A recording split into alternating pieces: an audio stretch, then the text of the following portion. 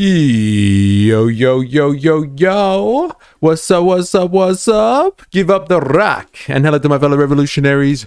You know who you are. And welcome to today's live stream. It is Friday, the 8th of May. That's right. You made it. It's Friday, everybody. Hobo Joe in the house. Yo, yo, yo, yo, yo. Happy Mate Day. Hey, Heidi the Sausage checking in with an FRF. I'm telling you, people love a bit of Far Right Fridays. And it's not the only good thing about today.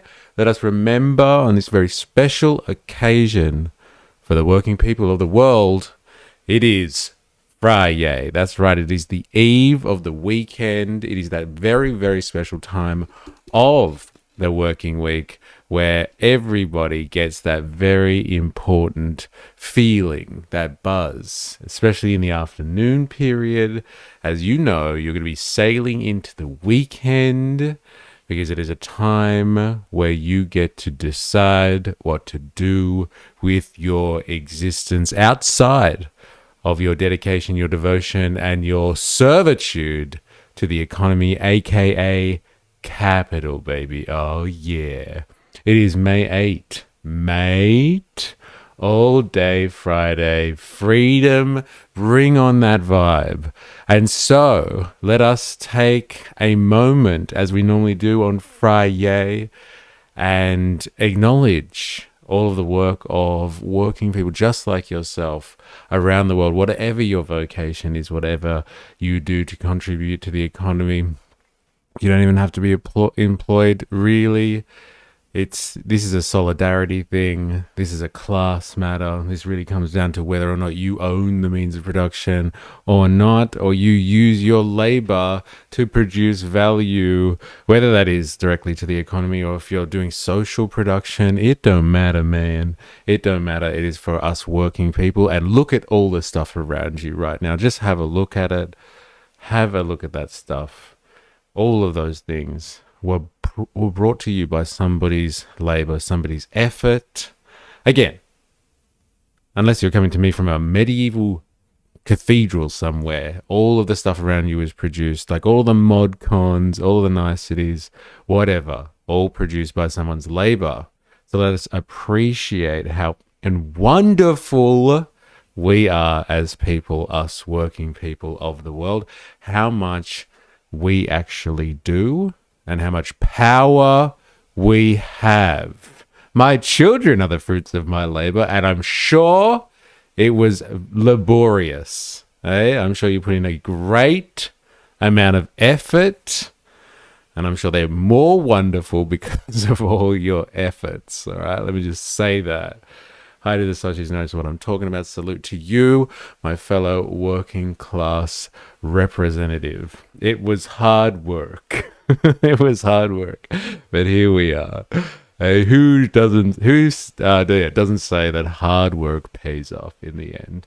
Now, I would like to acknowledge, after saying all that, all of our workers out there, past, present, emerging, future workers. It is on your shoulders that the entire world rests, and we should never, ever lose sight of that. A little bit of an understanding in that way, a little bit of appreciation, being grateful for what we all can do would make the world a better place instantaneously. I'm telling you, if only we had more workers' consciousness, we would be an unstoppable force.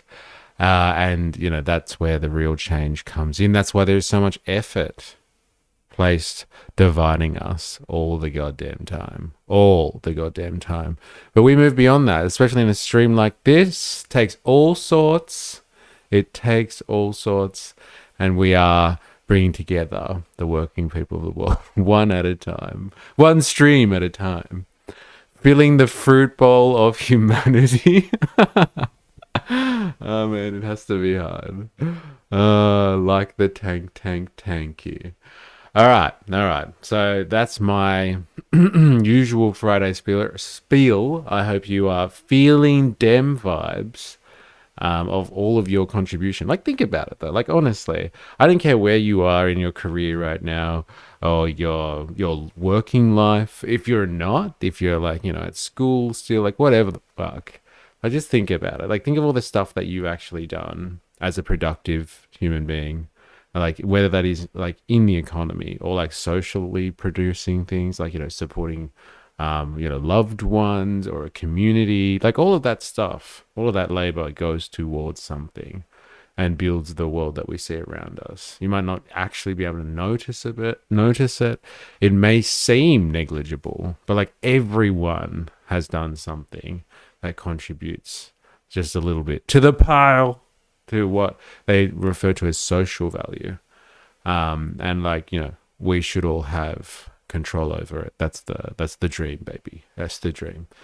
It was 4 degrees this morning. I didn't want to work at all, says Wookie. Another sentiment of the working class, especially when you are detached from like, having any ownership of what you're doing. It makes it even harder to, to front up at certain times. Eh? That's harsh, Wookie. Warm thoughts. Yeah, warm thoughts. The Lemaz, sup peeps. Happy 100th birthday to Sir Richard Attenborough. Yeah, that's interesting, actually. I wonder what Attenborough thinks about how the world is going at the moment. All these people rejecting his environmentalist efforts, I guess you would say, of a significant portion of his life. And turning back to drill, baby, drill, eh? Drill, baby, drill. Ninja Nurse in the house. Far Right Fridays, baby. Jag, the more I watch this stream, the more I hate working. Well, yeah, I know. I what I'm trying to get at the moment here is just like at least appreciate your contribution, if nothing else, because it is one of those things that you dread, right? You begin to dread it over time, and like, yeah, you feel like you're trapped, you're in a bind, but like if nothing else, you're contributing to social value. Unfortunately, the way that we control things at the moment, or we set things up politically, there is like a handful of people that actually get to decide what to do with the social value that we all produce. But like, here's to a day when we all decide together what to do with all of the wonderful effort and labor that we do. Here's to a day. And that's not just going to drop out of the sky either. We have to agitate. Hey, I'm conscious and it all sucks. Yeah, it's part of the enlightenment, isn't it? A stark realization. But it is step number 1, right? We need a little bit more consciousness out there. Did you mean David Attenborough? Yes, that's who we're talking about, I'm pretty sure. Apparently he's 100.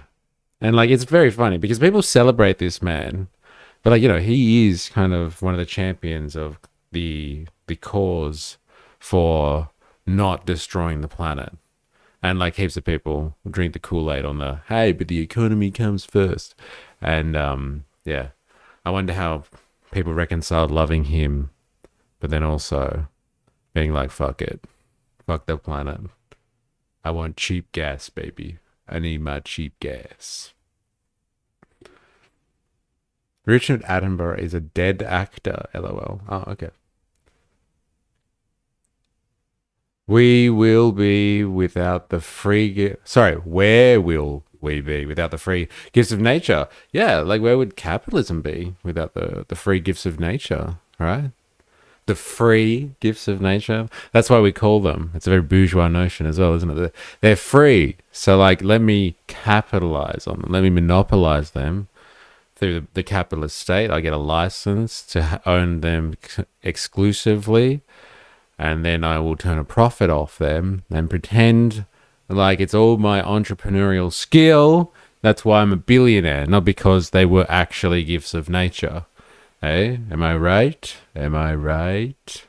Tomorrow is Alien Files release day. Okay. Is this like a legit thing? Is that what's happening here? Hobo Joe? Let me know. I wrote Richard. Didn't even realize. What's his name? It's David. Right. Whoops. There's a hole in the sun. We're fucked. What? A hole, even. Oh. Davo. Thank you. Welcome to Jurassic Park. I've been doing some calculations, looking at the recent pay rise in New South Wales nurses got and the revised stage 3 tax cuts. Nurses are finally moving forward after a long time of stagnation. Remember that the 12th of May is International Nurses Day. Okay. Well, we got Alien File Release Day coming up, apparently. And we've got Nurses Day, International Nurses Day. Bring it on. Always take all of your sick days. That's my words of wisdom. Fucking oath. I used to tell my staff that as well. I used to be like, taking fucking sick days, please.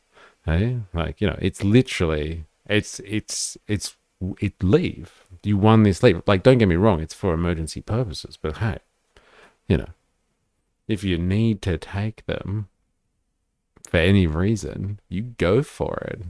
Somebody fought hard to get that shit. You might as well enjoy it. There's a dent in our magnetic field as well. That's why more aurora borealis are being seen in Texas, etc. LOL, it's not called a hole. It's got a special space astro name, right? I have about 300 hours of sick leave. God damn. Well, looks like you are going to be very unwell for a while, hey? I left a job with 4,000 hours sick leave. What a dumbass. God damn. But I'm assuming you couldn't have cashed in on that at all, right? 4,000 hours. Wow. That's incredible. Hey, where I was working in local government, there were people on contracts that's still from the 70s and stuff like that. They had thousands of hours of sick leave, and under their contractual, under their conditions, they got paid out their sick leave. Oh my god! The way that people used to work stuff out back in the day. I don't see that shit anymore. Remember to treat yourself to a mental. Mental health days are a thing too. Yeah. You can't cash in sick leave, just annual. No, you can. You can. There were times in our history that you can cash in sick leave for sure. I remember speaking to people about it, and they were just sitting on a gold mine. And I was like, "Why didn't you ever leave council?" And they're just like, "Because I would have had to renegotiate." And I've got thousands of hours of leave that I'm going to get paid out, and sick leave was one of them. My God. Imagine the amount of tax on 10,000 hours. Yeah, that's the thing when you cash it in all at once. My God. Yeah, it's you get taxed heavily as well. It's 50%. You get stuff on your next tax return, but it's heavy. The only time I really take sick leave is as carer's leave. Yeah. Carer's leave is a good go. I don't know if other working class people have this around the world, but carer's leave, being able to look after family, it's a good deal, I must say. All right. Shall we get into some Far Right Friday action? I was thinking of you when I started watching this, just as I was setting up dilemmas. But have you seen there's a Farah by-election going on, and One Nation are trying hard to get Susan Lee's old seat, and there's a fucking smear campaign against One Nation. Who would have thought, hey? They're trying to knock them out. For what? To keep the Liberals alive? The Liberal National Party is the coalition's gone. And they're trying to help, I guess, the Liberals stay in the race. And so they're smearing One Nation. Did anyone see this one? Locals are up over One Nation's political ploys ahead of historic win. I don't know. It looks like they're going after One Nation with a smear campaign here. Got to feel sorry for One Nation. Apparently Trump is releasing classified alien files tomorrow. I was up on the scaff when you saw my comment. Are you serious? It's funny how periodically when they need a good, I guess, distraction or something else to talk about, they release alien files, and no one seems to give a shit. It's fucking crazy, isn't it? It's fucked. I thought this was one of the most amazing things of our time. And everyone's like, yeah, well, what's next? Like, yeah, the alien stuff is incredible. I was leaving with LSL, what's that, long service leave? I clocked off when I finished actually, um, to start doing this full time. I left with long service leave. Um, and I got a mad payout. I had like 3 months or something like that, long service leave. And yeah, I survived off that for a long time. That's how I actually survived, or helped me survive doing this. Even though it's gone now, I guess. Yes, David Farley, he doesn't agree with a lot of One Nation policies, but his main priority has a lot to do with water rights. They love releasing alien files, I know, Ryan. They still think it's 1993. Pissing down in Melbs, I see. I think that we all know there is aliens out there, and so no one is surprised anymore. Yeah, but like, do you remember when it used to be just like so controversial to think that, and like now it's kind of like, yeah, next. You know, what's next on the doom scroll? Like, just keep flicking. It's like, but these are aliens. There's other life in the universe. Oh my god! And yeah, everyone's like got this reaction. Ugh, yes, so what? Like, I'm not surprised. Hey, it's fucking incredible. It's absolutely incredible. It should be like one of the defining moments of our age, and everyone's just like, next, next. Because they drip fed non convincing evidence and a lot of trust us, bro. Just show me something already. Yeah, I was let go after using my sick annual and LSL to care for my grandparents get surgeries. Yeah, I remember you saying that. Actually, they're left with nothing. Cold as fuck. It's cold as fuck. Um, I'm back up to about 10 weeks of long service. I'm making 3 weeks. I'm taking 3 weeks off in a month. Nice. Hope you're doing something interesting. The question is then, the real question is, are they fuckable? Hey, that's like where the human mind turns to afterwards, like after finding out there's other life forms. Yes, but can we enjoy them sexually? If you have to go to a competitor, you get gardening leave, so they have to pay you to not be at work. Interesting. 3 weeks. Will they survive? The first planet to be destroyed for yawning at Cthulhu. Iran doesn't need WMDs because they have more power than Cthulhu. Tim Burchett has said he's seen some of the interspecies breeding. Whoa, well, this is an actual real conversation. Oh, I thought this was a joke. He did a Rogan episode today. I'm halfway through. Oh my god, this is a serious conversation. Okay, radio. I'm just gonna leave that. Mystery hasn't read Lovecraft. What a surprise. Rolls eyes. I'm feeling a little bit of animosity towards the fact that I'm uncultured in internet theory. I'm just gonna have to get over that one, I guess. On another note, have you heard about the JP Morgan scandal? Negative. Negative. My work's contract has a non-compete clause, even though I am a shit kicker.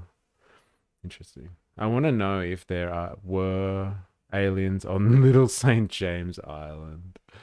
Hey, let's make him pronounce Cthulhu again. Pronounce. I don't even know how to say it. Tell me, please. Give me the phonetic for that one. It's so you don't steal accounts or company secrets. Damn. All right. Let's do this, shall we? Let's jump into Far Right Fridays. You know what I found, which I thought was a nice little teaser, I guess, for was this group. I wonder if anyone's heard of this. I guess probably not, because I don't think there's any Europeans that really come into this. It seems to be like just Australians and Americans. But like, check this out. There's something called there's something called remigration. I don't know if you guys have crossed this, but there are people, right-wing persons in Europe that are calling for the remigration. So they're obviously unhappy about like mass immigration or any immigration at all. And they're now proposing to be fair, it's like 12 a.m. to 4 a.m. across Europe now. Yeah, fair enough. But like, yeah, they're proposing a remigration drive. So like, I guess anyone here right now, if you're like European or of European stock, they want you to re-migrate to Europe to make Europe great again. But like, I'll let them explain it. But like, I'm not sure if you've come across this movement, but like, I guess this is the right-wing pipeline at the moment, hey? Did you ever witness the monumental solidity of this eternal cathedral? Did you ever feel the breathtaking beauty of our women's gaze? Like, she's a bit swarthy, right? Next to him, she almost looks black. Like, okay, she's blonde. Maybe she has blue eyes. Like, what's he going on about? Did you ever realize how ancient our civilization stretches back in time? How truly deep the roots of everything we call our home, our West go? It took thousands of years of countless lives dedicated in succession, generation after generation, for the distant glimpse of the dream that the West would become. All these sacrifices, all this hope, and yet it took only a few years. She's for show mixed? Yeah, like, what the fuck? It's a trap. Like, what's this guy? Watch this shit, man. It's fucking mental. All these sacrifices, all this hope, and yet it took only a few years to make it disappear. We see it everywhere, in our streets, in our squares, in our shops and restaurants. Every corner of our homelands has been completely swept away by this overwhelming tide of distant foreign populations and cultures. Like many of you watching, I experienced firsthand the brutality of the wave's impact. I saw how my hometown became an unrecognizable ghetto of violent, vicious, malignant foes. And from then on, wave after wave came to bring more misery to our wretched and tired homes. Every day more masses flood into our continent. Every day the wave strengthens and our... Why did he leave that one in? Is it like a joke or something? Like, I'm not sure what he was thinking. They could have just redone that take. The guy comes over, he's like, peace, how you going, man? Are you seeing this? I just want to say hi to mom. Every day more masses flood into our continent. Every day the wave strengthens and our cries go unheard. We are going extinct in sadness. And with us, everything we value will be lost. They say we can't stop it. They laugh, they ridicule us, they shame us, they hate us, they hunt us, they kill us. And why? Well, hunt us and kill us. This is fucking intense. Because they know, oh, they know, in the end, we will win. It is our duty to save this nation, our nations, yes, our continent, our West, our home. With the spirit of thousands of years, with our ancestors risen with our cries, side by side, we will save our people. We will survive with remigration. And, my fellow Europeans, with our tireless action, this decade will go down as the decade of remigration. Remigration Summit of 2026. So like, they're calling all people, okay, calling all Europeans, all right, or anyone who's got European stock. And like, what type of Europeans as well? Like, is it just like open to any Europeans? Do you actually have to have like full? Can you be like, I don't know, questionably European, like this chick? Like, what's the verdict on this one? Yes, blue eyes, check. Blonde hair, freckles, eh? But like, you know, a little bit on the burnt side, might I say. A little bit too much time on the roof, being a tiler, eh? I don't know, man. Who's allowed to come to the Remigration Summit? What if you went overseas and then you've kind of tainted your European bloodline? Like, are you still allowed back in to remigrate? Or do you have to be like fully European bloodline kind of thing? I have so many questions. I really want to go to the summit now to figure out if like we're all welcome, if you know what I mean. Really would like to know. They just want our flesh as meat shields in World War III. That's a stark realization. German, Irish, Polish, no thanks. I love a sunburned country. Do you think there was no other people before Aboriginals? Wait, what did I miss? Oh, well. I missed something there. Oh, it's got drugging is sex slave allegations from one of the senior executives. Job applications have been high since this came out. Oh, we're talking about the JP thing. Okay. I might have to look into it.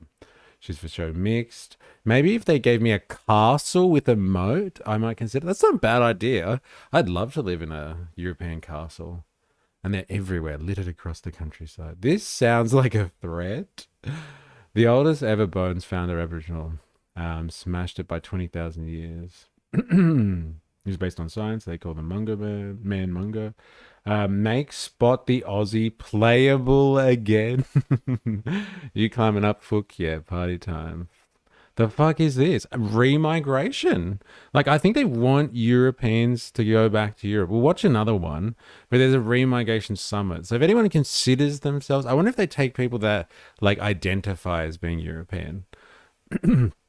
Like, imagine if they were like, I don't know, really, really fair, like Asians out there, like Koreans or like Northern Chinese.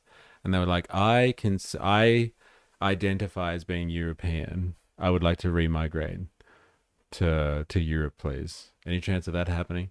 Can we skip the cutscene and start playing Mass Effect Zero? This prequel looks pretty good. I don't see anything wrong with repatriation of diaspora to the homeland in principle, but I have to point out that I see the racism shift from the established Europeans versus the repatriated Europeans. Once the educated start taking local jobs, the talking points will start. Interesting. This is S lot of words for if we don't get some fresh European options, I'm gonna give to my sister. I'm gonna have to my sister. Do you want me to my sister? Italians aren't white. No Italians allowed. Isn't this guy like Italian or something though? His name is Ballarati, eh? Andrea Ballarati. Like, I don't know, man. That sounds pretty Italian to me. Italians aren't white. No Italians allowed. Oh my God. Eh? Goddamn Mediterraneans. You know, the exact same conversation was happening with like the founding fathers in America. They didn't consider certain Europeans to be worthy, if you know what I mean, for the colonies, because they were too swarthy, as they would say. Can I rope climb? Handy skill.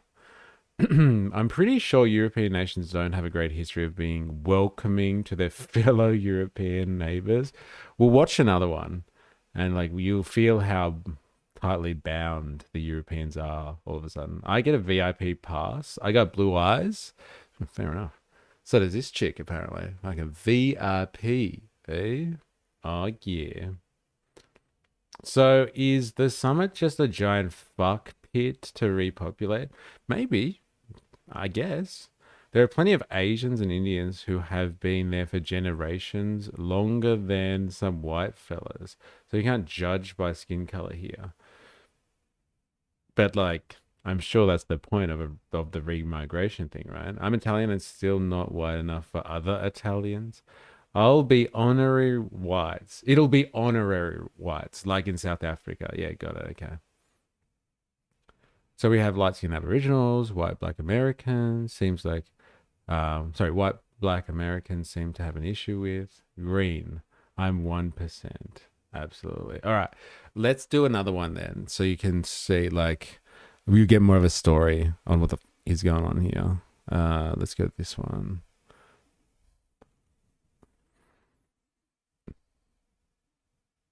Like, what's better for promo than a blonde, blue-eyed European, eh? What's her name? Eva Vladinga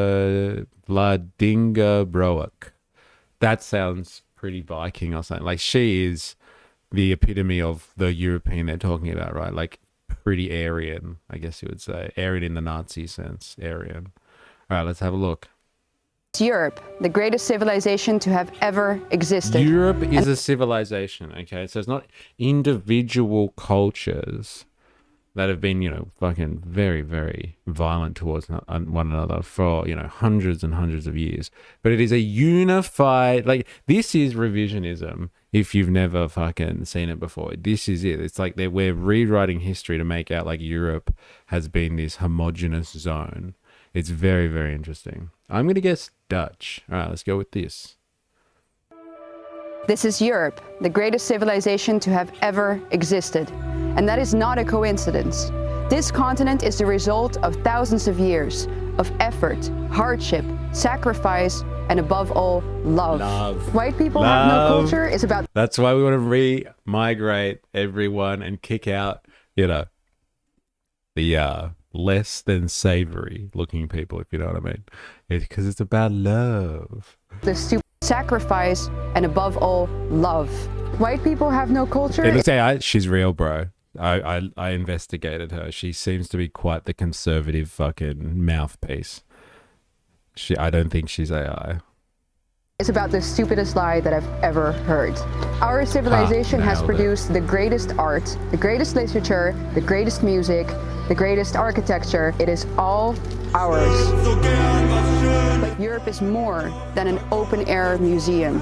I bet Europeans, above all, is our home. Do hate this sentiment that like everyone just comes to Europe for like the tourism, take us a few happy snaps at some nice spots and then fucks off. That's all their economy is. Than an open-air museum. Europe, above all, is our home. We have no other, and we are not willing to lose it. That's the second time I've seen that guy with the mustache. Is our home. We have no other, and we are not willing to lose. Who is this fucking man of mystery, eh? Who is he? Pale as fuck, always looking serious and off to the side. Who are you? Lose it. And exactly that, what made Europe so enjoyable, is something that we are losing today. Something that our grandparents never had to worry about. They didn't have to look over their shoulder. They didn't have to worry about having their things stolen or worse, getting assaulted randomly in the streets. That is our grandparents. Remember this, okay?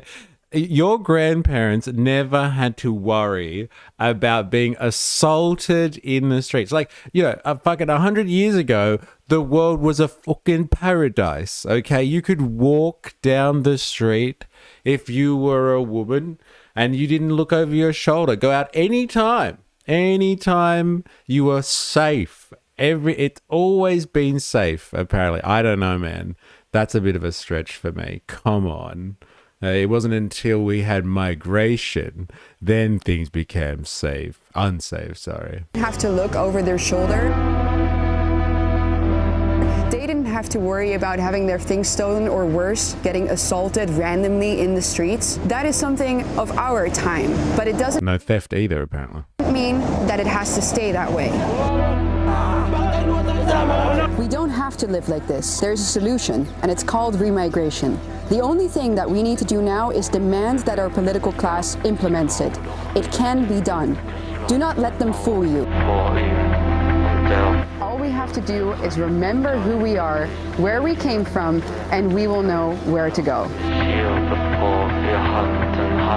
Where there is a will, there is a way. We can save this continent, we can claim our countries back, and we will get it done.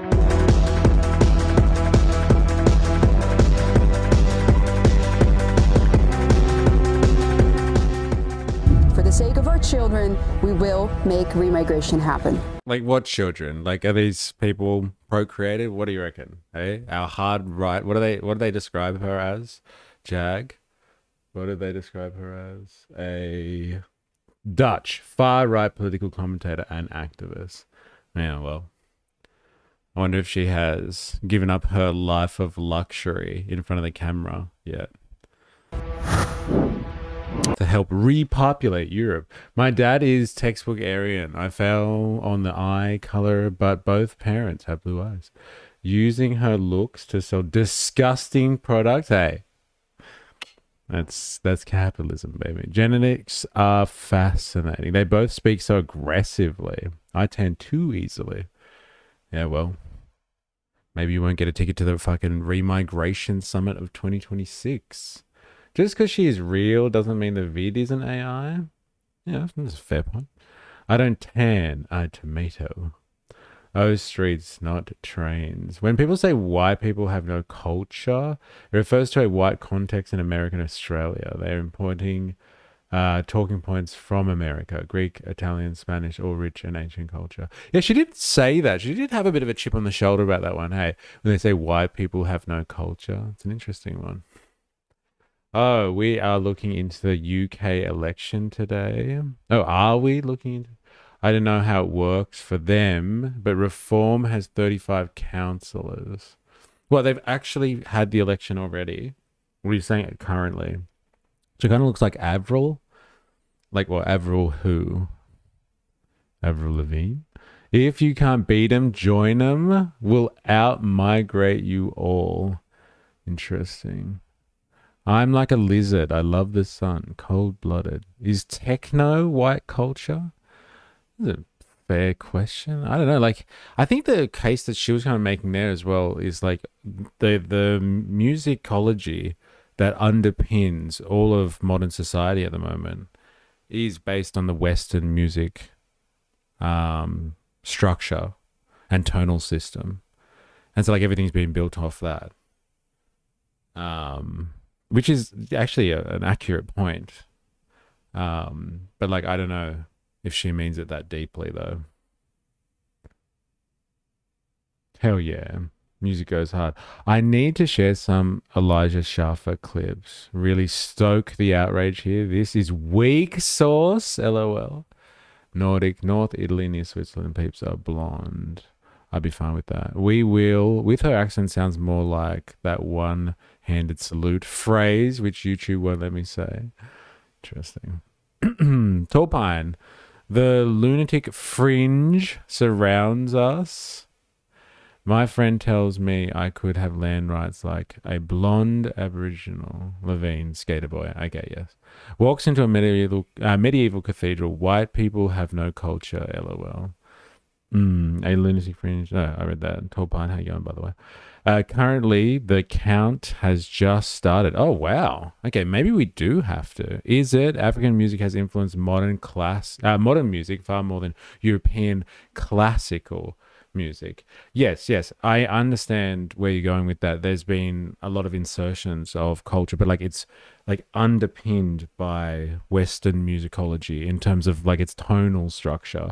Apart from like all the like, you know, you have a lot of Indian music that is influenced like the tonal structure of music, and African music is really rhythmically influenced Western music, like massively influence that from a rhythmic sense. So like there is tonal and rhythmic incursion for sure, but like the basis, I would say, like the way that we structure the melodies and stuff in music, I would suggest is still based on like a European tonal system. But like, you know, obviously that is like, because it's so layered now, that's not conclusive. It's just like as a very the base of the structure, if I may. At least you can say castle properly.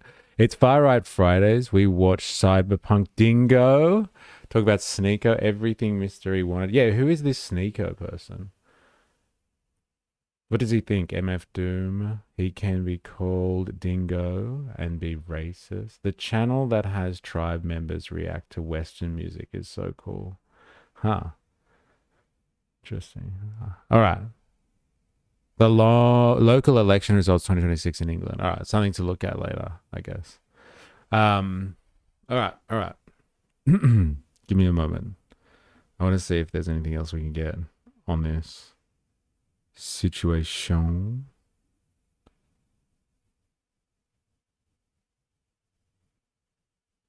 Do you want to see any of the other people? Like, I didn't even know what the summit is. I wonder if they have a website. Yes, of course they do. Why did I answer that question? Like, how do you get tickets for the Guarantee My Ticket? It's in Portugal. That's interesting. Let's have a look at this then.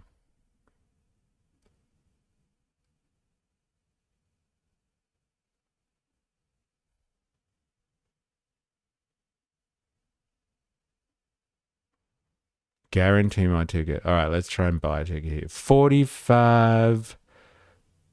Really? That's all it is? 50. 150 euro, maybe. They're going to get everyone to buy timeshares. 325. Yes, interesting. Oh my god. Oh, there she is. Where's that other guy? Look at this. This is the fucking German guy who got kicked out of the ADF, right? Isn't it? Who was like too edgy and like made too many Hitler speech references, and they couldn't actually have him do speeches for Alternative for Deutschland, but like they let him speak anyway. That's the guy. Where's the Italian guy that we're looking at? He's not there, I guess. Look at this guy, eh? What do you reckon he is? French, maybe? I wonder. Interesting. What is remigration? All right, everyone sit down. We're about to get educated for Far Right Fridays. Remigration is an umbrella term that designates and encompasses the set of fiscal, cultural, economic, social, political, and logistical policies whose objective is to prevent population replacement. Oh, it's great fucking replacement stuff, of course. The reversal of migratory flows, thereby restoring the sovereignty, independence, and identity of countries through the defense of their ethno-culture specifically. So it's ethno-state stuff. Interesting. Very interesting. ISIS brides that landed have been charged with slavery. Slavery? You're going to have to look into that, I guess. Actually, we are looking into that, as you would have seen if you saw Drew Pavlo's face pop up on the fucking thumbnail. We're going to have a look at some ISIS bride scaremongering stuff. Sometimes I see stuff and think, these motherfuckers just want a hate holiday in the sun. Why not? Eh? War's back on, by the way. Interesting. War is back on the menu. Lovely. Like, how did you find that out? Like, through a Truth Social post? Or like they've started bombing Iran again?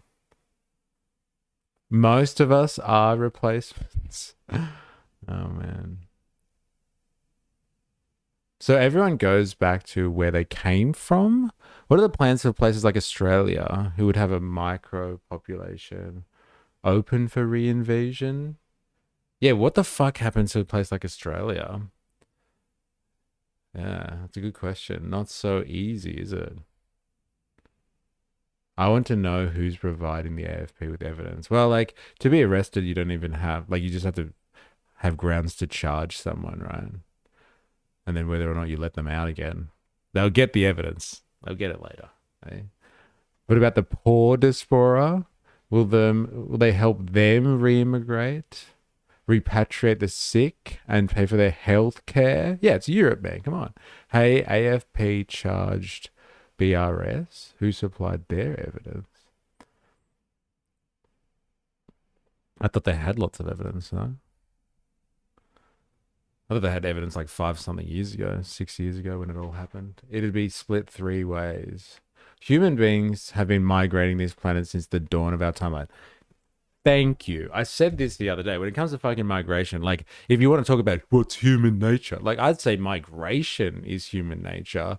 Humans walk and they move. They follow food sources, whatever the fuck they are doing, and they populate the planet.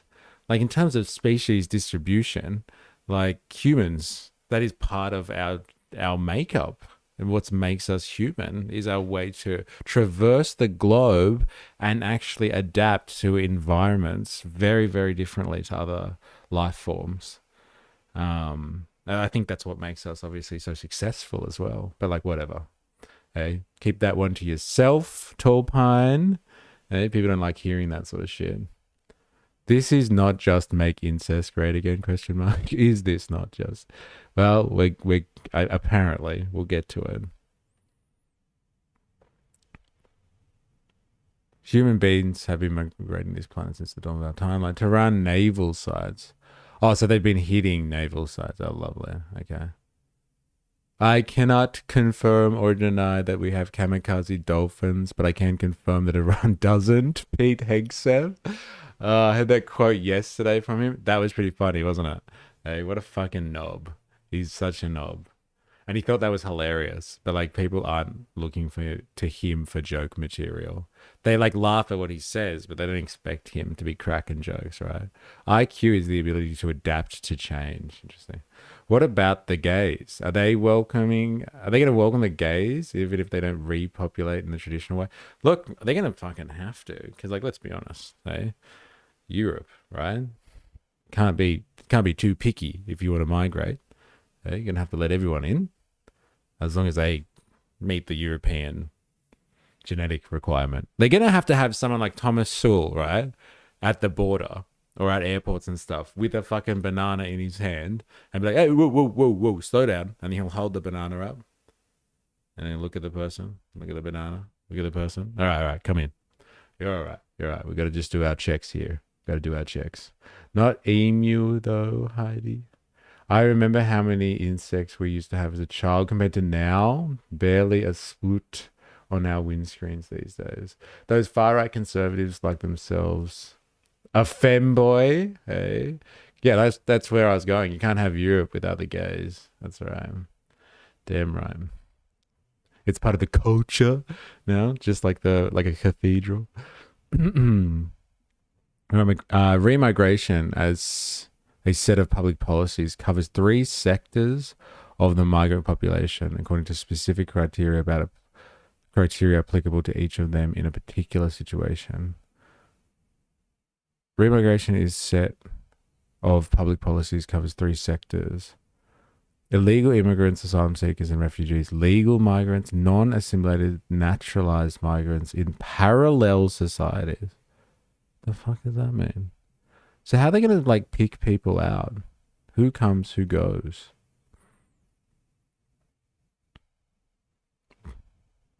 How do I get my ticket? Who can attend the conference? Open to all individuals who have purchased a valid ticket and agree to comply with the event's rules and code of conduct.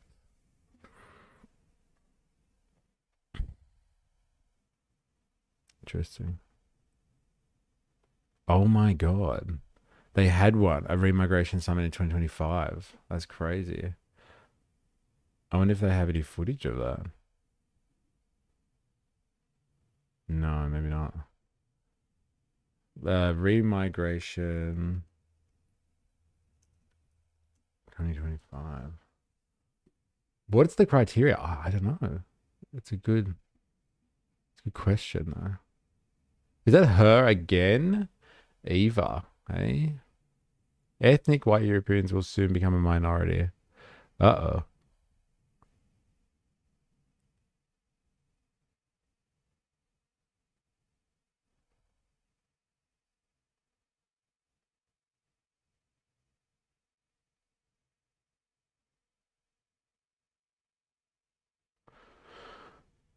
All right, let's go back and see what the criteria is. Love Jeff in the house. How you going, brothers? It's good to have you. Every empire in human history is built on the backs of slaves and paved in blood of native people. Sad, but true. Buy many. Anyone want to buy a ticket? Anyone?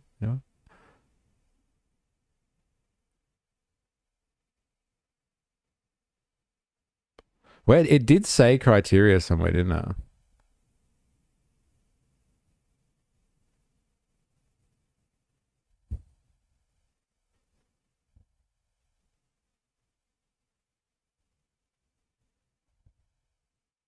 Solar Bear in the house. How you going?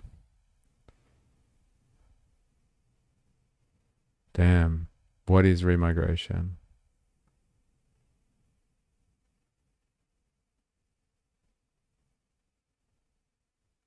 Reimmigration is phased, measured, and carefully thought out project whose practical application respects dignity of each individual and constitutional legal framework of the countries in which it is applied. Reimmigration is humane and peaceful, whilst being nevertheless the only solution to safeguard the future of Western civilization.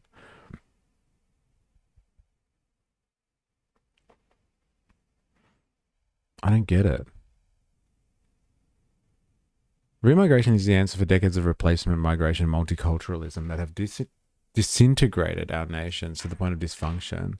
It's a democratic, legal, and long-term process, 20 to 30 years, aimed at returning illegal migrants and harmful legal migrants and putting pressure on the non-assimilated parallel societies in order to reharmonize the nation culturally.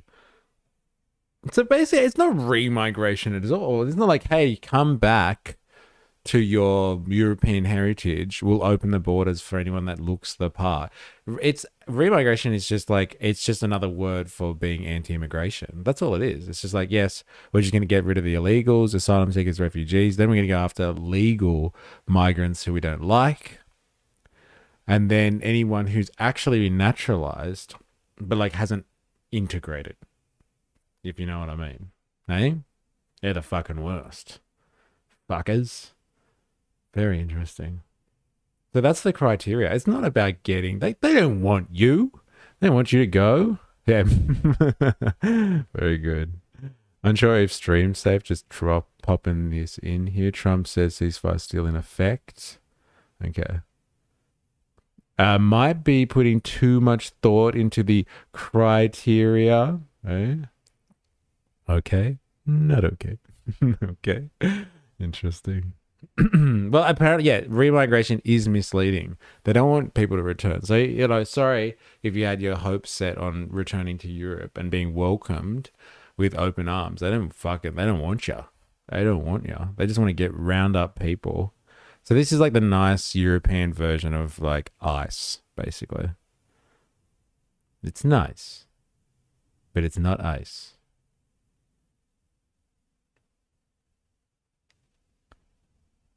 Interesting. Oh my god, crikey. Activate the likey. Yeah, damn, this is my chance at a Euro trip? Yeah, like, what the fuck? Like, they don't care about remigration. They don't want people to come and enjoy European culture and contribute to their cultural heritage. They just want to kick people out. Round people up that don't look right. What do you reckon? Alfonso? Would you like to watch Alfonso's take? Or Manuel Corchia? Hey, any votes? Manuel Conchia's got 19k. This dude, Alfonso over here, he sucks. Oh, he's from Portugal. Interesting. All right, let's go Manuel. Hey, look at these nice European names, eh? Anti-capitalist, but conservative. How does that work? Like, that one is so good. It confuses the fuck out of people. So many people have come in and be like, but wait a minute, I don't get it. Is this right wing? How can you be anti-capitalist at the same time? No, this is an event called Far Right Fridays Jumbo Jack. And like, we're trying to understand right wing ideology online and how it pulls people into the right wing pipeline. Also a man bun. Oh, it's been, I gotta say, it's gotta have been months since we've had someone come in and be upset to find out that I have a man bun. You can't be conservative and have a man bun. This is crazy, outrageous. Yeah, anyway, you can be anti-capitalist. Well, it all makes sense now. What have I done? It's a trap. Sorry, Jumbo Jack, you've walked into a fucking trap here. We are all loony lefties, and now we have your name. You're fucked. Yeah, it would be if you were conservative. What? Conservatives can't have man buns? Come on. That's not fair. Anyway, we are appreciating right-wing internet culture today. So would you sign yourself up, Jumbo Jack? 5,000. This is the $1 million question for you. $1 trillion question. Are you going to sign yourself up for the Re-Immigration Summit that's taking place in Europe in 2026? They can, but they know better. Look, what's that supposed to mean? What's wrong with a man bun? Like, can't you be more upset that I'm anti-capitalist? I don't know what that is, but now I really want to go. Hey, Oh, I got my cheese wing in the house. How you going? You're pulling it off, E. Not every man can. Yeah, can I just say, actually, this was my attempt at being a fucking working class man. And this, actually, just as I knew I was leaving work and I was going to be povo and wasn't going to afford to have my hair cut every like few weeks or months or whatever, I was like, fuck it. I'll just be able to shave the back and the sides and I'll just let it grow long at the top. It was all economic. But like, it does hurt a lot of people online. Like, heaps of people like, oh man, I can't believe you've got a man bun. What's wrong with you? Yeah, let it grow. Moors were a diverse, historically fluid population of North African Muslims, primarily Berbers and Arabs, who inhabited parts of Iberia, Spain, Portugal from 711 to 1492. Muslim welcome? Not anymore in Iberia. Are you sure you're a man? The lefties seem confused on that topic. Oh, savage. Look, bro, last time I checked Jumbo Jack, I'm pretty sure I was a man. Yes, just to confirm, I have male genitals and I would refer to myself as a man, if that makes you feel more comfortable, but I'm still anti-capitalist, so take that. Good, you checked down there. I thought you'll say yes. You feel like a man? How do you know I feel like a man? Have you ever come and had a copter feel, bro? Hey? You're welcome to if you want. I'll show you how much of a man I can be. Man bun? That's the Gen X mushroom. I'd say, no, it's that cold where I am right now. I might have transitioned. Oh man, it's a little bit cold in my house, but still enough to show Jumbo Jack over here. I'm gonna start banning comments referencing the man bun to start a narrative driving more traffic to the stream from trolls about the bun. That's so good. Oh man, that's fucking hilarious. All right, back to remigration. All right, back to remigration. So we're going with Manuel Corchia here or Alfonso? Alfonso. Let's go with Emmanuel first, I guess. Hold up.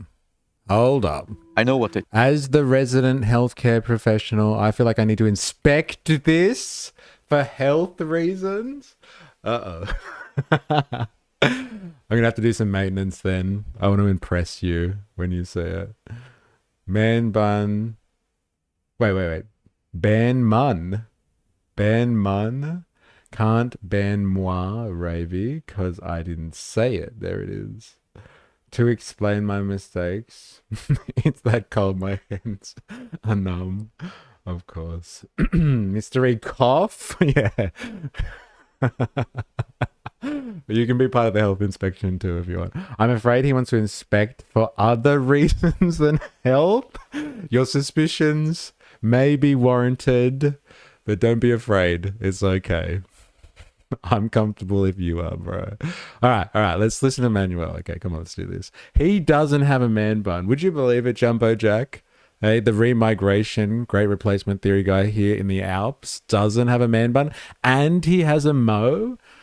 Jumbo Jack, do you have a mustache like this? Like this guy here? Or a haircut like this as well? Just asking for a friend. I know what they told you. They told me exactly the same thing in school, at university, pretty much everywhere. Care about everyone, focus only on yourself, build your own life. And yes, I get it. I also want to build something. Have security, think about my own future. Because that's exactly what you would do in a fragmented, atomized society. That's what people do. They turn inward. Did that guy's head look a bit strange there? Like, did they just expand his head on, or is his shoulders too small? You know when you like use Photoshop to do some warping? Maybe this is AI. Who called AI before? That guy's got an overly sized head. Maybe I'm just a bit confused. Maybe it's the camera here. I think that's AI. Yeah, fair enough. I'll throw in a free prostate exam mates rates. No mates rates if you're having a good time. Oh man. He looks a bit Habsburg if you're feeling me. Yes. society. That's what people do. They turn inward. They focus on themselves. For me, it raises an essential question. Do we still have a we? Do we still have something that binds us together? It's him again! Because for hundreds, who is this mysterious do guy? we still have something that binds? The fuck is this guy? I gotta know who this man is now. Hey? He might need a prostate exam. Us together. Damn, you made me because blush. for hundreds. Is that woman his wife? Who's the guy with the fucking dark hair? Who is it? Why is it every Far Right Friday we make a lot of gay comments? Maybe we're becoming true right wings on Friday. Yeah, we're gonna go and crash Grindr next. Hey, these women are hot. That's how you know you're not in America. Like, are you sure they're all hot? What about this one? Wait, not this guy. That's what people do. They turn inward. They focus on themselves. Wait for it, wait for it. For me, it raises an essential question. Do we still have a we? Do we still have something that binds us together? What about her? American or not? Is she your type, Jumbo Jack? What about this one? This woman has a mustache. Hey, what do you reckon? Because for hundreds, even thousands of years, we did. There was an unspoken connection, a shared foundation, a sense of belonging. Here in Switzerland, we used to call it something like an alpine fortress, not just geographically, but culturally. And now, if we're honest, something is rapidly changing. Our democracies are slowly turning into a clash of different ethnic groups. The common foundation that once made democracy possible is fading quicker than I initially thought. And paradoxically, the very process that weakens this foundation is being Her mustache is something to behold. Shit, that dude's actually me. I forgot. I dig that gig. So good. Oh, man. presented as its strength. His mustache matches It's his the elephant ears. in the room, really.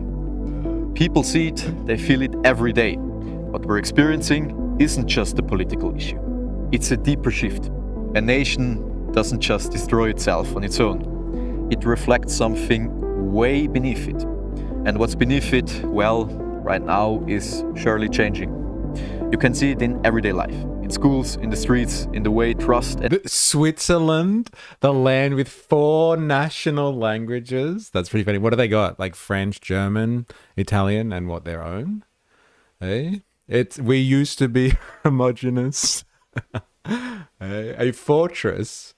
Yes. Never. Romanish. Okay. Interesting. This guy is a Swiss person talking about the idea of race war, question mark.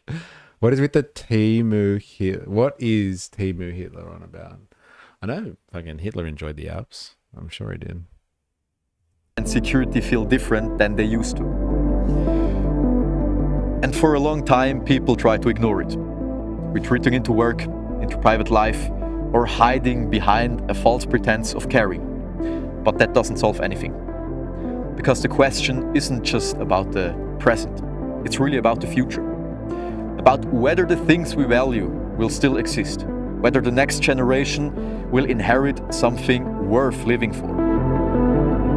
And at some point you have to decide whether you let the future of coming generations, your culture, everything that you value in this Western civilization slide and perish, or you take responsibility for it. Do something about it, or you will be replaced. Dare to say the solution: remigration.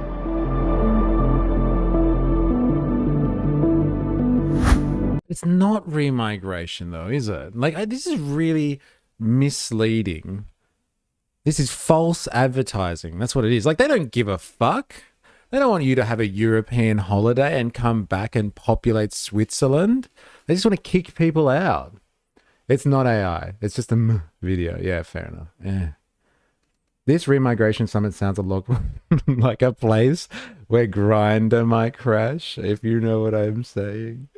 Yes, I think we've made that joke already. Someone has, maybe Hobo Joe. Does this guy do painting in his spare time? Oh, maybe. They should just stick with yodeling. Oh my god, kebab shops over McDonald's? I'm telling you, timeshares, yes. Yes, so we can go skiing on the weekend. Our Western values are under attack, right? Interesting. You know what? And you've probably heard me say this one before, and I'll say it again. All of these people complaining about their culture being destroyed need not forget. This is capitalism, baby. Capitalism has been doing this for a long time. In order to open up capital, or the market, the world to the market, so capital can flow, it has systematically gone around as a force, not like a conscious thing, but as a force, and destroyed cultural hegemony. It's destroyed cultures around the world to open them up to the market, to open their populations up so they can be extracted as labor sources, to open up their resources so they can be held by capitalists to make profit. So like if these people were fed income, right? If they were really worried about their culture being destroyed, you'd have to look no further than the market system that has allowed all of this stuff to happen in the name of profit. Hey, these guys must be truly anti-capitalist if they want to achieve their mission of not having their culture completely stamped out. It is profitable to have waves of laborers coming in and out of your countries, to have your culture degraded, sold. What did that other one call it? Europe is not an open-air museum. Well, it is, because it's very valuable for the tourist industry.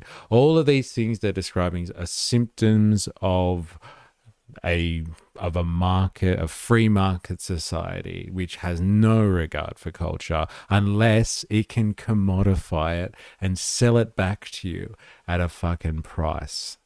Hopefully one that you can obtain, but like, come on. Like if people are really worried about, Western values being destroyed, think about all the other countries that have had or peoples around the world that have had their cultures destroyed to open them up to the market. Like basically everyone around the world, like India is a prime example.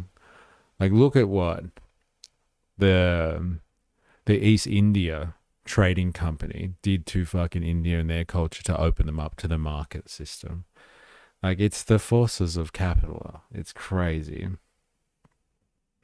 If they really, really cared about this stuff, they know what to do. We need a new mode of economy. All these people look like they're from the shit part of Europe, the boiled potato part of Europe. Potato saved Europe. And where'd the potato come from, right? South America. If they really wanted to re-migrate, right, you'd have to get rid of all the potatoes. That's for sure. Sorry, I half stole your joke. There are some cultural values that we have that are worth keeping. The idea you would take serious action over it is kind of insane when it's co-opted by a market system. Thank you very much, Gamal Cheesewing. You said it very much more precisely than I did. It has to do with capitalism in the sense of that low-wage workers are valuable. However, your politicians are supposed to be doing their job of serving the people. They are not doing that. But if the politics is beholden to the capitalism, the economy, then like the politicians were failed from the start. And so they're not going to do their job if they were always doomed to fail. So then you have to go to the source, Jumbo Jack. That is my point. We're all living in America, Rammstein. Yeah, see, the Americanization of the world? Hey, that's the fucking cultural hammer that is the commercialization of the entire world's population. At the moment, it's got an American zing to it. Maybe in 100 years, it's going to have a Chinese zing to it. That is the force of capital. It's clear that what the people want and what the politicians want are two different things. No argument there. So it's a failure of government, negative. That is the wrong conclusion, I would say. In my opinion, that is far worse than allowing people of different cultures coming and adding something to society. Wait, are you saying that America can't trade with other cultures anymore? That is a silly argument. I don't think I actually made that point at all. But no, I don't know about that. Trade existed since the beginning of time. It has nothing to do with changing some culture. In fact, trading promotes some level of hegemony.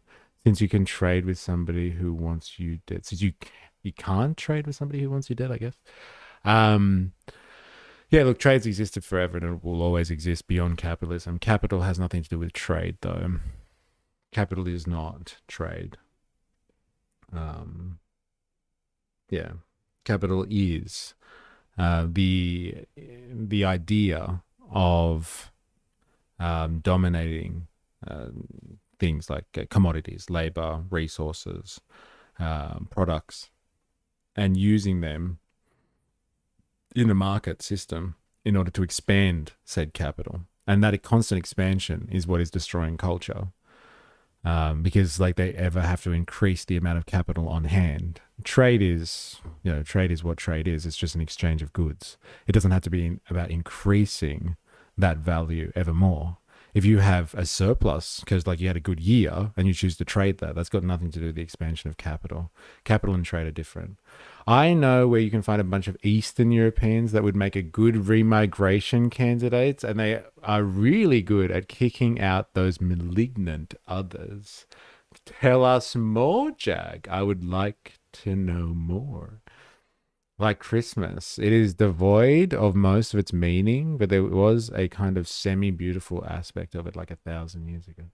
I wonder how these people would respond if I migrated back to Europe and brought back some of my cultural customs, such as Vegemite and the Shui. Could you imagine? The Europeans were pretty scared of me when I was over there, or the French were, when I was talking about Vegemite. They were not happy about that. And they were like, do your kids and stuff like that, do the young people over there eat Vegemite? I was like, yeah, they enjoy Vegemite. Like, it's still there. The Great Replacement Theory hasn't taken over Australia yet. Young people have Vegemite still. It's still a thing. Coca-Cola, Mickey Mouse. You know, for all the faults of feudalism or the church, yeah, it can't trade with somebody who wants you dead. Capitalism has a lot to do with trade. For example, business that can become international is going to create a lot of revenue for your own country. Capitalism does not want to be limited. It wants max reach. Thank you. That's right, Jumbo Jack. You're on it. It wants max reach. And in order to do that, it destroys anything that is a barrier to it. And usually cultures that have been able to be homogenous and stick to themselves and be self-sufficient, it smashes them to pieces to open them up to the market. And then everyone is like, well, why is our culture disappearing? What's going on here? Oh my God. It's just like, well, because capital is a global system and it removes anything, like I said, that's a barrier to it. Its purpose of commodifying all things. So like blame not your politicians and your migrants. They are factors, but the system itself that destroys culture to bring it onto the market, which then degrades, dilutes, washes out that culture. It's the system itself. It's capitalism. Vegemite tastes like ass, dirty ass. Excuse me. It tastes like salty ass, not dirty ass. Come on. Vegemite is amazing. Thank you, Herberto. I will have you take that back if you please, the Nurse. Oh, you know what's fucking amazing? For anyone who does eat Vegemite out there and lives in a place where you can get access to Lebanese bread, it has to be good and soft Lebanese bread. Lebanese bread and Vegemite is the most amazing thing ever. It's the best fusion you'll ever get of Lebanese and Australian culture. It's fucking awesome. Do it to yourself. Vegemite and Lebanese bread, so good. If you have a super product, but you limit it to having 10 workers, It is your choice. Consequence will be not everybody will have the pleasure of your super product, and you will be susceptible to becoming overtaken by someone who does expand, but you also take less risk. Okay. Voila, mate. Voila. Yeah, voila, mate actually sounds better. That's a fusion of culture right there. I fucking love Vegemite. Let them eat us. That Lebanese fairy bread. I would argue, but you have little understanding of what capitalism is. It's difficult. It's a fucking difficult thing to understand. Yeah, it's not as simple as everyone has made it out to be. But like money's always existed, right? So that means capitalism's always existed. No, not really. There is a kebab shop here that makes fresh Lebanese bread, so I might try that. Bro, I'm telling you, bro, you will never forget it. Fresh Lebanese bread's the bomb when it's still like heaps soft. Butter, Vegemite. You'll never eat Vegemite any other way again. I'm telling you. You missed all my previous comments? Oh, wait, you guys have been going back and forth, have you? Oh, hello. What's going on here then? Oh, wait, capitalism must expand to sustain its existence. Capitalism cannot exist without expansion. It will literally destroy itself in the process. Like, that's the thing. Like, without the expansion, you don't justify the profits. And like where you don't have the expansion, then like it's built on like matchsticks, and everyone like, yeah, you're just moving money around to like look like there's still enough room for profit. But like that's when the system collapses. That's why you have financial crises and all that sort of stuff. I was talking to Mr. A. I will agree to disagree with you, Jack. Vegemite wraps for the win. All right. Anyone in Sydney, Balvac Bakery in Canterbury, best lead bread in our land. You're welcome. I just like the government needs to expand constantly. Funny that, yes, to compensate dilemmas. Eh? That's when you know. I think that you've got a point there, but like that's when you know that capitalism is out of whack, right? When the government needs to continually expand to make up for the market system. I would say that there is a problem there. I need to go get ciggies, but I'm scared to. Brave the cold and the hail. I believe in you. All right. Shall we go back to remigration? I think there was one more on this one that we've missed here. I know what they've told you. Let's see what the Portuguese guy's like. Do you recognize your city? If it ends with ism, it's a trap. The trap. All right, let's do this. Do you recognize your city? I don't know. What is that supposed to mean? If you don't recognize it, like honestly, is it really your city? Like think about that. Like if you haven't lived there and seen the transition that you're so concerned about, like do you actually live in that neighborhood anymore? Like honestly. No, you don't. You live in another neighborhood that seems to have been locked in time, and now you expect everywhere else to be locked in time? Is that what's going on here? Is that what's happening? Is this Timu Mamdani? We're about to find out. Afonso Goncalves. I'm gonna go with that one. Do you recognize your city? Do you recognize your streets? Do you recognize the nation that you're Just here to watch a trash fire. This guy's pro Franco in 3, 2, 1. Do you recognize your streets? Do you recognize the nation that your ancestors created for you? In the ruins of multiculturalism, our former glorious cities are now ruins of their former selves. It is no longer our homes when it's no longer our people inhabiting them. We are being... Where is he gone, do you reckon? Look at all these guys lining up in the streets. Has he gone to like some form of Centrelink or like a place where they, I don't know, they do job interviews or try to get people work or something? This is a very interesting backdrop that they've chose here. Very interesting. Ethnically replaced in our own homelands. Europeans have never been afraid of change. It is the rapid direction towards irreversible decline that angers us. We are conquerors. We build empires, standing by while our civilization is on the edge of collapse is not who we are. Our ancestors were visionaries who sailed around the world. He's gone to Cairo. Yeah, he's not even in Portugal. He's just gone somewhere else to film. And they're just like, look at all these people everywhere. They don't look Portuguese, do they? Like, well, you're not in Portugal. Oh, that is fucking hilarious. My God. Risk struggling and We would call that Home Depot here. Oh, that's fucking hilarious. Ethnicity has little to do with it, though. It's the culture and the unwillingness to adapt, or perhaps too little pressure to adapt. European Nick Fuentes was the AI prompt for this one. Oh, man.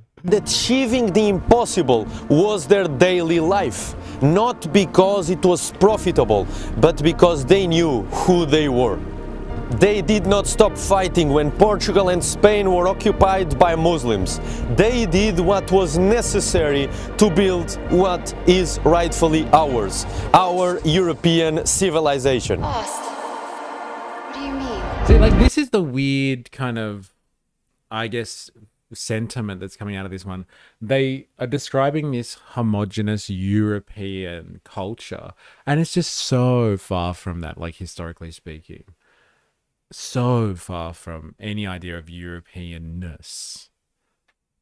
Like, this was not existent, I would say, this idea 100 years ago. That there was, there's something European. Like, these were the same people, I'm sure, that would hate something like the European Union. They would fucking viscerally hate the European Union. But when it comes to, like, hey, they're eradicating our European culture, like, what is the European culture? Like, individually, I'm sure, like, you know, the Portuguese would have a very different culture to the Germans, etc., etc. But, like, to think that they have a unified culture, that's a very interesting take on this one. I wonder if they are happy then to have a unified European Commission that controls them undemocratically too. What they built was not given. Yeah. Then Portugal and Spain claimed the world. Wait, did the Golden Age pull Europe out of the Dark Age? The way to use Spot AI work now is just imagine every AI video uses the same director of photography file. That's how you tell the difference. It was earned through risk, determination, and sacrifice. It will only survive if we fight for it. Our heritage. Is that the same guy? He must be the It cameraman. will only survive if It's him again. Who is this guy? I've gotta know. we fight for it.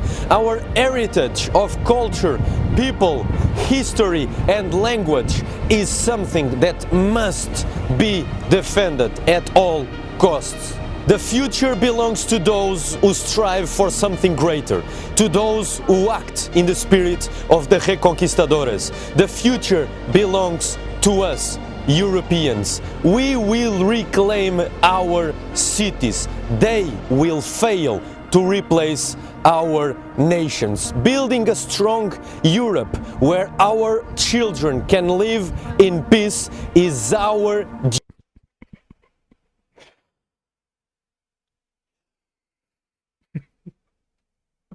Someone's gonna have to teach him how to say peace properly. I was like, he had me. He had me. I was captured there until he said the word peace. I think people are right about the suspicions of these people crashing Grindr. Wait. Is that you, E? Were you just in Europe? Yes, and I got rid of my man bun and grew it back very quickly. Don't tell anyone, bro. Hey? Let's hear him say peace again. Rest in peace. to replace our nations. Building a strong Europe where our children can live in peace is our duty, and it is inevitable. The solution lies with you, young Europeans. Will you allow them to continue their crimes against our people? Or will you rise and demand the only solution that will allow us to restore A lot of talk about the word solution in here, eh? A lot of solution talk going on. Europe and make our civilization rise again and achieve heights never seen Sounds like Borat. Oh no. before? The solution is the fight of our lives. The solution is re-migration.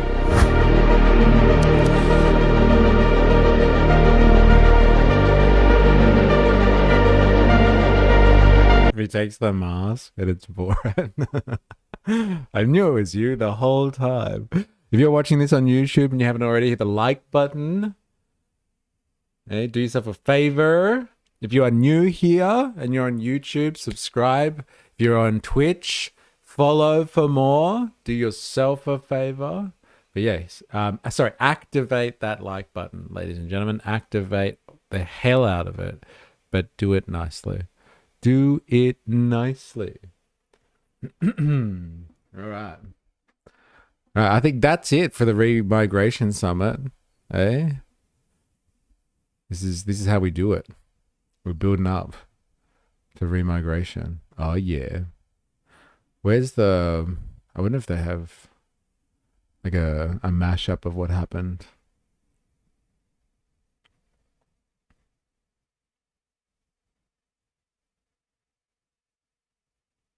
This is the guy.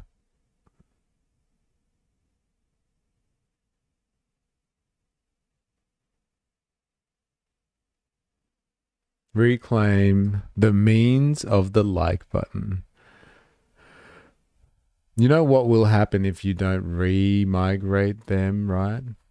What? What will happen? But like, what does re-migrate even mean? It's a bit misleading, that term.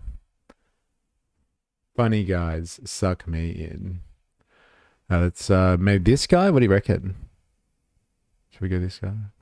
The Forum of Friends.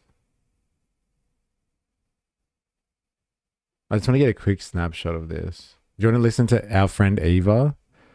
And her ethnic white women will soon, ethnic white Europeans, not women, sorry. Ethnic white Europeans will soon become a minority. All right, let's figure it out. Thank you so much for your patience. You telling me I have to go back to Texas?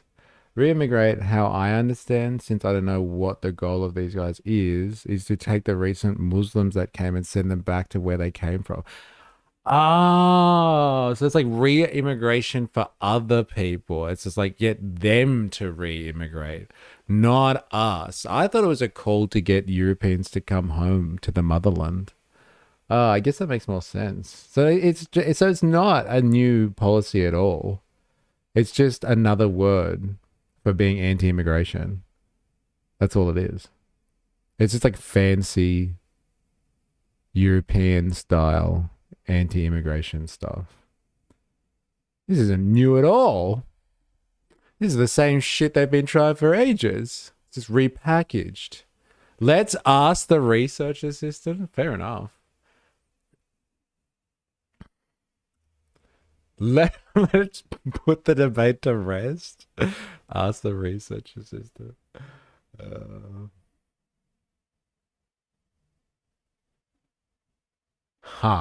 You know, if they treat minorities like such shit, maybe they wouldn't. If they didn't treat minorities like such shit, maybe they wouldn't be so scared to be one. Yeah, they've seen what it's like to be on top. Eh? They don't want to be fucked. They want to be on the bottom. Very interesting. That's a very interesting point. I have stumbled upon the Re-Immigration Summit 2026, which seems to be a all-European affair. But I'm struggling to understand what re-immigration means. Is it to do with getting people to re-migrate to Europe, or potentially the opposite? Can you help us understand this?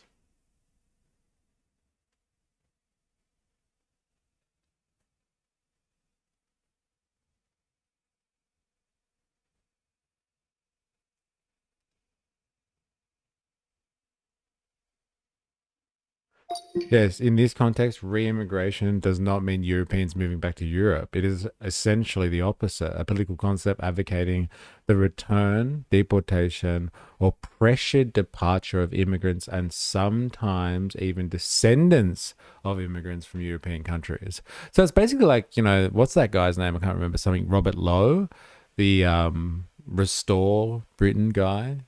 He was just like, yeah, we get rid of the immigrants and like even the people that have been here for a while, right? Been here for a generation, but they're not integrating properly, if you know what I mean. Let's get rid of all of them, kick them out. That's the way. The term has become associated with parts of the European far right and identitarian movements. Itself openly defines remigration as reversing immigration flows to preserve European identity and ethno-cultural specificity. Their own material says it targets illegals, legals, and in some interpretations, even assimilated naturalized citizens. Yeah, citizens don't need fucking rights. Fuck them. They're the worst. They are not treated like shit, lol. They have constant defense. They get constant defense in every institution of government. Policies being made, you can criticize them. You can't criticize them. Looking the other way when it comes to surprise Muslim behind a woman. To surprise Muslim behind a woman and given a place to stay from government and free money. No, only when you say it with make our civilization great again. This lie that these people are a net benefit, it's silly. If that was the case, the countries like Germany would be owning everybody else, but Germany at the moment dying. Interesting. And what do you reckon about like countries that only exist because of migration? Let me just pick one. In their modern form. Let me just pick one, just out of the blue, like completely random. But what do you think about like a country like America? Like, would you say it's a migrant success story, America? Or do you think, like, the migrants that came completely fucked it up for the original inhabitants of America? Like, would you describe America as a migrant success story? Like, it's, superpower number one, apparently biggest economy in the world, all built on the back of all these migrants leaving Europe and going to the North American continent, like, I don't know what, starting about 500 years ago, let's say now. Do you reckon that's a migration success story? Or do you think that that's just like, it's just not, it's just all like, what would you say, like left-wing, like fantasy kind of stuff? I guess you could classify America as a migration horror story. Maybe if you were the indigenous population in America, you would think that migration was fucking horrible. Fucking horrible. Is Not Rail is a success story for immigration. Bloody oath that is. Eh? Bloody oath. Healthy economies absorb immigrants without blinking an eye. Before somebody said the argument of assimilation is getting old. Assimilation is the only purpose. If the guy doesn't assimilate, he will end up in prison. Do you think that if you have migration, you can't do it wrong? Well, that's what I'm asking you, actually. Like, I would suggest to you that, yes, maybe the indigenous populations of, like, the North American continent and the South American continent, but, like, let's say the North American continent would have been really pissed off when Europeans started migrating there, like 500 years ago. They would have been fucking outraged. But, like, by today's standards, like, the world considers America to be a success story, I guess. It's not like you have a problem of migration for a long time in America. You have at least 15 years a huge problem with illegals. But that's not illegal, and legal, you can also be fucked up. You shouldn't just invite low-skilled labor. But even if you do, the numbers matter. You can't invite 10 million each year. No, but like, let's go back further. Let's go back to let's go back 500 years ago. North America had a huge migration problem 500 years ago. All these Europeans started like showing up on the east coast of America and like completely taking over. Like they kind of stuck to the East Coast, but like after a while, they had agreements with the native population to just stay on the East Coast, and then like they broke through Appalachia and then moved left. The lefties call that colonialism. I don't know, man. I don't even think that's a lefty thing. I thought like historians agree that that's called colonialism. I thought that is actually a technical term that's devoid of the culture wars. But fair enough. Fair enough. Let's not call it colonialism. Like I was calling it migration. But yeah, anyway, they all migrated and then they took over. So why you call it migration then? Because it is. It, like, you know, two things can be true at once, I guess. Like, obviously I'm being facetious here, just to show you that, like, migration problems are in the eye of the beholder. So, like, again, I would say it's the economic mode that is the problem. What caused the great European migration to North America in the first place? The economic mode. What's causing the great migration debate now, great replacement theory, to be so potent in terms of it as an explanation for the woes of the world? It's the economic mode. It's the failure of our market economy that is putting so much pressure on people that they turn to potentially other explanations. I think Jag put it really well. Like a good economy, you don't really blink at migrants because they are actually needed because they're expanding so much. You need extra labor and you take on that labor and you don't complain about it. Or you don't like make a movement against it. I'm sure people complain about it, let's be honest. But like it's not a problem because everybody can be catered for because the economy is doing so well. All right, let's do this. Let's listen to Eva at the Summit 2025. Thank you so much for your patience, ladies and gentlemen. I'm really happy to be here. I've been to many political conferences throughout my life, as you can probably imagine. And to be honest with you, most of them are just disguised PR events where everyone, acts really important and drinks a glass of wine and repeats the same platitudes. But I have a sincere feeling that this summit is different. I believe that this is the type of gathering that has the potential to end up in history books. A gathering that is either going to be described as a crucial turning point for Europe, one where... No, economic could be a problem because they might be so much labor coming in that jobs can't keep up. But in the sense of Europe, the problem is cultural. You're inviting people that are opposed the max to your values. And you do that primarily because you're trying to solve low birth rates. You're trying to solve low birth rates because they claim that without solving that, everything falls apart. Again, all I'm hearing is the system needs labor. And so the system imports labor and doesn't discriminate about whether they are a local population that has the right values or a foreign population that doesn't have the right values. This sounds like an economic issue to me, like honestly.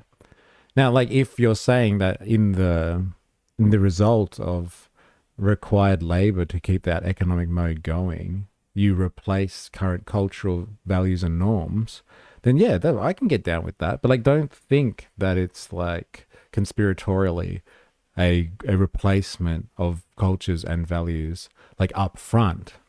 That may be the result, but if you really want to blame something, blame the mode of economy though, because it's failing and it's causing this position in the first place. It's causing this to be a potential issue. It doesn't have to be like that, but if it causes the problem in the first place that you're describing, then you've got to look at what's the root of this that you're describing. To me, it makes no sense to solve it this way in the first place. It's a leak in your ship appearing and you're not asking yourself, how did it happen? Putting a plank on the hull is only a temporary solution. You're not addressing the main problem. Locally, they can't get anybody. Locally, everybody has low birth rates. But for some reason, they don't change their ideas about perhaps celebrating motherhood. Interesting. They keep, of course, if you, young girl, have fun, party, have sex, abortions, etc., and then wonder why these people don't make families. Interesting. I'll be back. Be good, chat. All right. Good luck on your Siggy run. But like, see, like this idea as well that it's like they've screwed up because they're encouraging girls to have fun and party and all that sort of stuff. Like, that is the commercialization of culture at large. Like, I think they encourage all young people to have fun, party, spend money in the economy, go around, all that sort of stuff. You know, be good consumers is what you're talking about. Be great consumers. And you can be the best consumer if you have the right lifestyle. Because, like, you know, you're young and you're fun and you're sexy and all that sort of stuff. We're talking about consumption patterns at the end of the day that are driving this. Who would have thought it's profitable to encourage people to do certain things that get them to consume more? Eh? Resume the birthings of Euro Ice. Yes, actually. Let's call this Euro Ice. Eh? The Germany and Turkish people are allowed to move there unconditionally because of the war. Damn, he was very special. I didn't know you were in the house, KK. How you going? Girls just want to have fun. Traditionally, more sex leads to less kids. No parties for you. You have to be a good little slave to this system. A group of young, strong-willed patriots came together, turned things around, and ultimately laid the foundation that saves Europe from destruction. Or, this is obviously a very different scenario, the type of gathering where a bunch of evil far-right fascists all gathered and tried to prevent the world from progressing into this borderless state where everyone dances happily under gay rainbows and lives happily ever after. What did she just say? Prevent the world from progressing into this borderless state where everyone dances happily under gay rainbows and Under gay rainbows. Ah. and lives happily ever after. Gay communism. I go. That damn lefty sex flotilla, bro. The sex flotilla. It's gotta be the thing of the week, man.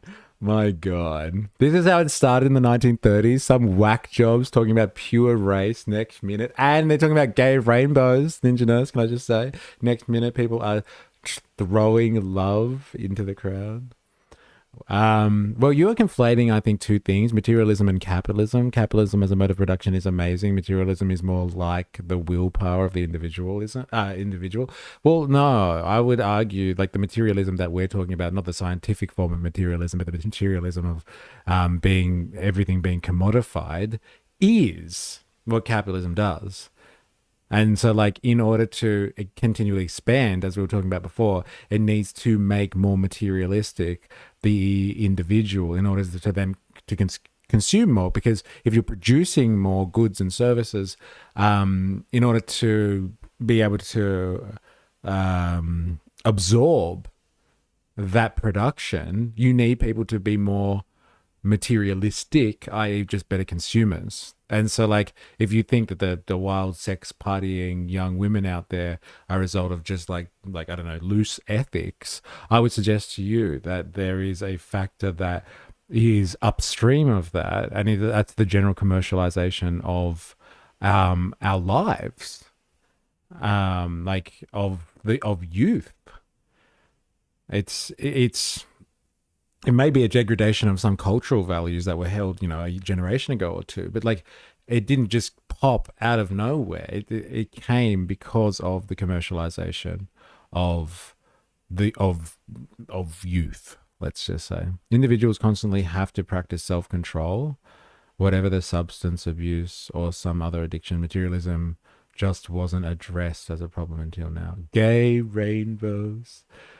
So they're going to deport the gays? But where else? Where would you deport the gays from? If, like, you'd actually just have to send them back to Europe, right?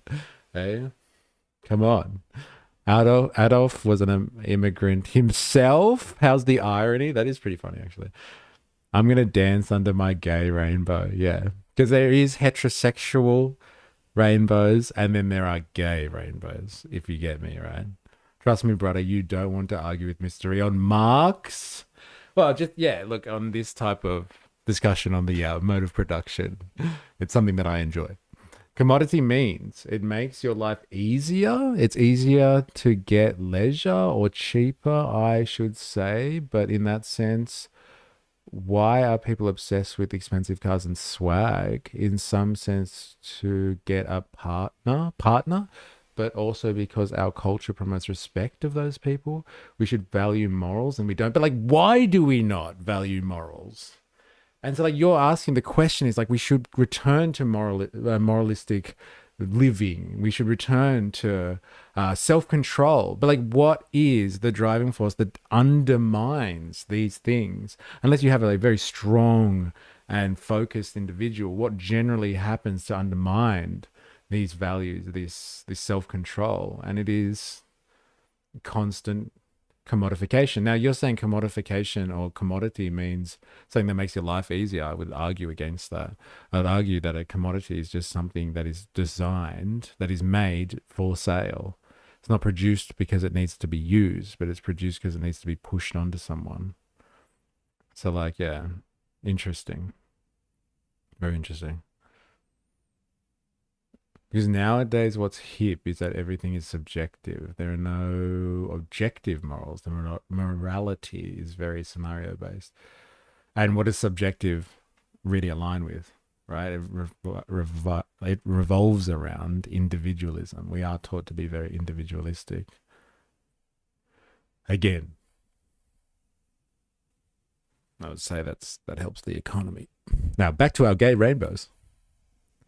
Me, when someone tries to defend capitalism in the chat, look, can I just say, I do sing the praises of capitalism here, okay? Productive forces, amazing. One world around us, like, look at all the mod cons that we have, all the niceties. Standards of living have risen. The health and education have gotten better. But like, it's just one step in history and progress of the human race, and we need to move on from it. It's got a lot of constraints. Because we all know that it's this way. History is written by the victors. And although I realize that that is an intense way to start off a speech, I genuinely believe that at this conference, we are discussing the greatest question of our time. Our establishment clearly knows that as well. That is why, as you just heard, they try to do everything in their power to prevent us from being here today. But it seems that they still haven't quite figured out that we are the types of people who do not back down. We are the types of people that no matter how much they try to intimidate us or try and stop us, that we will continue on with our mission. We won't back down from discussing the truth, and today we most certainly will not back down from discussing remigration.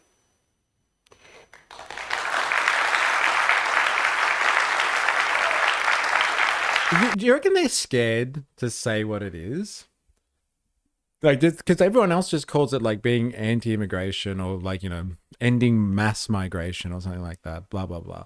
Do you reckon they're scared of talking about migration and so they call it something else? Or they're actually looking for a rebranding exercise because like talking about migration is not sexy anymore and they have to repackage it to sell it? Do you reckon they're concerned? I'm trying to put my finger on why you would call it remigration. I wonder if they are scared a little bit. She's obviously oppressed by the theys out there. Yeah, right. How do you define yourself? How do you identify? They? There's too many theys out there. No, they are not scared. They are being purposeful. Okay, so it's a deliberate rebranding. Because you can be like, yeah, that's sexy, I guess. Remigration, why not? Well, it confused me. I thought they were going to start rounding Europeans up around the world and start sending them back to Europe. Remigration is an appropriate word, I believe. You are remigrating the immigrants. Yeah. There, that's fine. Now I understand that. But like my initial response to remigration was like, hey, we're Europe. This is a remigration summit.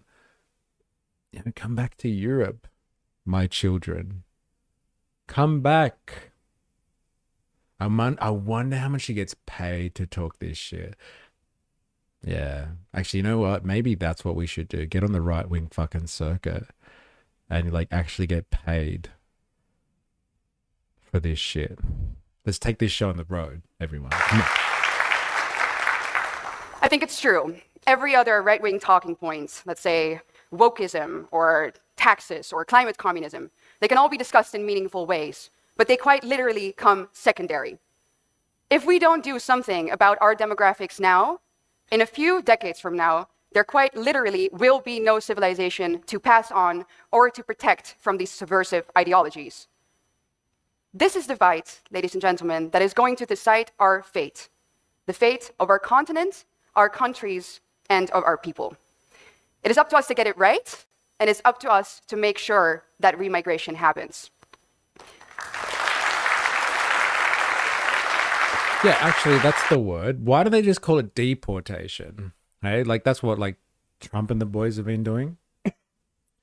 Deportation program, NHS, fucking fund ICE, $170 billion in the recent budget to help, pump up ICE a little bit. Just call it deportation. It should be the deportation summit. That's what I'm saying. Like, do you reckon they're scared of saying what they really mean? Because like they get too much, they draw too much attention. Like, you want to own it. I thought these people were strong and proud, etc., etc. Why don't they fucking own it?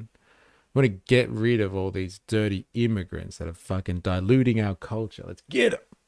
Hey? Or else we're going to have all these people mating with bananas. Hey? That's a society that you don't want. The bananas start leaking in. You have half human, half bananas walking around everywhere. Nothing will come of this anyway. I don't think this type of thinking has a lot of support, sadly. Well, look, Jumbo Jack, it's not too late. You can buy a ticket. Don't be sad about it. It's time for you to buy a ticket to the Remigration Summit, eh? It's not too late. You can hardly sell to these people to stop migration, let alone this. This is much harder to sell. Climate communism. And Trump is not popular. Yes, it's just racism. The only people mating with bananas are gay. The Muslims don't do that, at least. Look, that's a reference to something else. We watch neo-Nazis on Far Right Fridays sometimes, and they're comparing Australia. Oh my God. They're comparing the human, genome, like our genetic material, to bananas. And like as a reason to not want to mate with people of the wrong ethnicity. It's a long-standing thing. They get you in, and the soft language and the slowly ramp up the hate. Next minute you're indoctrinated. Yeah, I guess that's what it is, right? Point and case, banana boy is thick. Maybe they have to be more careful since, like another commenter said, this didn't turn out well the last time Europe went down this road. Interesting. So they can't be too on the nose about this, right? Can we all go? A little mystery field trip? That would be fun, eh? It's mystery law. Yeah, I finally have law where I understand the references. Hey, thank God. Now I can finally be in on a fucking joke instead of getting schooled all the time. Be like, look, here's a YouTube link, just watch it. Or make sure you download this. Don't forget the women. What, for a field trip? Why not? What is a woman? No one knows. She'll tell you. She'll tell you, Heidi, just for you. She'll let you know. How do we do that?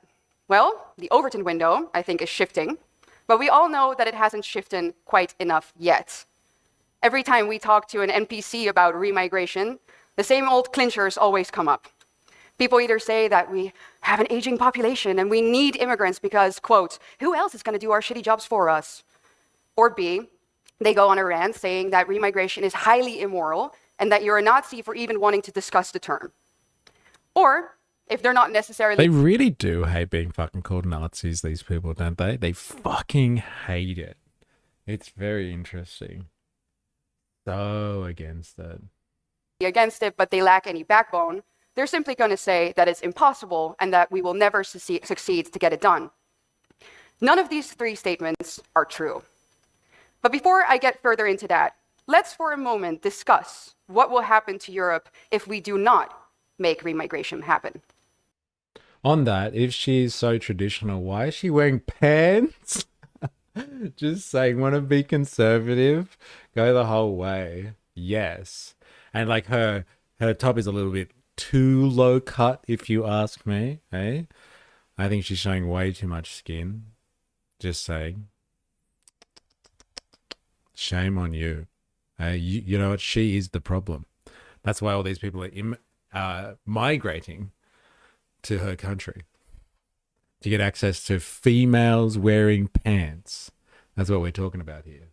Only a Nazi would have been called a Nazi over and over. A normal person would not care that you call him a Nazi. Just like only a pedo is upset if you call him a pedo. You're not wrong. Hussy? Yeah, loose women. That's why all these people are migrating to Europe, because they wear pants. They just want to get in like those pantaloons. That's it. Talk about freedom.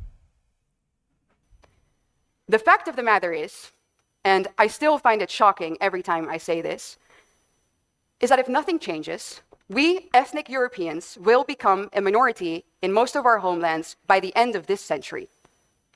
In some countries, like in Germany and in Sweden, we will become a minority before the first half of the century ends. Mind you, that is in less than 25 years. With the current rate of immigration, I don't think that this surprises any of you. In the Netherlands, we have a so-called right-wing government right now, yet 1,200 immigrants enter our nation weekly. In Germany, the net migration stands at 1.5 million people a year. In the UK, we're talking 600,000. In France, a little over 500,000. The Swedish population grows with 1% solely because of immigration every single year. So I think it's safe to say that closing the borders is absolutely pivotal, but it's no longer enough to save Europe.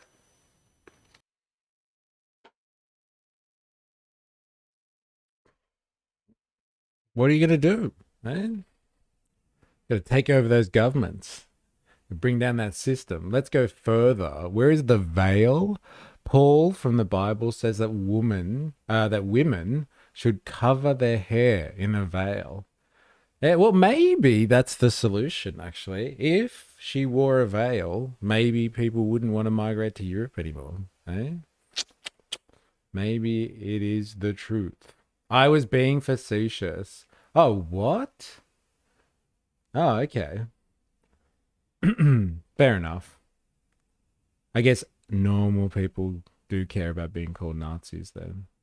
I don't know. I think it cuts deeper when you feel like your ideology shares Nazi ideology. You get cut deeper, I reckon. Come on. Hypocrisy. The Bible is a fairy tale? What? Outrageous, Heidi. How dare you? And that's where the subject of birth rates come in. Not only do immigrants come in vast numbers to Europe, but they quite literally multiply. For the average first-generation immigrant in Europe, the birth rate lies between 2.5 and 3.5 children per woman. The second generation only lies a little bit lower, between 2 and 2.5. Now, white, ethnic European people, on the other hand, are nowhere near that number. In fact, we consistently have a replacement. I have to ask the question. Is it on her Wikipedia page? Like, has she done something about, like, she's complaining that ethno-white women or whatever it is aren't having babies? Like, how many has she got? Is she smashing the trend here? Has she got like 3 or 4 children? 5 or 6 maybe to make up for lost time? Or is she just fucking, doing these ones? Come on, 1 kid. There you go. Thank you. Well, she's not helping. Hello? Come on. Not even at replacement numbers here. Unless she is asexual and inseminated herself, then she's replacing herself. But like, if she's procreating with somebody else, she's not even at replacement levels here. Come on. Come on. There's a culture war, not a class war. Ain't that the truth? Let's bring it back to the class war, please. No, I can tell you how it is. The reason somebody compares your ideology to Nazis is because they want to shut you down. And it's annoying when a valid point gets reduced to something dumb. I don't know, man. Like, look, I agree. Like I say it all the time. People use the word Nazi way too much. But like, you know, if you get offended by it though, hey, that's your problem. I don't think I've ever been offended if someone's called me a Nazi. But I actually, you know what, thinking about it, in the only context would have been like, I don't know, if I was micromanaging someone, I guess, or controlling a situation. It would have been actually Nazi stuff, I guess. I hate how people treat left and right like they're opposing sides in a local derby. Like we say on this channel, there is no left and right, just up and down. Not a culture war, it's a class war. You've said something that's stuck with me for months now, Ninja Nurse. You said we don't punch, we don't punch sideways. We only punch up here. So good. So good. I don't know if you made that up or not, but like it's stuck with me. Either way, it sucks to be a woman. Europeans can also multiply if they have more kids. Well, that's why I was asking, like, what's she doing? Is it all rhetoric for her? Or is she like, you know, helping out with the ethno nation or whatever she calls it? I'd love to have heaps of kids. My mum's one of 11. God damn. My mum's one of 6. My nana was one of 11. Fuck that. God damn. They make it that point when the right says Hitler was a socialist. Of course, Nazi means nothing anymore. I get annoyed nowadays because I know the guy calling me that is too stupid to have a convo. And the question is, how many people would jump on it? Jump on it. My words made an impact thanks to... Dude, it's so good. Did you come up with that? You like, someone was saying something in the chat and you were like, hey, I think there was 2 people like, yeah, fighting over like culture war shit. And you're like, hey, we don't punch us sideways here. We only punch up or whatever. It was just, it was beautiful. We only punch up here. A fertility rate that falls below the replacement rate of 2.1. In the UK, it's at 1.6. In Germany, 1.4, Sweden 1.5, and here in Italy, where we are today, it's at an all-time low of 1.19. These are the numbers. These are the facts. But we don't need to do the math to know that what I'm saying is true. All we need are our 2 eyes. Mass immigration from groups with high birth rates plus low birth rates amongst ethnic Europeans is what combines and constitutes to the Great Replacement.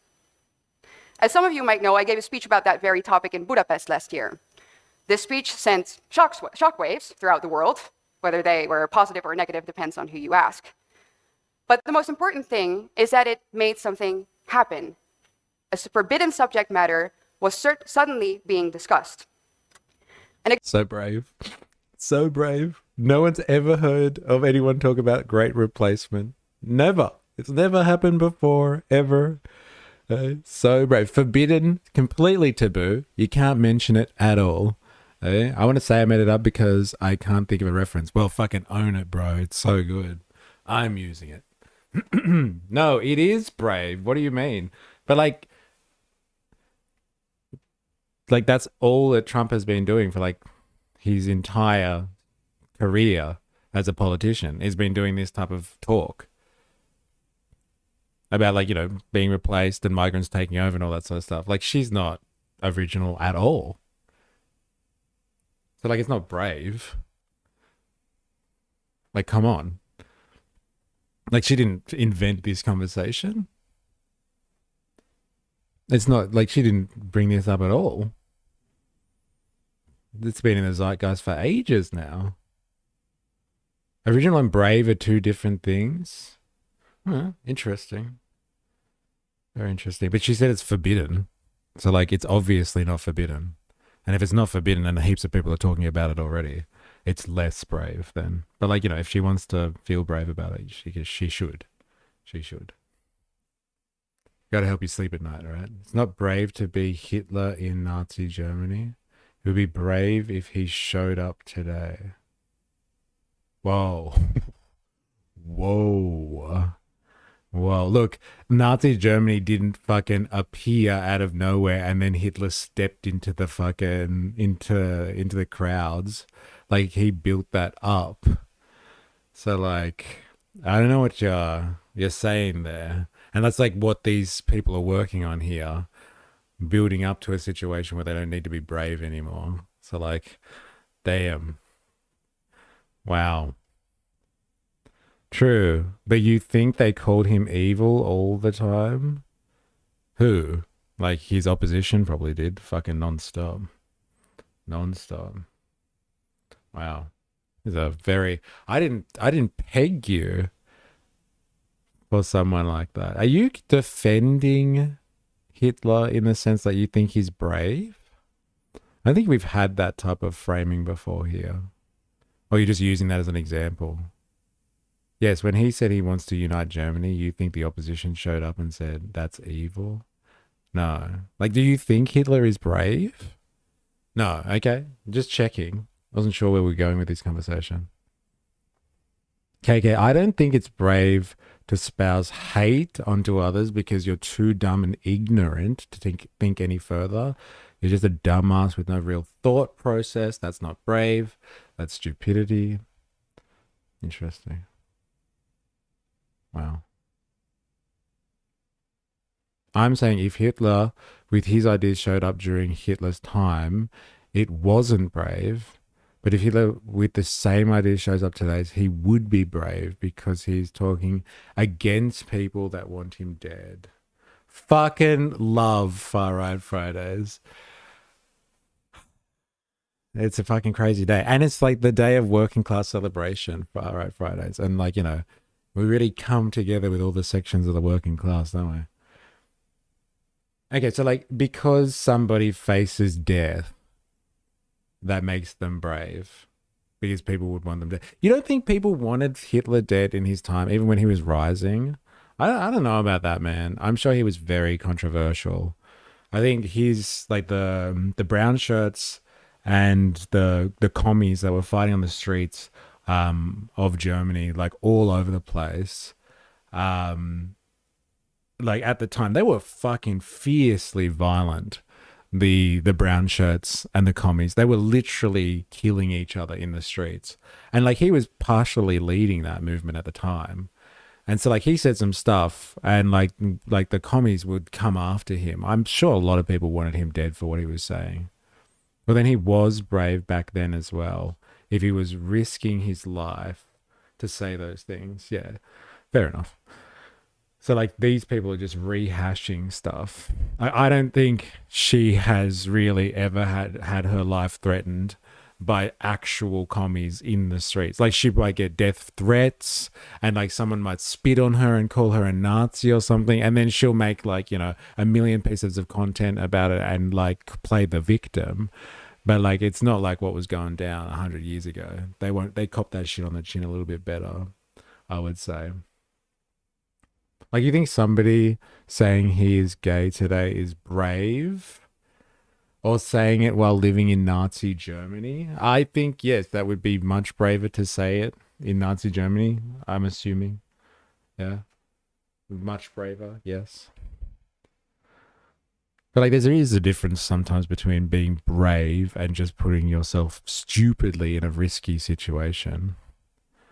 Like, bravery usually is defined by doing something that you know is potentially dangerous, but it's necessary. And then there is just like doing something that is fucking risky for the sake of it. It may not be necessary. But I guess this chick here probably thinks that it's necessary what she's doing. But I guess that's the point of debate, really. Was Chirk considered brave then? Hey? Well, I'm sure he didn't really feel that brave. He looked pretty fucking comfortable. You saw him like minutes beforehand being like, come on, give us your best libs. Yeah, like it's a blood sport. Like he looked pretty pumped up, like he was going to own the libs in Utah. He didn't look fucking scared at all, to be honest. No, the necessary part is not needed. Also necessary for the gay guy to declare he is gay be to inspire others to speak out. Right. No, bravery can be dumb in the name of a belief. Courage is the synonym you want. Interesting. Okay. Fair enough. Look who it is. King Spandunk of the, what is it? Of splitting hairs over terminology. Semantics, hey? No, you were looking for courage, not bravery. Come on, bro. I'm sure it's bravery. Yes, lion, heart, courage. Yeah, pride and ego, I'd argue more so. I don't know, man. Fair enough. I'm not going to get into semantics with you today. Okay, courage then. Who cares? I think you and Spandunk might get along quite well. Don't worry. All right. I don't know. Do we really want to continue torturing ourselves with her? How's everyone feeling about this chick right now? Welcome to the chat, by the way. Spandunk. It's our favorite day of the week. It's Far Right Fridays, baby. Oh yeah. All right. I sensed something was wrong in the world. I had to get here on time. I think we got the point. Acknowledging the great. Yeah, you think it's over? Okay, fair enough. All right, I'm going to go to Drew Pavlu. I hope no one has any objections to that because fucking tough titties. I'm sorry. But like, Drew Pavlu, man. Drew Pavlu. He's back again and he's going after ISIS brides indirectly. Or ISIS. I don't know why he's gone down this train. But like, here it is. Donkey One Kenobi has entered the chat. All right, here it is. I was 9 when ISIS tortured me. Now Australia is bringing ISIS brides back. Now, this is the latest propaganda that's coming out of, I guess, the right-wing machine in Australia, I guess. Like, because of the whole ISIS bride situation. So if you're not familiar with this conversation, Australia has these ISIS brides that are returning, affectionately known as the ISIS brides.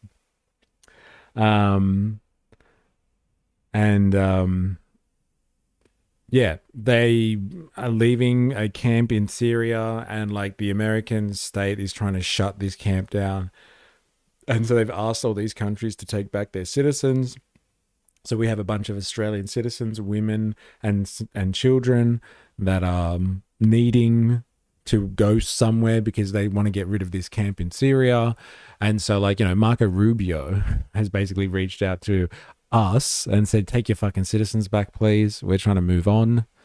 And we've, as a nation, been so outraged by the ISIS brides, as they've been, like I said, affectionately termed, that they would dare to return to Australia, etc., etc., etc. And like everyone has been like, we can't let them back in, etc. And like they've gotten here, they've been arrested. Some of them have been arrested. They're being watched by ASIO, etc., etc. But like in the fury of this conversation, Drew Pavlu, who is, I don't know, what would you call him? Just a conservative. Let's just make it easier. A conservative Australian influencer has come out with a fucking hit piece to remind everyone how extreme ISIS is. Like, what timing does he bring in the guy who was tortured by ISIS right as the ISIS bride conversation is at full peak, right?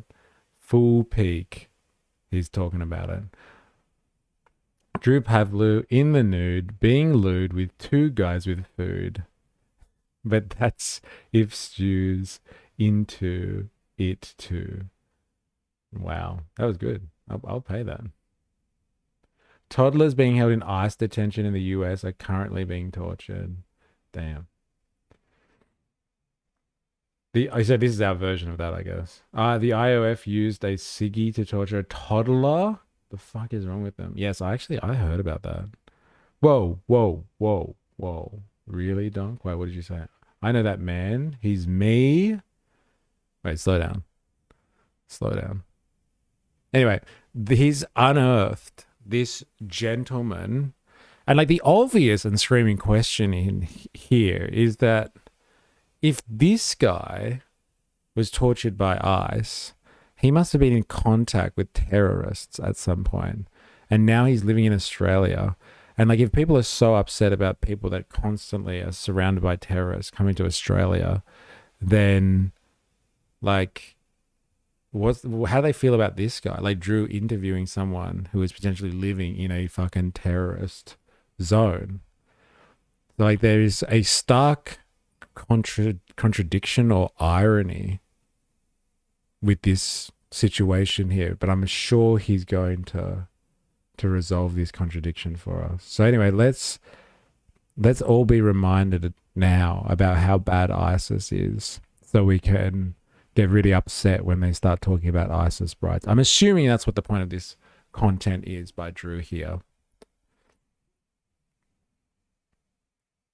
I'm assuming. I sat down with Samir, a Australian refugee who survived ISIS torture. So like he's pulling at the strings of like a refugee, using a refugee to make a case as to why we shouldn't let people that have been in a refugee camp and who are Australian back into the country. It's really like this is really complex stuff here from Drew Pavlu. Like I don't know how you're supposed to feel. Like shouldn't this guy feel like very happy that he's in Australia then? And like, is that what they want us to feel about the ISIS brides? I'm not sure, but I guess we'll find out. Okay, so these women left Australia so they could marry an ISIS soldier. No, I think they actually left with their husbands who were going to fight with ISIS.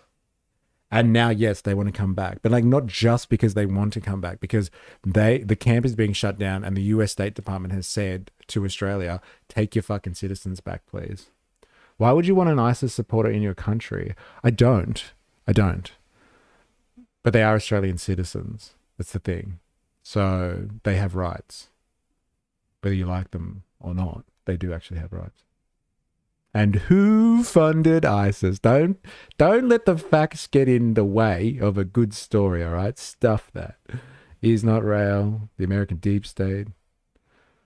I recommend reading the book Rug Maker of Mazar-e-Sharif. It's high school curriculum and a true story of an Afghani man being held in offshore asylum in Oz. Damn. That's the same thing. I mean, they are definitely ISIS supporters. What happens in Australia if you support a terrorist group? You get tried, and if convicted, you probably go to jail. That's how it works.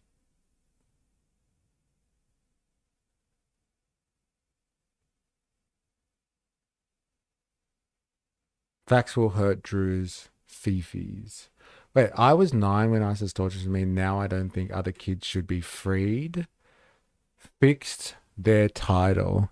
Well, it's a bit contradictory, this. So like, let's see where they're going with it here. Okay, so either stay there where they are or come to jail. Like pretty much. But like the conversation is like, we shouldn't let them into the country at all. But they're Australian citizens. Like they have citizenship. So it's like, okay, bring them in, but if they've done the wrong thing, try them for it. Like that's why we supposedly have a judicial system in the first place. And if they're innocent, then they won't go to jail. But like they're getting kicked out of this camp. So they're gonna have to go somewhere, I'm assuming. Or they'll just die, I guess. Anyway, let's listen to what this guy has to say. I mean, debate about the parents fair, but 9 of the 13 of them are kids. Not much to debate, in my opinion. It's not if they have done the wrong thing. They went to Syria with their husbands that were ISIS soldiers who know where their allegiance is. There doesn't even need to be a trial. We're not up to that stage in society yet, where it's like trial by public opinion. Not yet.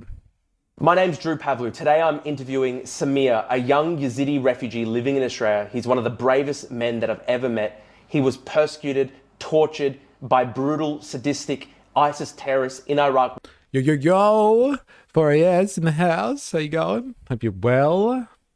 And does separating kids from their mums end well? We'll find out. Meanwhile, we have politicians and prime ministers advocating for that George Pell is a good human, bravest or most courageous. Yeah, that's a good question, isn't it? He's the bravest. Persecuted refugee living in Australia. He's one of the bravest men. Bravest. Courageous. He's courageous. This is not public opinion. It's not my opinion that they might support ISIS. They went with their husbands. They were ISIS soldiers. Case closed. It's not your opinion, but it sounds very much like your opinion there. Because their case is actually the opposite of that. Their case was they were forced to go along by their husbands, their uncles, and their fathers. And like they don't support ISIS at all. They were doing as instructed. They were coerced. So like, yeah, I bet. Hey, Drew Pavlu, yeah?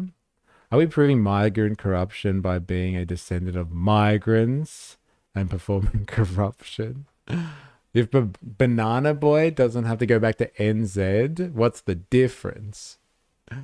Well, we don't let criminals raise kids even if they do it locally. They still get arrested and their kids get rehomed. There's no expectation for mothers with kids. Are people who were co-opted by Scientology and evangelical cults are guilty with zero nuance to the discussion? Oppressed women, remember Pauline. All right. Let's let them speak for a little bit. And that I've ever met. He was persecuted, tortured by brutal, sadistic ISIS terrorists in Iraq when he was just a kid. They literally tortured him. He survived. He has this will to live. And he tells these progressives in Australia who want to bring ISIS brides and ISIS members to this country, he tells them that they're fucking insane. This guy is incredibly brave. If we can listen to people like Samir, rather than these insane, mentally ill communists who want to destroy this country, we have a chance of actually... Like, he tells them that they're fucking insane. This guy is incredibly brave. If we can listen to people like Samir, rather than these insane, mentally ill communists who want to destroy this country. Rather than these mentally ill communists who want to destroy this country. So good, bro. Say it one more time. You know how I'm like thinking, hey, maybe we should change the name of the channel, you know, rebranding, all that sort of stuff. Maybe that's it. Maybe it shouldn't be Mystery Movement anymore. It needs to be mentally ill communist who wants to destroy the country. I'm thinking it's gotta be something like that. Like that is the one. Members to this country, he tells them that they're fucking insane. This guy is incredibly brave. If we can listen to people like Samir, rather than these insane, mentally ill communists who want to destroy this country, we have a chance of actually saving Australia. So please make sure to share this interview around. I mean, how rare is it that I could use that as my Tinder description, mentally ill communist wanting to destroy the country. Come destroy the country with me, baby. Oh, man. I don't know anyone who's a criminal going free. Arrest them here, though, if it's our laws they've broken. Such a culture warrior. It's so good. Gay fake communism will get you more reach. Thanks to them. Gay mentally ill fake communism. It's got a good ring to it. You could say he's a first world warrior. 100%. Mystery vs. Drew Pavlu. Surrounded. Oh, man. I'm part of the mentally ill communist movement. Get the opportunity to interview somebody who actually personally was tortured and experienced the brutality of ISIS and yet survived, and he's got this will to live. He just refused to roll over and die before them. He lived. He fought them. He lived. And he's here in Australia trying to warn us not to allow these people to destroy the country. He's here with me now. Welcome to the show, Samir. Thank you, mate. Thank you so much. Oh, that's where you were going. Do I have to say it? Gonna have to say it. Drew Pavlu. He's on Grindr. Nostradamus has spoken. Get a job, Drew. Get that shit out of your profile. You'll never get hired. It's a pleasure to be here. Maybe let's begin at the start. Tell us about the Yazidi people, what they went through in Iraq. Yazidism is an ancient minority that originates from Mesopotamia, the land between the rivers. Very similar to the Jewish people, the Yazidi people have been persecuted throughout history, especially after the rise of Islam in the region. In 2014, we were attacked by ISIS. And how young were you at the time? I was 9 years old. 9 years old. Because our religion was different, because we were non-Muslim, we were seen as devil worshippers, infidels, yes, who it's halal to kill. And we had simple lives. Yazidis are farmers, majority of them in northern Iraq, because of the systematic racism in Iraq is actually get anything other than farming. So we were destined to grow up as farmers, die as farmers, until ISIS ruined all of that. Wow. So tell me what it was like growing up under the shadow of Islamic terrorism. I remember you said to me that you were the victim of a car bomb explosion when you were 7 years old. Yes. Unfortunately, especially in our area, because it was highly non-Muslim people, we were always targeted by terrorist groups. It was 2012. It wasn't called ISIS just yet. I think it was the militias connected to, and they had connected what happened just a there? car bomb under my father's car, and unfortunately, I sustained horrible injuries from that explosion. And 2 years later, I thought that explosion would be the worst thing that I will ever experience. Tell us a little bit about that, what that was like to be the victim of like an Islamic terrorist car bomb attack. Oh man, well, I was a kid. I didn't know much. I didn't know much back then. But my world was so... That was an interesting spot to edit too, wasn't it? I wonder what's going on there. So like what I'm hearing is, tell us how fucking scary it is to be associated with terrorism as a child. And what, this is Drew building a case as to why we should block children who are potentially suffering similar circumstances. We should block Australian children from coming back. What, damning them to what this guy has suffered. Is that the case that he's making, do you reckon? I guess we'll find out. But like here he has, like this is full of contradictions already. I'm sure Drew must be able to see this. What kind of amateur arts production are we watching? Yeah, it's not as good as their investigation into the NDIS, that's for sure. And the editing's questionable. But like, is that the case that he's making? It's just like, look at how fucked ISIS is. They do this shit to children.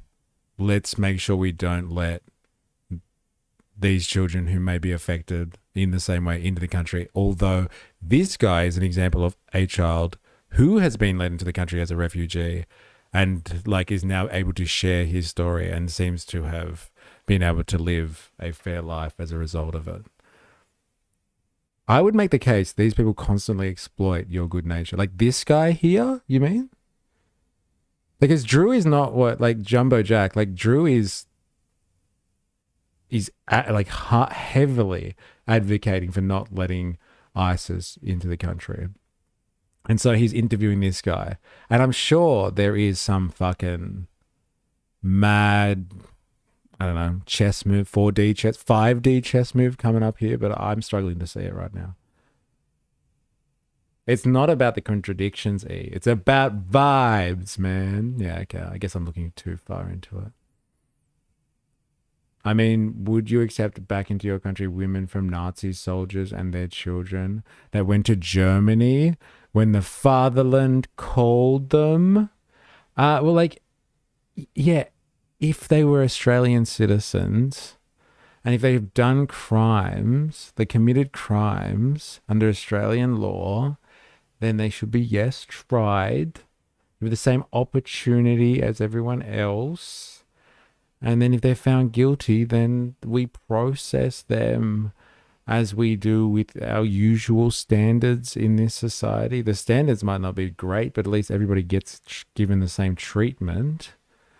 But like, yeah, whether it's Nazis or fucking ISIS, like, you know, I don't know. Look, if they've got Australian citizenship, they need to be, like, we need to uphold the Australian citizenship stuff. Like, I'm sorry. The editing does look like this, doesn't it? Doesn't it? It's like then the clock moving in the background. It's so good. Whatever. We'll get back to it. Okay. What a balanced response here. How dare you? I can't believe we're agreeing on this stuff, Spadnog. It's crazy, isn't it? They were fighting alongside the Nazis. At least their husbands did. I wouldn't take the risk. I'd say, too bad, good luck. Yeah, and I think that's the overwhelming response of the Australian public as told to us via the mainstream media.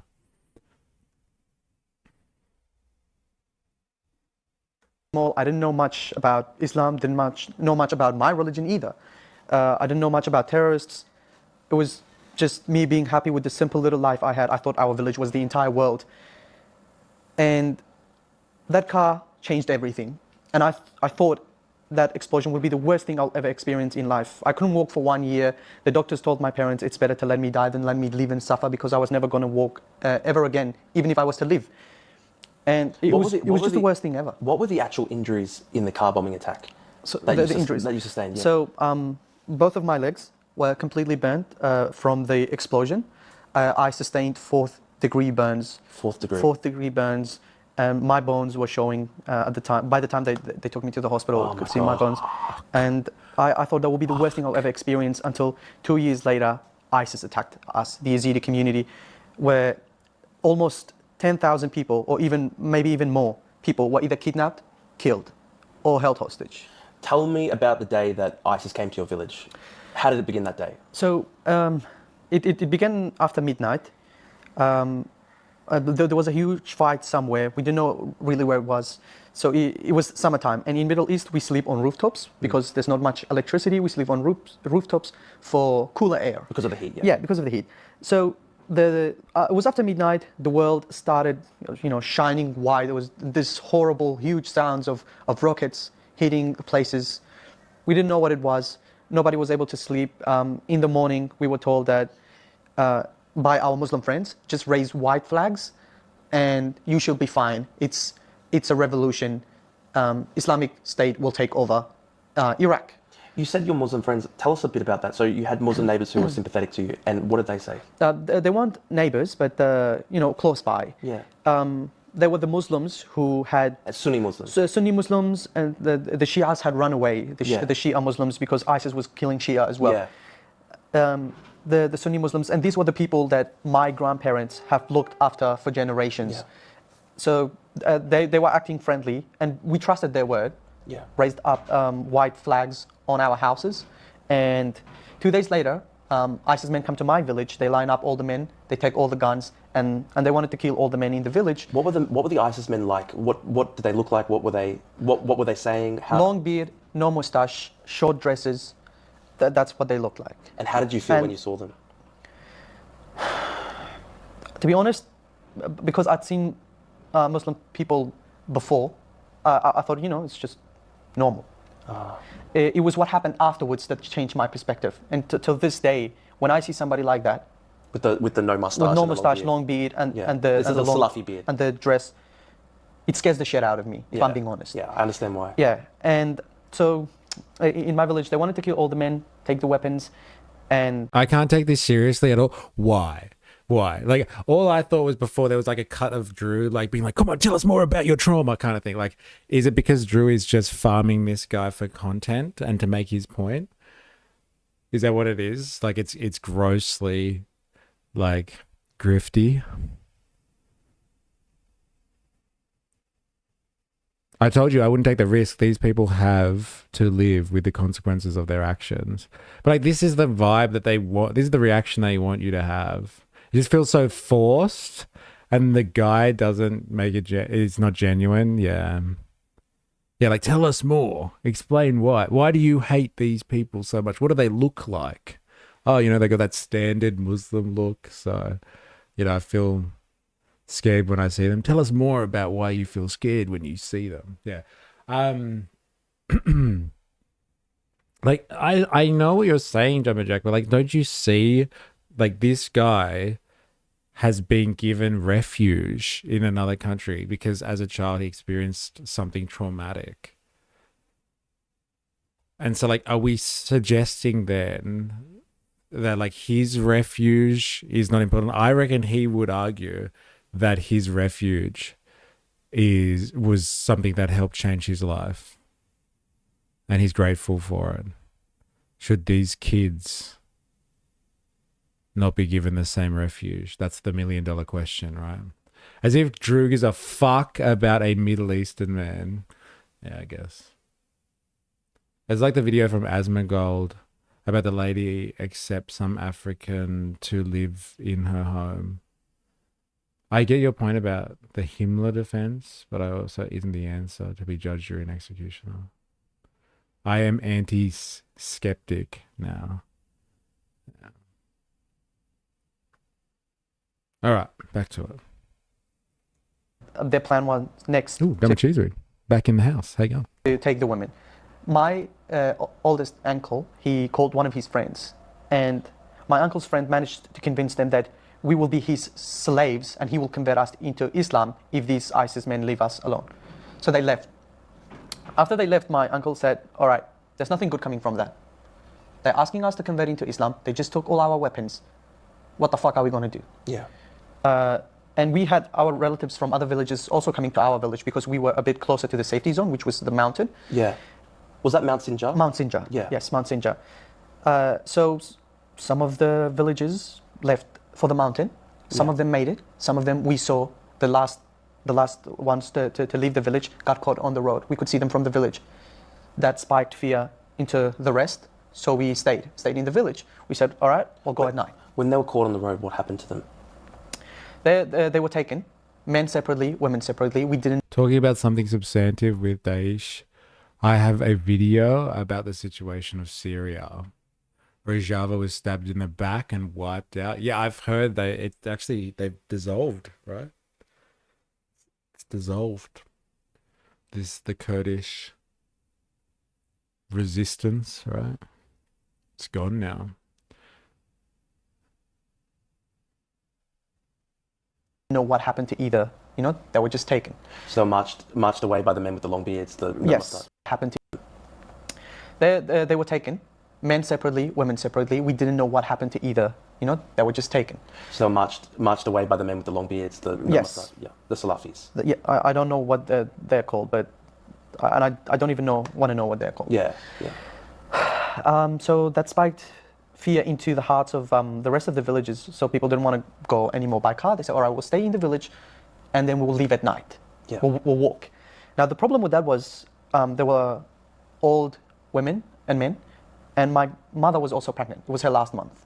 My sister was going to be born that month. Wow. Or it was August, 3rd of August. This ISIS came on 3rd of August. Yeah. My sister was born on 31st of August. Wow. So we couldn't run away. So at night, instead of running to the safety zone, we went and hid under some olive trees. Where, because my grandmother wasn't able to make it to the mountain, my mother wasn't able to walk. We stayed under some olive trees for almost 14 days.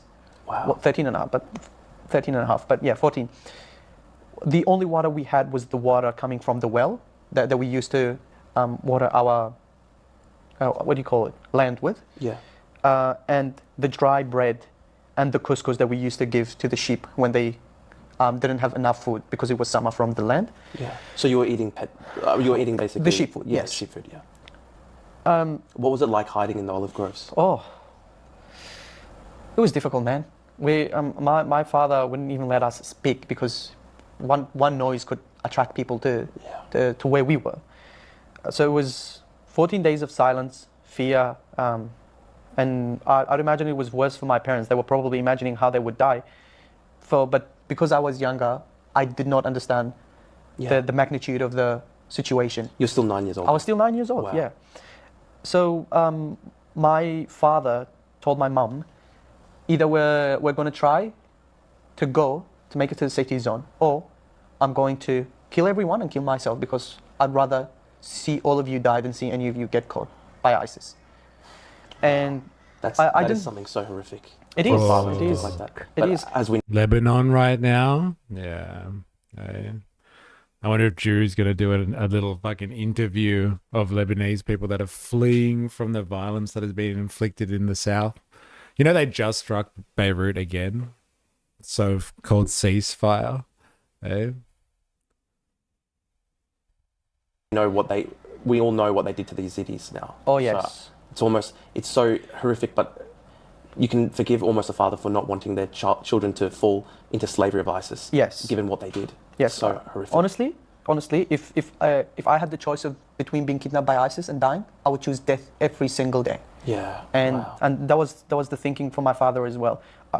He would rather be dead. He would rather us all be dead than us being caught by ISIS. Wow. They told me the story only after I was rescued. My mom convinced my father to not kill us. My father came and told me, you guys are going to leave for the mountain, and I'm going to stay with my mother, my grandmother. My father was going to stay with his mother. No, you must misheard. I said cease fire, not ceasefire. Well, that makes perfect sense because like there hasn't really been a fucking ceasefire at all, has there? Hey, never forget that all of ISIS's faults, and no matter how much we despise ISIS, they were created from the fruit of the US and its legions of vassals bombing Iraq ruthlessly. Hearing the Royal Commission BS, I can't feel any empathy for them. I just can't. I'm curious, what did they do? What they did to this guy? I'm assuming we will find out. Like, this is fucking 50 minutes long, so we probably will find out. Plug. Yes, actually, it's about time. If you're watching this on YouTube, as Ravi said, please caress the like button. Activate the like button. If you're new here on YouTube, subscribe for more. If you're new here on Twitch, make sure you follow for more. And here is the invitation to our Discord. Ding, ding, ding, ding, ding. Come and join us. This is where we share propaganda, and that's where the stream chat is over there, where you can see Homer going off. That's our Discord, so check it out. Carly Wayochi is in the house. How you going? Oh, they got that all wrong. It's not no ceasefire. It's no ceasefire. Huh. Drew Pavlov, conservative Owen Wilson. Wow.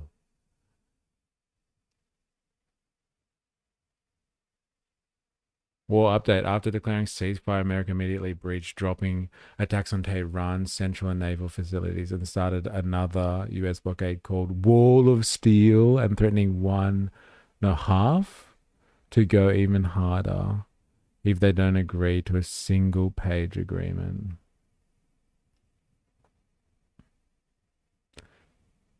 It's depressing. Like, can you imagine what will become of the children of Gaza when they grow into adults because of what Isnot Rail has done for like 80 years, man? Yeah, it's crazy. Tired of the censoring of the inert sentences. Time for Music Friday. Peace. Oh, that sucks. Sorry you're getting censored. Good luck. In comparison, the Obama agreement was like 150 pages and probably achieved the same thing, right? Because apparently, like, the Americans are going to bargain for a highly constrained nuclear program, which is basically what Obama got out of them anyway, without having to shut down the world economy. So we could leave. Yeah. Because I had experienced the car explosion before, and I honestly thought of myself as useless, I said, okay, why don't I stay? I said, I can't walk. And to be honest, I'm not sure if I would have been able to make it to the mountain had I even attempted. So I stay with my grandmother. We go to the village. We said, all right, we're going to go leaving the village. You guys go try to make it to the safety zone in the mountain. And my father promised me if he found a way, he would come back to take us. Now they were gone for about 2 months, and we were in the village for 2 months. ISIS would regularly come and steal things from the village. Me and my grandmother would hide. But one time it was too late. They'd seen us before we'd noticed that they're in the village. So they took us to a village called Kocho. And Kocho, they had killed all of Kocho's people. They literally lined them all up, killed, throw dirt over them. And they were taking hostages to this village now. They were using it as a hostage place. My grandmother and they took us there, and we joined many more Yazidis who were being held hostage over there. We stayed. And these ISIS men, they stood over you with guns, like. Oh yeah. We had to go and do Islamic prayers. Anyone. It's gonna hurt. Parents abandon you.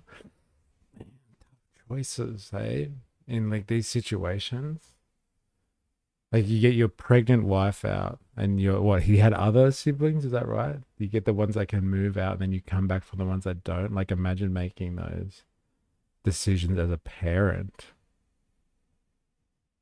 This is how my grandfather describes Fash, Italy. What do you reckon will happen when they start the remigration program, eh? I wonder if it'll be like this. Yeah, I'd die with my kids before I let them with zero defense and ISIS. But like that means your other kids will die with you then. So do you kill all your kids? So it's hey, you never want to be in that position. I wonder if the guy being interviewed was there for the intro. I get the impression he agreed to do the interview in good faith. Anyone who they find and didn't go would be punished. It's happening here right now. Yeah, what, remigration? Yeah, tearing families apart. Putting kids in detention centers. Interesting. So in this village, I was becoming a Muslim. I was At gunpoint. at gunpoint, obviously not by choice. I would never, ever in my life to choose to become a Muslim with my freedom because I've seen the cruelty of it. Well, they tried to convert you at gunpoint and tortured you. They did. They You did. mean America deporting illegals? They call it remigration, if you haven't been paying attention. Yeah, deporting is a bad word. We don't use the deport word anymore. Call it remigration. These ISIS fighters. And honestly, they got me to a point where I thought that my people were really infidels and they were really devil worshippers. They got me to that. They tried to brainwash you as a kid. Yes, absolutely. And in that village, Do I think it's inhumane, remigration? Well, I think the inhumane part about it would be how it's being done.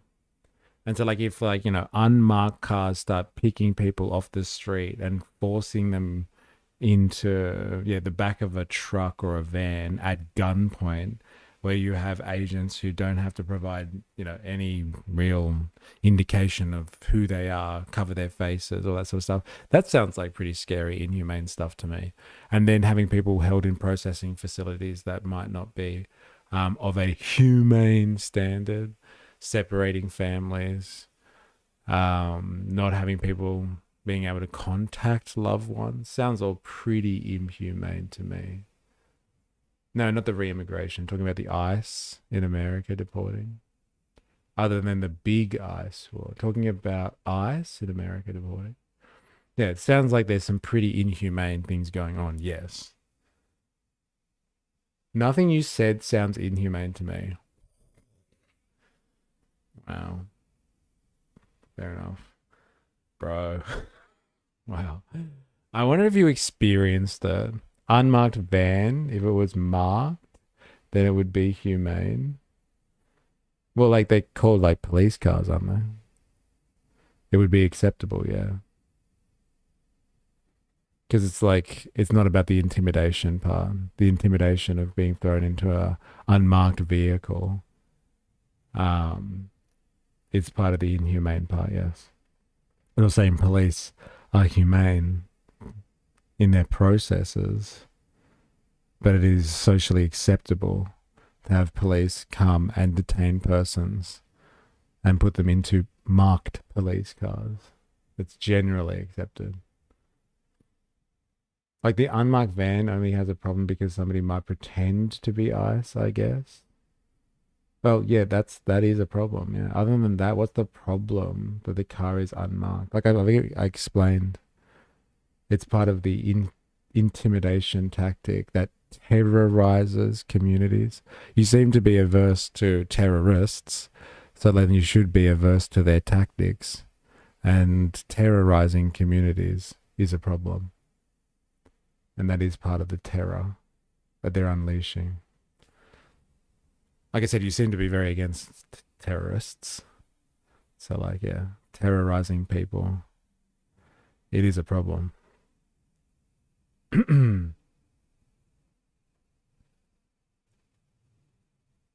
You don't think there is terror about being abducted by an unmarked van while guns are pointed at you? It's kind of what this guy is describing now, I guess.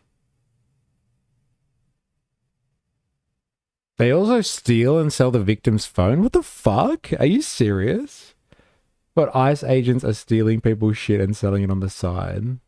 No way. That's crazy. They're also abducting citizens. And killing citizens too, apparently. Yeah, but they are driving them. But are they driving them to an execution place? Execution isn't the only form of inhumane treatment. Again, the conditions inside the places where they're being held and processed and the way that they're being processed is inhumane. Interesting that the most important thing isn't mentioned. What's the most important thing?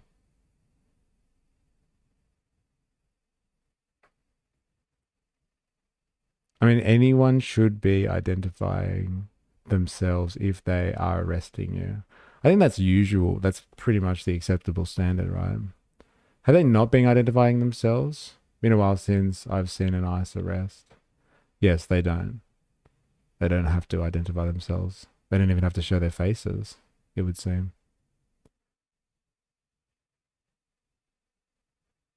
Okay, so the processing has inhumane parts in it, maybe. I'm unaware of how it's done. It's difficult. We were following a case of a New Zealander who was picked up and thrown into an ICE facility with her 6-year-old son. And like no one knew where she was for weeks. That's just because they hadn't done her paperwork. So she was just sitting, detained. And they weren't even sure what the charges were. And she had no contact with the outside world. Her family thought that she might have died or something like that.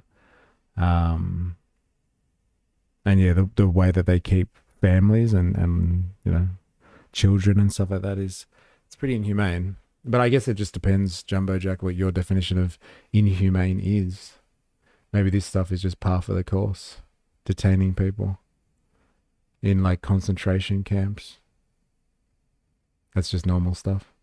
This is the same guy that said he hates it when people call him a Nazi. There's no way. That's pretty funny. Oh man. If you think you see a masked guy or just his face that you can tell in one case it's ICE, but when his face is masked you don't know it's ICE also. You have to take into account the lefties that dox these ICE workers and want them killed. Okay. Well, like, in what vein do I have to take them into account? These people being doxed. Like, that reduces the inhumanity of the job and the work that they're doing because they're being doxed. So it's like, it balances out. Actually, on a scale of inhumanity, it's actually not that bad because they're being doxed, so don't worry about it.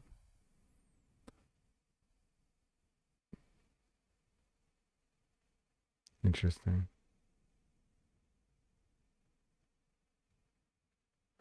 All right. Back to it. So many. Perhaps both those things are done so they can do their job. See, this is the problem, right? The society that you love and that you're worried that migrants will take over, it only works when you uphold your own standards. Once you drop your standards, then you don't have the lovely country that you thought you had anymore. It's not the migrants that are doing that. That is your own state with the monopoly over the use of arms dropping its standards so people can do their job, even though it's a violation of people's rights. And like, you know, I thought it was American to value rights above anything else. Unalienable human rights, unalienable rights of man, let's say. America doesn't have a problem with migrants. They have a problem with homegrown terrorists, aka communists. Okay, what are they called? Mentally ill communists, as Drew would say. Jack, I wish we had a problem with too many communists. Horrible things that I don't want to talk about today, but we stayed in that village for quite some time. And you were a slave at that point? Yes, we were slaves. They would regularly come and take pretty women. They started by taking pretty women for enslavement, and then they started coming for old women. Pretty, not pretty, old, young, they didn't care. So you saw the ISIS fighters would basically take children away to be raped? Yes, I did. Yazidi children? Yes, yeah. I did. And there was a time where they brought some of the women they had taken. They got them back to their relatives in the village as hostages to visit them. And the horrors these women who were raped talked about was beyond imagination. Girls as young as 9 and 10 were gang raped by ISIS. And I have a friend, say her name, but maybe one day you can interview her as well. Yes. To share her story. She lives in Australia too? She's in Australia. As a refugee? As a refugee. Yeah. And the only reason she's in Australia because she was kidnapped by ISIS. Because that's the only reason she got the visa to come here. She was raped at age 9 by an ISIS family. She was prepared for the family's son to rape her by the mother. So these are the ISIS brides? These are the ISIS brides. These are the ISIS mothers. So you personally know people where the ISIS brides would participate, would prepare the rape? Yes. For the ISIS, the men in ISIS to rape the women and the girls? Yes. And I know it sounds disgusting, but this is the reality of ISIS. This is who they are. And now it kills me that we have incompetent leaders who, for the sake of a couple of votes, want to say no to bringing these ISIS brides here to Australia. It's absolutely disgusting. These are the people who... We found it. We found like why Drew wanted to do this interview. Now Australia is flying ISIS brides to Sydney. Not only is that a gross exaggeration, like it's just blatantly a lie. I don't think Australia is flying them, and Australia has said multiple times as a nation we are not supporting these people's returns. But we got the soundbite that Drew wanted, I guess. Wow. We got him. We got Drew. In good faith, you'd have to answer every Trump assassination, Charlie Kirk, Luigi, the ICE shootings, the constant calls for doxing them, all these things. You'd have to explain away why they are being celebrated by the left. Look both ways before you cross the street. No, they got their own tickets. Yeah, but like that's not his shtick here today. I think we found it. He's lying in the title and he's getting this guy to recount his horrific story so he can make a case against ISIS. It's not like, look, I am going to speak about like how horrible terrorism is and I'm going to start documenting the horror stories of people so they can tell their story. It's more like, let me get this guy in so I can remind everyone how scary ISIS brides are, or they can be. Like that's the question over whether this is he genuinely cares about this guy or not. I don't think he really does. And I know what your starting point will be. You'll either go, it was a right winger, nobody celebrated, or downplay it like this is nothing in comparison to Trump attacking Iran or some bullshit. I'm very familiar with lefty rhetoric. It's normalized by now that it doesn't shock me anymore. Good faith, you'd have to answer every Trump assassination, Charlie Kirk shooting, blah, blah, blah, blah, constant calls for doxing them, all these things. You have to explain why they're being celebrated by the left. Do I really have to explain why they're being celebrated? I don't actually know. I don't know if I have an explanation for that.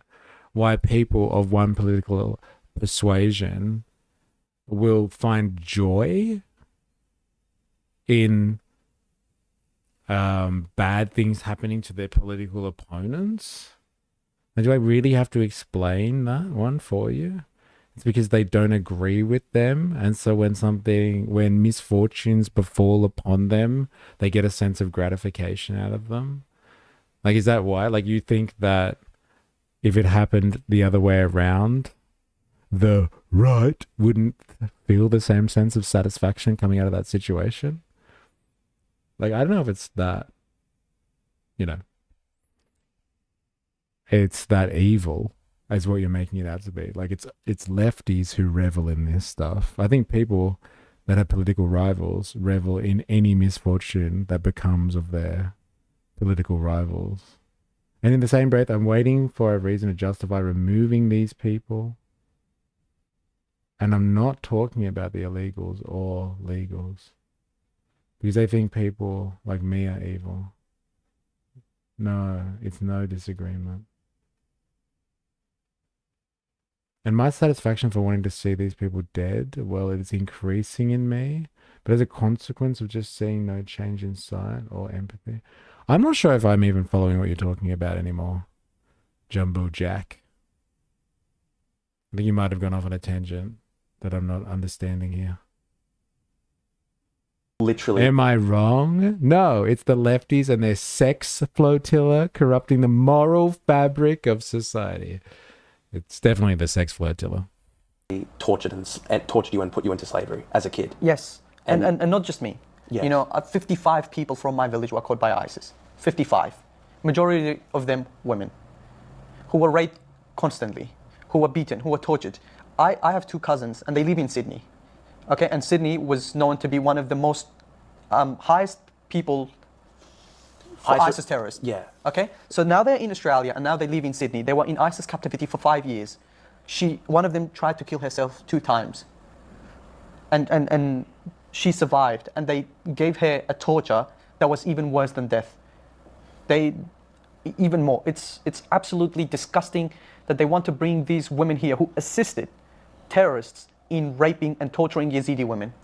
I can't even begin to imagine, Samir, what it must be like knowing that the government of Australia is like actually trying to take these people living in Syria who tortured you, and they're trying and tortured innocent people that you knew, and participated in mass rape and genocide and and you know that the Australian government is using your taxpayer money because you pay taxes. Yes. They're using your taxpayer dollars to bring your torturers and your persecutors here to this country, so that they can probably be housed in government housing and live on welfare after having tortured you. I just can't even, it's just, you can't even process it. Yeah, and probably also they will go on and start a NDIS scam.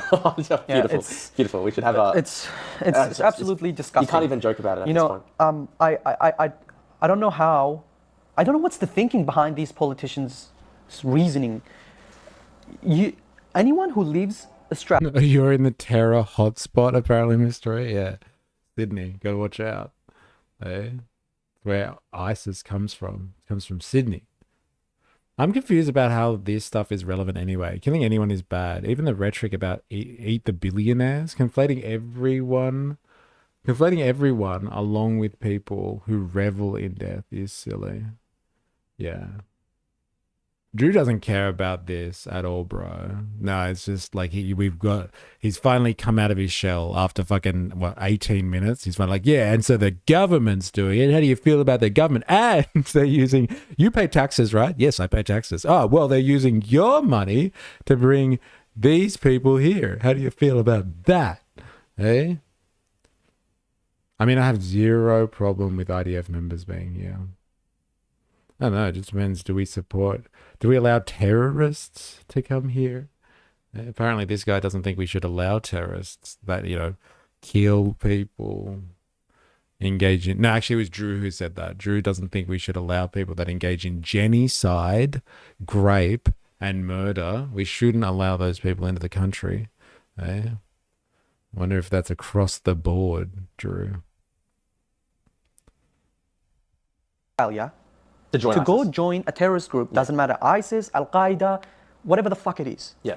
They should no longer be considered Australian. Of course, it goes no longer. I don't even understand how anyone could say that they're Australian. Oh, they've got a piece of paperwork that says they're Australian after they literally left Australia to join ISIS and go out and rape and torture and genocide people. They hate our country, they hate our culture so much, they literally joined an enemy state. Yeah. They believed that ISIS was an enemy state and they joined it willingly, and we want them here. It's insane. Lakemba, we were talking about Sydney before. Yeah. In some suburbs of southwest Sydney, like for example Lakemba, the rate of ISIS recruitment among male Muslims, young male Muslims of military recruitment age, was between 1 in 100 and 1 in 150 young Muslim men of military recruitment age. And remember back in COVID a couple of years back, you would talk about a 1% COVID transmission rate as this national crisis. We have to put the entire country in lockdown because 1%. 1%, yeah. And yet 1% of all young Muslim men in that part of Sydney literally joined ISIS. They went overseas to join ISIS, or they were stopped at the airport, had their passports confiscated because the AFP realised they were about to join ISIS. And apparently we should just all sweep that under the carpet. And it's absolutely disgusting that we had to shut down the whole country. Are they sweeping that under the carpet though? Like, are they? Did they sweep that under the carpet? I'm not sure about that. Good job, Drew. Pushing a false narrative that the government is paying for them to come back. Yeah, I wish you could back that one up. I think people would be pretty upset with that. IOF are terrorists. Yeah. Collective guilt is fucked. Bro, the US backed jihadists to fight communists in Afghanistan. Do you think Drew will mention Operation Cyclone? I don't think it suits his agenda. It's not on today's menu, let's just say. It's definitely not on the menu. Yet we did it? Like what, as a nation? Did you do it specifically, Spandonk? Eh? I don't think we did it as a nation. And like if we have done stuff about, well, I think we let, what was it? Like we've let a few people that were fighting for ISIS back into the country. When was it? Like 2019 or something like that? We let a couple of people back. I don't remember the uproar about that like I do about the ISIS brides at the moment. I wonder why it wasn't as outrageous then as it is now. We let the last wives back. But I think there were a couple of people that were like males, like they had been fighting or whatever with ISIS. It was under ScoMo, under a liberal government, yes.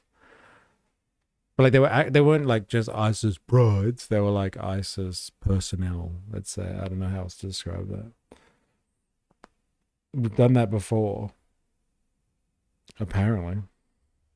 1% of people being infected with COVID, Yeah. but we cannot shut down this group of people and We take can't do them anything. or either deport them. Yeah. It's, Do you want to live in a country that has literal ISIS members in it, Samir? Like, do you want these ISIS members in Australia? You came to Australia for safety, and know- somehow we have ISIS people here now. You know what was my favorite? People used to ask me, Samir, what's your favorite thing about Australia? Yeah. You know what was the answer? The safety. The safety. Yeah. Exactly. I no longer have that sense of safety. Yeah. I don't. And people listening to me who haven't experienced what I have might say, oh, it's nothing. We've got it under control. We don't allow that here.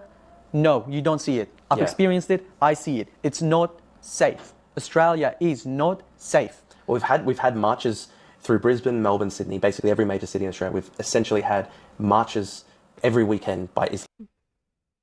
There it is. Yeah, we finally got to the bottom of it. Eh? Okay, so not only can we go after the ISIS brides, but now we can go after the Free Palestine movement. We've had these people, we've had ISIS marching through the streets of Sydney, Melbourne, every weekend. I knew it. It was coming. I knew it. Oh my God. Very interesting. Islamist extremists who support foreign terrorist groups. On the Sydney Harbour Bridge, Because of Bondi. Yeah, okay. That's why it's a topic now. Yeah, because of Bondi. It was okay before, but not after Bondi. there was the big Palestine rally back in August on the Sydney Harbour Yeah. Bridge. There were literal guys waving ISIS flags on there. Yes. Guys that were part of an ISIS cell in Sydney who had previously been convicted for ISIS recruitment. They were at that rally. Yeah, I did saw that. It was horrible. It was disgusting. I even saw those people burning Australian flag. Why the fuck aren't you deporting these people? Yeah, I know. Why the fuck Please aren't can you we do it? deporting Please these can we people? do it? Why can't we deport people who hate us and want to destroy this country? I just don't understand It's it. absolutely disgusting. First thing should be, if you come to this country, you either appreciate it and contribute to the good and security of it, or you fuck off. The second Yeah, thing is, Are you saying the Free Palestine people would never support ISIS? No. Well, like, okay, actually, you know what? I'm sure there are crossover. I can't tell you that everybody who has ever rallied in support of liberating Palestine doesn't have there's no Venn diagram where they've also supported ISIS. I can't tell you that, no. But like, it is very convenient to say that there's been people, like, basically, yeah, anyone who rallies and supports Palestinian rights is being kind of co-opted by ISIS somehow. It's a convenient muddying of the waters, to be honest. And then, like, see how they're linking it to anyone who just wants to, it burns the Australian flag as well. What about if they support Iran? Like what? Support Iran? What? Like you say it like it's a bad thing. What? You don't feel some level of support for Iran when somebody attacks them illegally? Like I feel for the people of Iran massively when somebody starts an illegal war against them on very, very spurious grounds. I support their people to be free of their government. Yeah, because their government killed 10,000 of them, no, 30,000 of them. So like, let's free their people from their government by bombing the crap out of them and killing thousands of their people. That'll show them, eh? That's how they'll learn. They'll learn.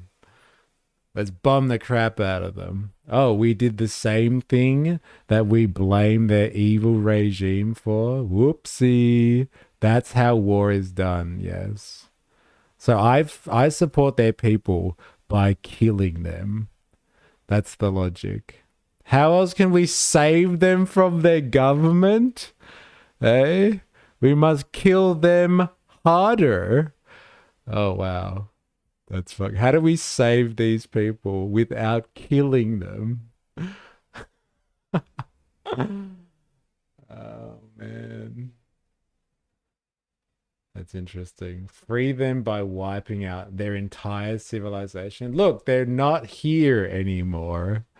Hey, how do you do it? You fucking leave them alone. Leave them alone. Stop sanctioning them and let them fucking sort out their own politics. If you don't think that their politics is absolutely bent because of how much pressure they've been under, by external forces, they kind of had their politics set up until things were overthrown. And then people installed the Shah, if you remember. And then when that didn't go well, then it ended up in this situation. But like, I think outside interference has caused this situation.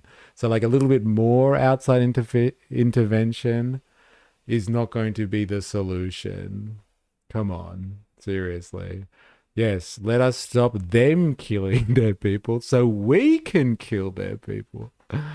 Oh man, I mean, the saving people is the moral reason why you do, I guess, do the war. The main reason you start it, though, is the nuclear weapons. I thought we were saving people from an evil regime. Now it's the nuclear weapons? Interesting. Very interesting. Very interesting. If you don't, the government should deport you. But I don't know what the fuck is wrong with this government. Can you even call this? I think it's self-hatred. I think they feel guilt about... They think that the West has been the source of all evil in the world for centuries, and they think that we have to basically whip ourselves and destroy ourselves to kind of atone for these past guilt. That's my personal theory. I think they're obsessed with this kind of like guilt... We've got a mole! Do you remember that thing that we were looking at, that AI, that someone's developing, some like copper or something in the States, and like they're infiltrating like social media groups like Discord chats and streams and all that to try and like using AI to befriend people so they can throw them under the bus later. That's what it is. I think we've got a mole. I think if Iran bombed Israel with a nuke, the lefty types would say, yes, based. And they should bomb America too. Interesting. Does it have to be a lefty thing? I think there'd be a lot of people around the world that would be like, yes, based. And we should do it to America too. Maybe all the people that have been subject to a bit of American pressure might feel the same way. Don't make it about left and right wing stuff. Just make it about people's general sentiments towards Israel and the USA. Doesn't have to be a left and right thing, man. You're thinking too small there. All right, back to Drew. Culture where they are just raised from such a young age to really hate Australia, look down on our history, believe that this country is this uniquely evil country. But really, they don't understand at all what true evil is, because you saw true evil in Iraq. They've never experienced it. Exactly. They've never experienced it. Because they've lived in such a peaceful society. Yeah. And I think they just truly don't understand the mindset as well, Samir. Like, you were talking about these ISIS brides helping prepare young girls, young sex slaves to be Yes. raped by their own husbands. Yeah. That is such a foreign mindset to us. We can't even imagine that there are people like that, who think like that, who act like that. Like, if you were to say that to your average progressive, they would say, oh, you're probably inventing anti-Muslim propaganda. Well, But I've been told that. I've been told that. Yeah. You know, I've Yeah. told people. I've gone out of my comfort zone, being vulnerable, shared my story to show them explain to them how these are bad people. We shouldn't be And supporting again- getting them into and- the country. And I've been told Yeah. that I'm a liar. Yeah, it's insane. But I'm alive. And again, we're not talking about all Muslims here. We're talking about Islamists. We're talking about the political extremists who believe in supremacy over non-Muslims. You know, I always get asked, Samir, do you think Muslim people are all bad? And because of what I experienced. But many of my friends have asked me that. Yeah. You know what my answer is? The Muslim who is good to me is considered a bad Muslim in Islam. Yeah, I You know, understand. Because a they're good good Muslim- to a kuffar. They're good to somebody who's non-Muslim, a kuffar, and Yes. infidel, essentially. If by the rule of Quran, by Islam, for you to be a good Muslim, you have to be willing to kill the disbelievers, the kuffars, the infidels, which I apparently am because I'm not a Muslim.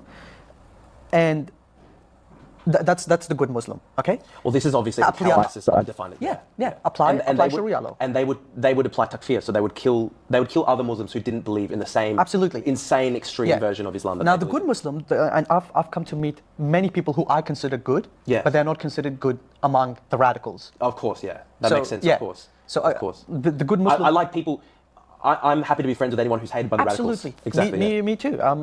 You know, Muslim friends, yeah. and they're good Muslims. Why that do they I keep consider good cutting the Muslims, good audio? people. What do you think he's saying when they keep cutting it? I'm happy to be friends with anyone who's hated by the Absolutely. radicals. Exactly. Me too. You know, Muslim friends, yeah. and they're good Muslims. That I consider good Muslims, good people, right? Yeah. But to the radicals, that they are horrible Muslims because they're Yes. not coming trying to convert me into Islam. They're not trying to kill me, and they're not trying to impose their Sharia rules on me. So to the radicals, that's a bad Muslim. I think the problem that we have is that even if it's section, the people who are literally willing to go overseas to fight for ISIS, literally do it physically, like the militant wing, even if that is about 1%, which is what we've seen in Australia, the problem is that there are concentric rings of support outside of that. And so Oh, yes. if 1% are willing to They're literally... probably just jump cutting to fake continuity. Exactly like the Simpsons meme on Discord, yes. Yeah. Oh my god. These women did not fight. No, but I think the case that they're making here is they're like, look, we have here Exhibit A survivor of Islamic State violence, and he's describing to you how the brides of ISIS fighters actually do assist. So don't you sit there in your, fucking ivory tower in your safe Western existence and for a second believe that ISIS brides were not implicated in the violence. That is the point of this hit piece. And I guess this guy is more than happy. Our friend over here, what's his name? Samir is more than happy to get to have his story told, kind of thing. But this guy, hey, Mr. Pavlu over here, more than happy to fucking to score his political points over this guy's suffering. More than happy. More than happy to, because it serves his agenda. I don't think he has a genuine concern for storytelling. He's not like one of those people that compiles a book so people's stories, aren't lost to history. And this is his public service, making sure their stories are told. It's just, it suits his position. See, the ISIS brides, they're fucking evil. And this guy will tell you why firsthand. Very interesting.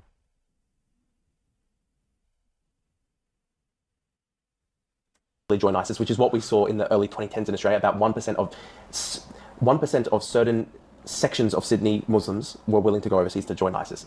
If it's 1% who are willing to be militant, unfortunately the concentric rings of support mean that at least another 10% are sympathizers to the militants, and then another 20% probably are people who they wouldn't fully endorse militancy, but they would probably make excuses for the militants. I think that's the biggest problem that we face. It is.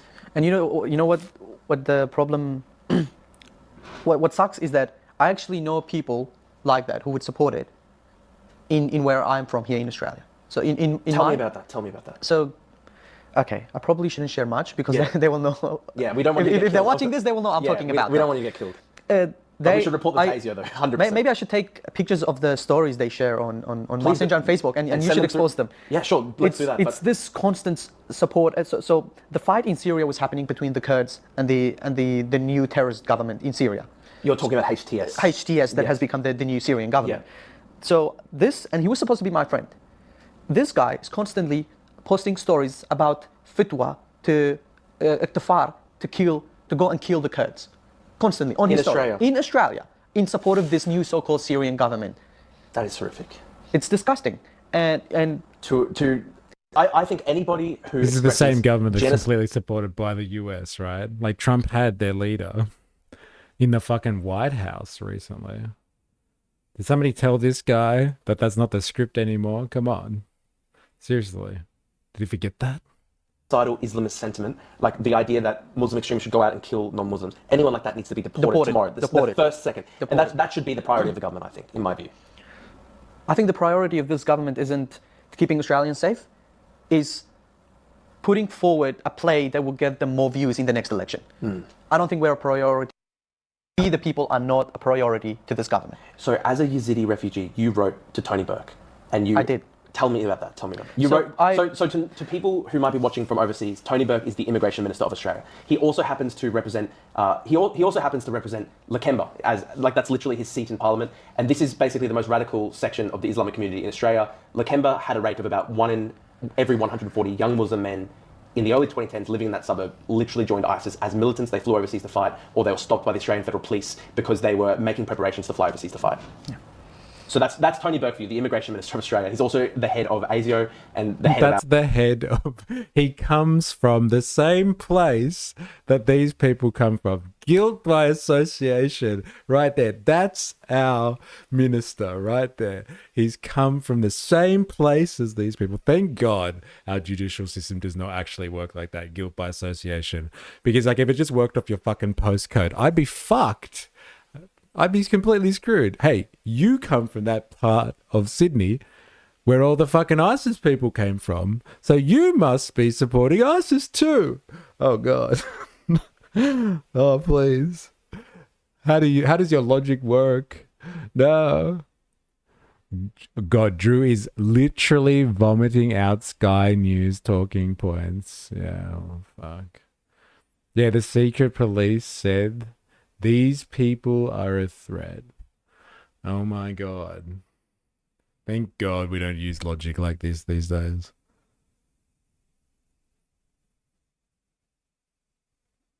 Security agencies as the Home Affairs Minister.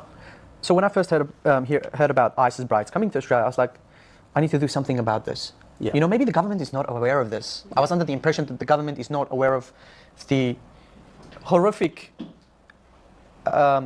things that these women might have done to Yazidis. So my friend, the horrific things that these women might have done to Yazidis. So my friend, that I told you about that was raped at that young age, we wrote up a letter and I sent it to my local representative, and then he got it to Tony Burke. The letter I received was that we're not going to assist this, we're not trying to bring these women. Any attempt to come to Australia will be self-repatriation or something like that? Self-repatriation, I believe. Self-repatriation, yes. That's what's said. I could get up the letter now, but... Yeah, I mean, we can get it up. You can put it on the video. We can put it on the show. I mean, the incredible thing, they've invented this kind of finesse where they're saying, we're not assisting the ISIS brides coming to Australia. However, according to the so-called law, which they believe is the case, they believe that they have to legally provide them passports. So the finesse that they've invented is that the Department of Foreign Affairs and Trade in Australia, they went to these ISIS prison camps in Syria. They went and DNA tested these people to try and work out whether they were related to Australian citizens living here in this country. And then when they found that they were DNA related to random people living in Australia, they said, okay, we will give you your passport, essentially. Something like that. And so they're actually going to the extent of trying to prove the genetic... I mean, it's actually extraordinary. There's been this big debate where the lefties have been trying to say, well, if you can't have sympathy for the ISIS brides, at least have sympathy for the ISIS children or whatever. Now, the whole argument there is essentially Australian citizens flew overseas to Iraq and Syria. They went overseas and raped people in Iraq and Syria. They then had children. And these children who, in some cases, have never been to Australia, they are the children of ISIS members, should be brought back to Australia. And to be honest, I don't understand it, because I just don't understand what connection these children have with Australia. I don't respect the sort of paper citizenry argument that, oh, well, this guy was once an Australian citizen, so he has this right to go overseas, go and rape people, have children overseas, and then they can be brought back to Australia. I don't understand this idea that if you go overseas to fight for ISIS, if you have children overseas, they will also be Australian citizens, even though you betrayed Australia and joined ISIS. You know, this is just my tax money, your tax money. Aren't these... I'm confused. Maybe someone can fill me in on this one. I thought these children are the children of the women, like the ISIS brides. Then some of them were born in Australia and some of them have been born overseas, and it's not as clear cut. And he's making it sound like these soldiers went around graping and like had children, and like their offspring are now the ones that are trying to get into the country, even though their fathers are dead. I thought these children were associated with the women themselves. Unless I've missed something here. I really hope this prick never reproduces. Yes, they are. I'm sure majority are Aussie born. Yeah. Interesting. Well, like he's getting caught. He's telling some fucking porcupines here, Drew. Like, honestly, like, if you want people to be fucking one to your side, like, look at this. Now he's flying Australia. Are we?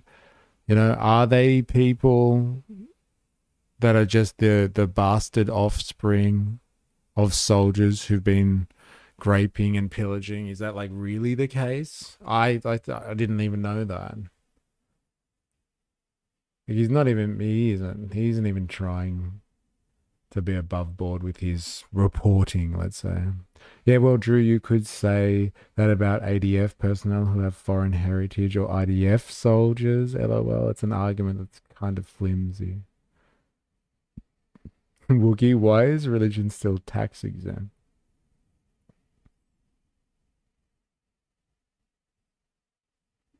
Yeah. And your tax money going to terrorists.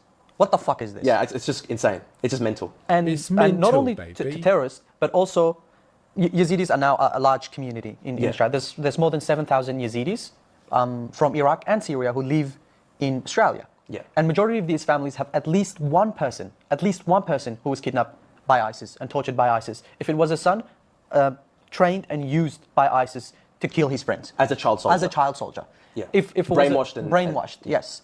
And, you know, they didn't have a choice. And if they were girl, they were raped, tortured to hell.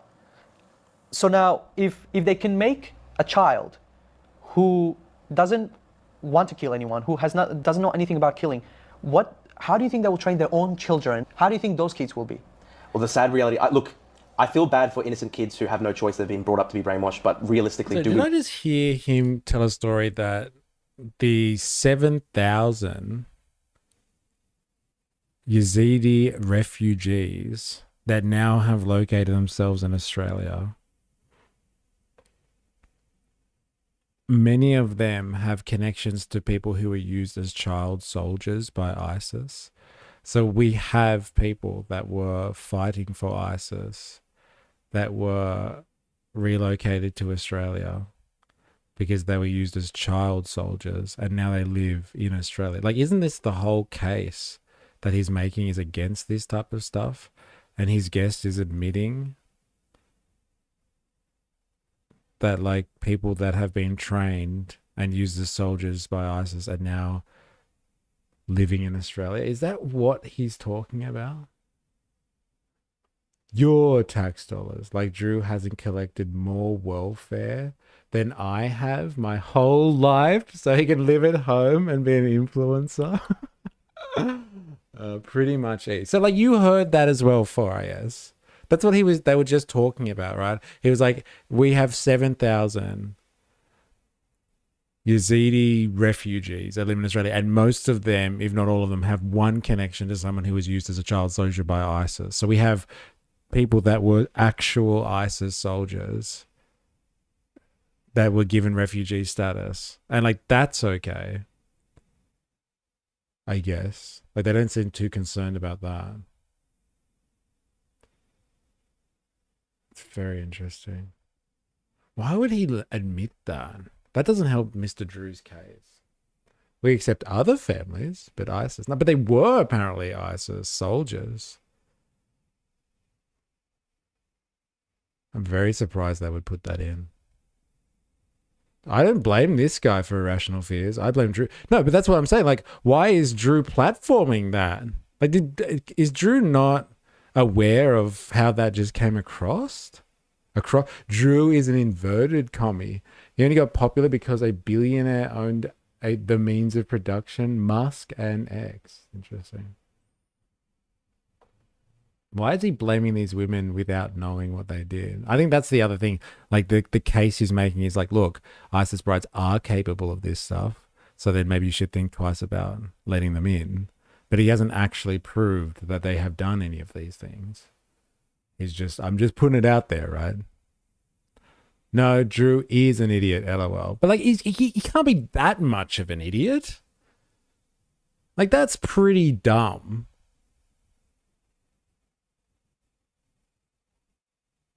Damn. Want to bring brainwashed kids to Australia to kill us. I don't think so. Unfortunately, I don't think so. That's the sad reality of it. It's unfortunate. It's very unpopular to say it. I will say it. I don't believe that we should bring brainwashed young ISIS recruits to Australia, even if they're 12 years old. I'm sorry, but they're probably going to be raised to kill us. And yeah, absolutely. And not just the kids. You know, people I think people in the West have this sense of that just because somebody is a woman, it means that they're not, they're not bad. Just because somebody is a woman doesn't mean they cannot be bad. Of course. These ISIS women, if they were any good, they would leave their men and wouldn't go to Syria. They wouldn't participate in these mass rapes. Hearsay. It's evidence. Yeah. It seems like we're getting that. It's like, look, we've got anecdotal evidence here. This happened, so it must be these people. Dude, sometimes I look at you guys and E, and I think, how have platforms for reasonable, nuanced discussion been so relegated to such small niche enclaves? Like, hyper-polarization is so prolific now. We're going to break the trend, though, Kylie Whitey. We're going to break the trend. We're going to bring it back. And, like, try to have balance. It's not easy. It's not easy. But like, we're going to break that trend, Kylie Whitey. One stream at a time. Tell your friends. Tip your waitresses. Subscribe for more.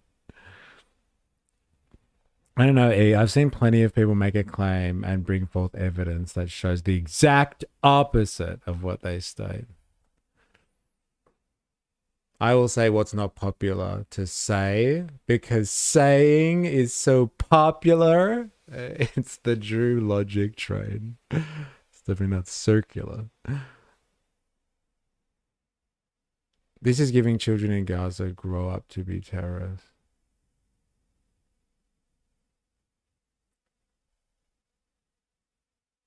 Ascribing innocence or guilt to the whole group.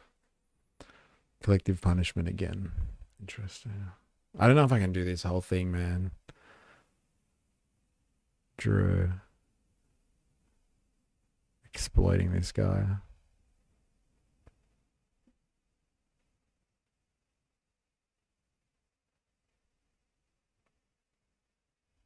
And sexual slavery and the killings. If they were true Australians, they wouldn't. I can't believe you made us sit through 30 minutes already. Yeah, I know. All right, bro. I'm sorry. I'm trying. Like, I want to get this guy's take, because people are going to be like, blah, blah, blah, blah, blah, blah, blah, blah, ISIS brides, blah, blah, blah. And so you're like, all right, well, fucking, we heard what they had to say. And like, it's kind of weird that like this guy is advocating that we shouldn't provide refuge to people that have suffered in war and extremely traumatic circumstances by bringing on someone who has sought refuge from war and extremely traumatic circumstances.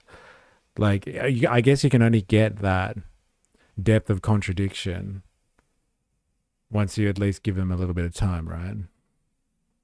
But yeah, I think we might not be continuing with this one. I need to have a break.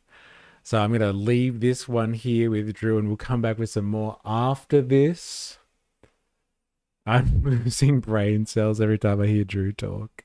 Yeah, I do feel sorry for this poor dude, but it's obvious what Drew is doing here. Yeah, obvious. Yeah, it is. It is. Like, this guy should have his story heard, but not for Drew to rally against ISIS brides for fucking Sky News by extension. Yeah, look, we're going to have a quick break. If you haven't already, activate your like button if you're on YouTube. Caress the fuck out of that shit. And we will be back with some more. Don't go anywhere. You know the score.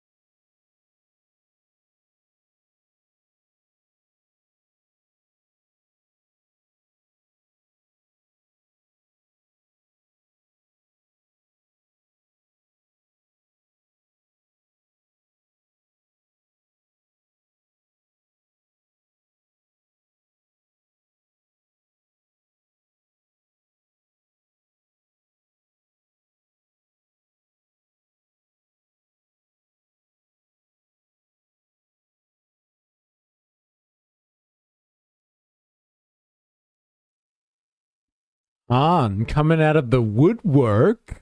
Hey, where'd you come from? Han, you missed some crazy shit today. We actually found a friend of yours, I think. Like Combo Jack or something like that. Jumbo Jack, I think. Nick Shirley is smart enough to find Somali day scammers. They were so slick, they were operating for a decade and no one could figure it out. So like maybe thousands of people who got fired for exposing the fraud, but besides those people, they were hard to find. Yeah, I know, Jumbo. That's crazy. You actually know. I was just joking. You actually know Jumbo. Wow.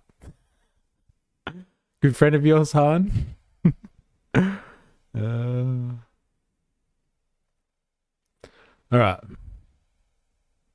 Let's do this. Let's do this.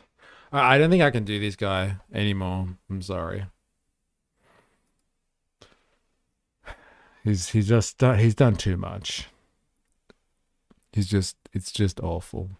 It's just awful. All right, there was something that I think Dilemmas had put something. I haven't looked at this. It says Dilemma said this just in time for Far Right Fridays.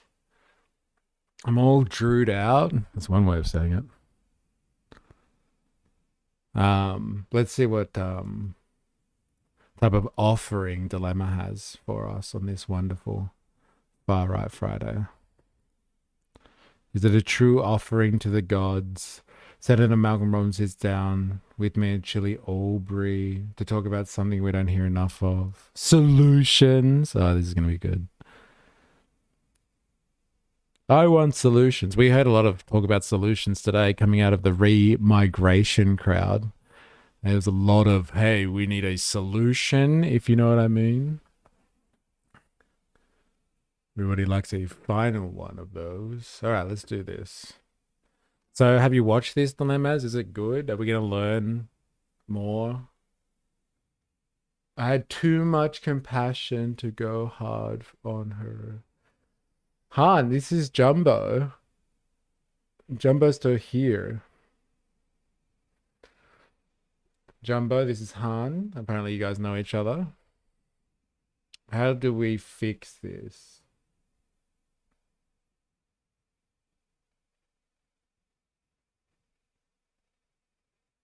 Yeah, I heard my name mentioned before. Yeah, this is your friend Han. Meet Han. He missed my previous comment. I thought it was funny. Oh, well. Oh, wait. You actually said... Wait. Oh, I missed both of your previous... We tag teamed some poor leftist girl today. Then we explained economics to her afterwards. Oh, you guys actually know each other then. On you go after lefties, eh? On streams. I had too much compassion to go hard on her. Yeah, me too, poor girl. But like, didn't she need your sweet, sweet economics though?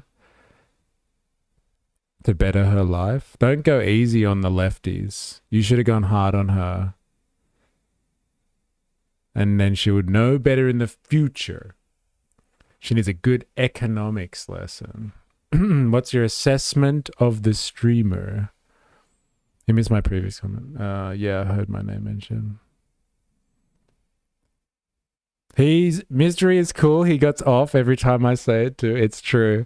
I just read it. I screenshotted it last time. I was so happy. Lefty feminist owned by logic and reason. When capitalism crosses swords, unstoppable. This is how men talk about me in their other chats. Yes, I taught her economics 101. Yeah. She loves the Mises and the Hayek. Yeah. A little bit of Milton Friedman for you. All right. What are we fixing here? Dilemmas. Don't worry. I always post a fresh Rennick drop when they arrive. Dilemmas, can you fill me in? Like, what is Senator Malcolm Roberts? I guess we just have to find out. I'm a bit scared of this one, to be honest. I'm not a big fan of Malcolm Roberts. Anyway, let's have a look. How do we go from here back to a prosperous country? Get government the hell out of the way. Get the government Because then out. you have freedom, good businesses, make Says the guy who is a fucking career politician. Get government out. Come on, bro. All right, let's do this. Fucking why not? Let's do this. decisions based on data. Yes. Good governments make decisions based on data. Neither of these two, Liberal or Labor, make decisions on data. Both Liberal and Labor can sometimes, quite often, contradict the data. Even when you point it out, they just Is say, this ill, Peanut? He's not ill, bro. He just looks like this. He always looks like this. He's just like, as soon as he became an adult, he aged to this point and has looked like this for the last like 50 years, I reckon. Oh. you're a conspiracy theorist. We want to put freedom of speech in the Constitution. Okay. Because it's not there at the moment. Yes, Hello, welcome to that's so good. What a legend. Let's reconstitute and put some fucking rights in there. All right. Topher Project Special. This is Senator Malcolm Roberts. My name's Topher Field. And Senator, you've come to my neck of the woods. We're in Albury. You've come to me, and haven't we turned on the beautiful cold weather for You got rid of the leaves for me. Well, that's right. So There's no shade. I promise you, it was warm up until about a week ago, and all of a sudden winter has sort of bitten. And I believe tomorrow you're going to get a taste of proper winter. There's going to be snow up on the hills. And So- Arctic blast coming up. Arctic Well, blast yeah. coming up. Absolutely. One of the things I actually like. Well, Antarctic. We're in the southern Sorry, hemisphere. Antarctic. Yes. One of the things I actually like about Albury is that you get all 4 seasons, and not in one day like in Melbourne. And you're out of Victoria. I'm out of Victoria. I do like that. I do like being out of Victoria. I'm not going to lie. But there is just a real sense of you. Who is this based, Chad? This guy is from our nationalist party, I guess you'd say One Nation. He's a senator and he sticks up for the little guy. And he's against big business, I guess. He couldn't even make it through the intro cut without pausing. That's why I shared it. Oh my god. That's Sarsaparilla Jane in the house. How you going? Hope you're well. All right, let's do this. You can see the trees Did I get censored? Maybe. You might have to put something in censored chat. Or ask Ravy Baby to let it pass. change, and you can see it all just unfold. And I think that's really beautiful. But anyway, we're not here to talk about the weather. It is a Farrer by-election that's brought you to Albury, and you're here supporting your candidate David Farley for that. But as much as that's fascinating, and I've done a lot of coverage of that, and will continue to do so, I actually want to talk to you about. It's been pretty brave coverage, I've got to say that. Okay, well, thank you. Yeah. We've got to talk about bigger issues because it's not brave, fuckface. It's courageous. Come on, bro. It happens a lot on YouTube. Go to the Twitch files. Go to the Twitch files. If you are getting censored, can I just say, if you're getting censored, censors didn't like me laughing at your no one likes a final one comment. That was just for a few people in the audience. Yeah, if you're getting censored on YouTube, where can I find the link? Here it is. Here's the link for the Twitch files. Maybe you should go over there and you can get your comments through, or just use the censored comment section. What did you say, Gummer? Cheese wing. I want Malcolm Roberts to hold my head to his bosom and kiss me on the forehead. Oh, fucking hell. Yeah, well, he's that type of figure, isn't he, in your life? You need someone like him to tell you everything's going to be okay. Australia has libertarians. Yeah, we have the Libertarian Party as well. Remember last election, I tried to, when they were handing out their leaflets, I was like, oh, so tell me about libertarian policies. And like, she thought I was making fun of her. And so she wouldn't speak to me. I was being legitimate. But yes, we have libertarians. you've been now, how long have you been in the federal Senate? First elected 26. Should I put chat on some moderation to see if they allow more to come through with approval, Mr. I don't know. To be honest, like, I've never done anything like this before. So you tell me, Ravy Baby. I'm happy to go with whatever you go with. You are the expert. 16 knocked out after 14 months. Yep. Dual citizenship. Back at the next election, and then back at the next election. So, what's that? So 2.5 7 terms so far. Yeah, 7. I've been elected 3 times. 7, 8, 9 years. Yeah, lovely. So you've seen a lot in that time. You love Australia. And famously, of course, with the dual citizenship issues, etc. I'm an immigrant, though. You are an immigrant. You're an immigrant. But you love Australia, and I've really appreciated our chats. And I've said before, and I'll say it again on the record for those that haven't heard it, I've admired you ever since I spent 3 days with you, cooped up in the back of a small plane. Well, I'm not cooped because I'm pretty short. Well, there's a funny note on that because there were 6 of us and there were 6 seats in the plane. So for context, Senator Roberts did a fact-finding mission around the Murray-Darling Basin, taking in southern Queensland, inland New South Wales, northern Victoria, and a little bit of South Australia. And I was invited to join that fact-finding mission. That's been a topic that I've been talking about since 2011. And so we arrive, and there's 6 seats on this plane, and there's 6 people to go in the plane. And you immediately headed for the door, not to grab the best seat, but to head straight down to the very back of the plane, where it was narrowest and smallest. And that is a mark of humility that I've never forgotten from you. And I think you embody that in so many different ways in your work. And I saw your work ethic as well there, and your remarkable personal assistant, Richard. Yeah, and I remember he's very, very... The two of you were phenomenal. Richard taking copious notes, you listening so carefully to people, and then I would hear you. My head would be on the pillow in these cheap motels that we were staying at because we were just trying to get the job done. We were trying to get around, and the walls were very thin, and I could hear you and Richard going back through your notes or through his notes. And then, of course, on the comms the next day, I was up the front with the video camera getting some footage, and you'd be grilling me and you'd be grilling... It wasn't grilling, it was, I'm just very questioning. But what you would do is you would ask me questions about what others had said to you the day before, and you were putting joining all the dots together. And Murray-Darling... Smallest seat on the plane would be first class for this guy. I think libertarianism is probably the biggest evidence for horseshoe theory, which I don't actually believe. Tell me more about this. Like libertarianism, big evidence for horseshoe theory. Yeah, okay. I think I see. I think I can pick up what you're putting down there. I think I understand. Roberts is an engineer, LOL. Is this sped up? Yes, it is. I'm trying to figure out whether or not we can sit through this. It does go for like fucking 50 minutes. And I'm just hearing their fucking anecdotes about being on planes together. Come on, I want to know what the final solution is. Come on. The basin's a very big place. We will talk about water in this interview. And there's a lot wrong with what's going on. There's a lot wrong, but also there's a lot of different perspectives. And so what I watched you do in real time was take this perspective and that perspective and understand how they're talking about the same thing from different positions or in some cases talking about different things. And you were building that picture in your mind. And ever since then, you changed my opinion of the One Nation Party over those 3 days. And you certainly impressed me as I think the most hardworking federal politician that we have, in my personal opinion. So he had a whole bunch of coke before doing this gum and cheese wing. That's why he's speaking like this. You're a man who loves Australia. You're a man who believes in Australia. We were chatting just before we started recording. We both agree the future of Australia could be amazing. Oh, wonderful. If we were willing to do the work. We were highest per capita income in 1920. Yeah. Highest per capita income. And we've got the most resources per person in the world right now. Okay. So why aren't we? Where did that go wrong? Well, there's one word answer, and that's governance. Right. We've been governed by the Uni Party, Liberal and Labor. Their policies look different on the surface, but they're the same underneath. They both sold our country out, destroyed our sovereignty, ceded our sovereignty, and destroyed governance. Topher, you are a person who loves facts. Yeah. You love integrity. Hey, E wants I want to hear the final solution as told by One Nation. I'm not looking for one. I just want to know what it is so I can criticize it. And you champion it. I'm sure you know by now that good businesses make decisions based on data. Yes. Wasn't having to have to do too much coke either. That no. Good governments make decisions based on data. Neither of these two, the Liberal or Labor, make decisions on data. All right, I want to be a little bit more specific. You've said sort of selling us out, ceding our sovereignty. What are some of the examples of that? Murray-Darling Basin Plan. Okay. Energy, net zero. Well, that one, they would argue that's the Water Act of 2007. That's Australian federal legislation. And I've read the Water Act, or most of it, and at least four times in the Water Act, it states that the aims of the Act, and it lists about 8 of them. Sure. And it says specifically one of the aims is to ensure compliance with international agreements. What the hell is that doing there? Right. And what's happening in our country is that happens with climate, it happens with property rights being stolen.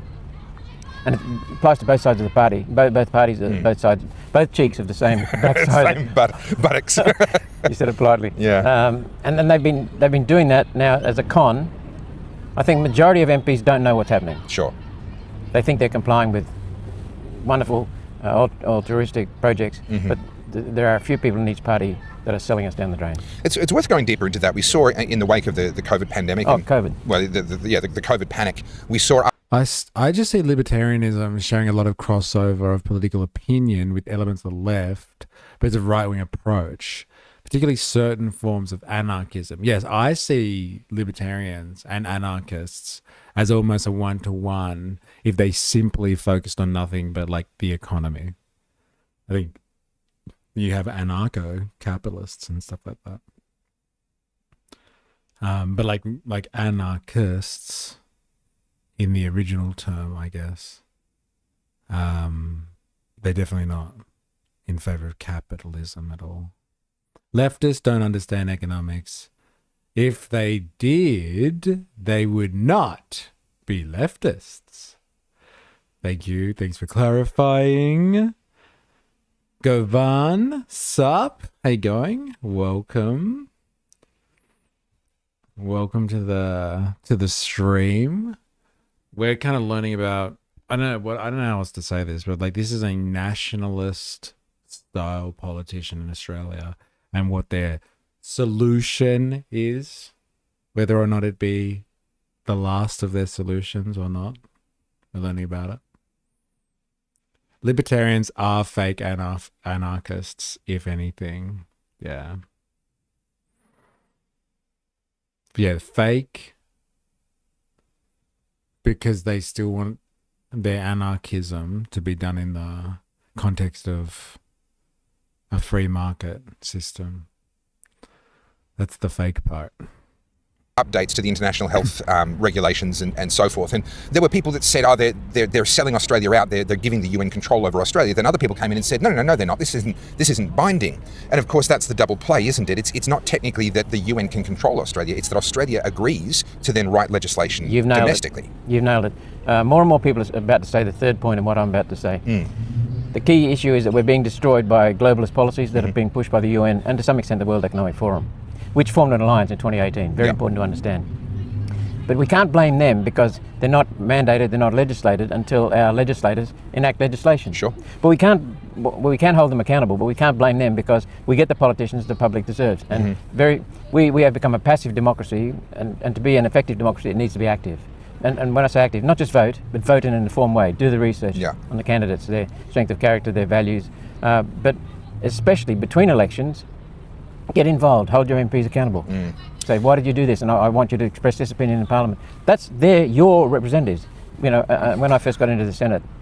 Oh, fuck, I didn't realize it was these two tards. LOL.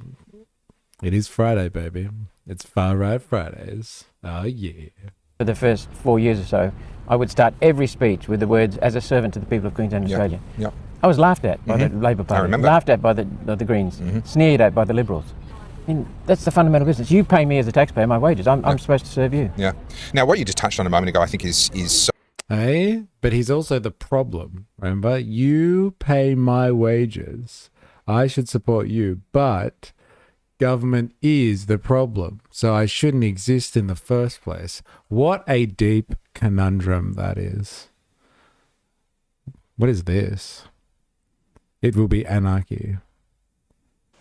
Hey, how come Andrew gets to get up?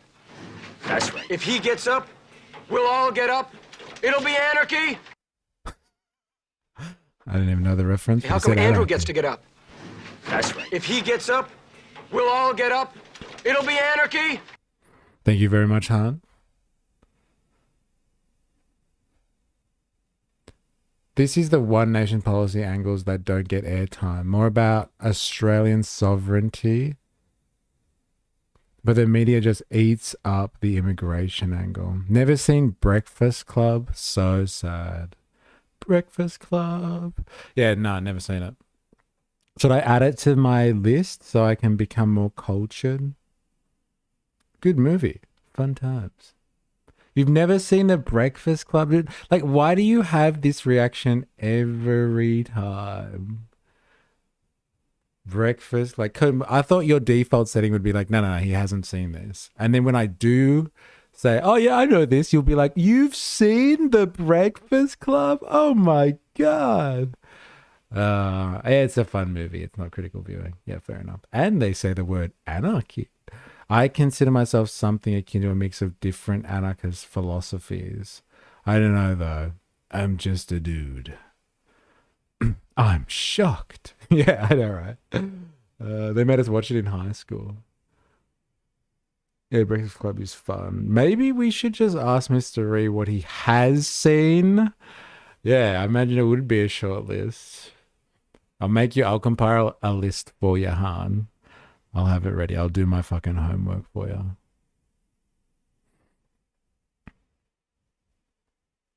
All right, so this is the One Nation stuff without all the glitz and the glamour of migration policy. Let us keep going then. Forgive me for assuming you went to high school and for assuming you had some type of life, apparently. So important. I get a lot of people in my comments on my Facebook or YouTube or elsewhere saying, "Oh, what about whether it's the Illuminati or whichever group it is that supposedly runs the World Economic Forum, the Club of Rome? It's a different group from every it's a different group from every person. Futurama, what are you doing? Why aren't you?" And Schindler's List. I haven't seen Schindler's List actually. Heard it's a great movie though.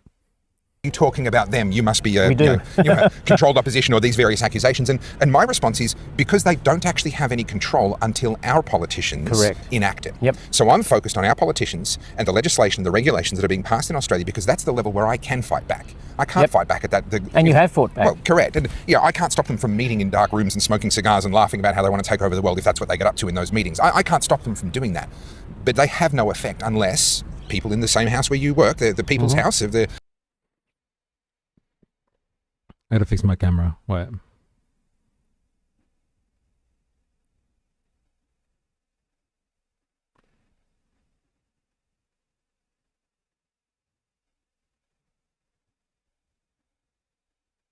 The Parliament of Australia, unless those people actually choose to enact the recommendations and decisions. And there's so much legislation. I worked this out when I was an activist against the climate scam. I went to MPs, good MPs, Craig Kelly, someone from Western Australia that I've forgotten his name, big tall fella. There were half a dozen of them, mainly in the Liberal and National Party, and they were fighting hard for it, but they would be swamped. They'd be literally running on a treadmill the whole day and they'd be swamped. And they're passing so much stuff through that they don't understand. Yeah, well, I think that's a serious problem. Just the volume of legislation combined with the volume of regulation.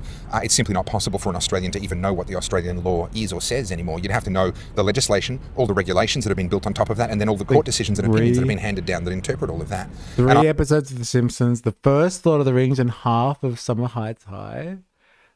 Nah, come on. It's the whole of Summer Heights High. All of the Lord of the Rings. And like more than 3 episodes of The Simpsons, I'm sure. But again, I wasn't a Simpsons guy. I was all Futurama. These guys stand by the Minerals Council. Do they not? If there's a global cabal, it would be capitalists who own the means of production. Yes. Half a season of Neighbours? What the fuck is Neighbours? Nah, I know Neighbours, but I definitely didn't watch that. Like, some TV's just trash, though. We don't watch stuff just because everyone else is watching it, right? I still have first edition print Futurama comics in my shed. Ooh. Every mainstream political party has a think tank that manufactures their talking points. Yes.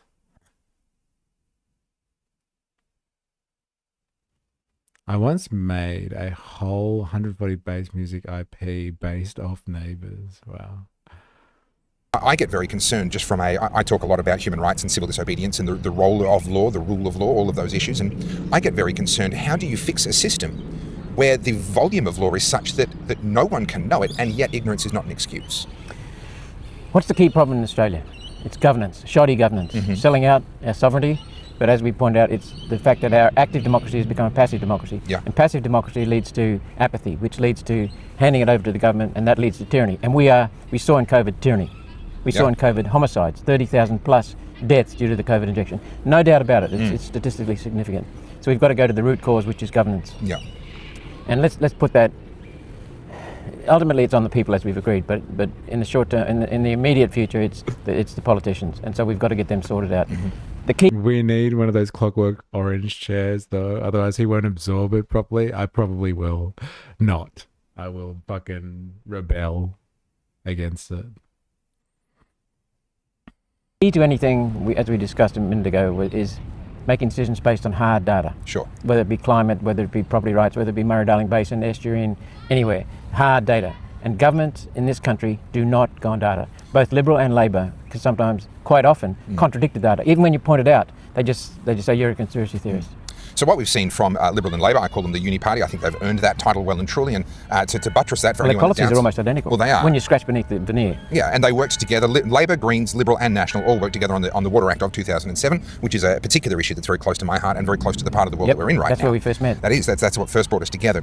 So what we've seen, though, in the years, and particularly in the last 12 months, is Australians, I think as a consequence, a slightly delayed consequence of what they saw during COVID, Australians are suddenly beginning to pay attention to politics, recognising that apathy... And they're not liking what they see. They're not liking what they see at all, and nor should they. No. And that apathy is falling away, not for everybody, maybe not even for a majority yet, but for a very significant and large minority. That apathy is falling away. I've got to jump in there. I don't think it's highly significant. It's probably 15, 20%. I'd call that significant, but okay. Okay. Yeah. I thought maybe you're thinking higher numbers. But the significance of that number is that Albanese was elected to his second term on 34.8% of the vote. Primary vote. So he talks about a mandate, but he's only got a third of the vote. Yeah. A third of the vote go to the Liberals and a third of the vote go to everyone else. Yeah. So what we've seen in the last 40 years is the Liberal Labor first preference vote was 95%. It's now at 65, 66% and falling. It's on a steady downward ski slope. Yeah. You know what else is interesting? That gives me enormous heart. Well, before I get back to the point I was about to make, the percentage of voters following how to vote cards is also declining. Yes. Down from over 50% only 20 years ago to I think it's about 35% now, which is a pretty significant drop over 20 years. And they've come educated, many of them. Correct. Some of That's them- why they're not following the how to vote cards, which I find that a thrilling statistic, as nerdy as that might It be. gives us enormous encouragement that people in Australia are waking up and taking responsibility for the government. That's the key. That's the key. Okay. So then a lot of Australians, as they're having this experience, are getting behind One Nation. We've seen this incredible move in the polls over the last year. You went from just about 6.5% federally across the nation at the last federal election, now polling up around, depending on the poll, anywhere from 21 to 25%, in that range somewhere. It's jumping around a little bit, but of course it is. And what that means... And we're taking the votes off Labor and Liberal, Correct. not just Very, Liberals. very clearly both, yes. Now, what that means is that One Nation, in contrast to the last 30 years, you might find yourself in a position to really actually have some practical influence over some of these policy areas, over some of these decisions, these international agreements that we're a part of. Well, just to jump in there, we're already having a lot of significance, and we have ever since we got back into politics with Pauline and myself in the Senate, because they get embarrassed by us telling the truth, and then they start making little steps towards adopting our policies without saying Without crediting you. I did have to laugh. One of the attacks that's been used against David Farley is that One Nation have never built a dam. Yep. This is Malcolm Roberts. This is a special request for your friend and mine, Dilemmas. He put this on the list for Far Right Fridays and said, just in time. I'm waiting for the big punchline when they get all fucking controversial or something with their final solution banter. One Nation doesn't go on data either, reliable or verifiable data especially. Gotta say, he's really good at politely interrupting, okay? Especially at 1.25 speed. They've never built a hospital, they've never done this, they've never done that. And of course, that's because every time you come forward with a genuinely good policy, they steal it as quickly as possible. And any time they don't like your policy, they make sure it never sees the light of day. And while stealing our policies, they're saying we don't have policies. Our policies for the last federal government, last federal election in May last year, 12 months ago, were the best I've ever seen. I can say that hand on heart. It's the best I've ever seen. Holistic, integrated, costed, fully worked. And didn't the Farah candidate say he agreed with the LNP and the ALP with their migration numbers, then backtracked when he stuffed up? I haven't heard about that, no. I can't lie. I do love his initials. It means he's Mr. I'm certain if One Nation win anything, the international community would fuck with us just like we deserve. Look, I actually have given your website a little bit of a workout, because when people do jump online and say, they've got no policies, I just grab the issues. I think it's your website, and then I think it's /issues or something like that. And it's just got every single thing there. You can click on it and have a read. And I'm not a member of One Nation, but it irks me when I see such low information criticism. Anyway, that's another story for another time.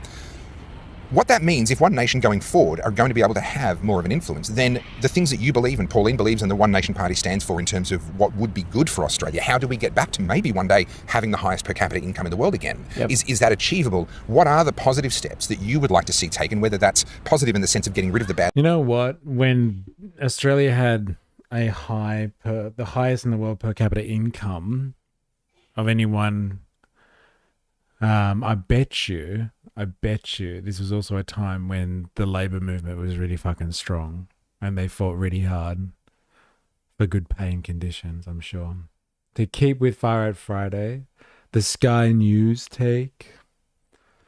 Sky News take on what? Oh, this Farah thing that you're talking about? Okay, let's have a quick look.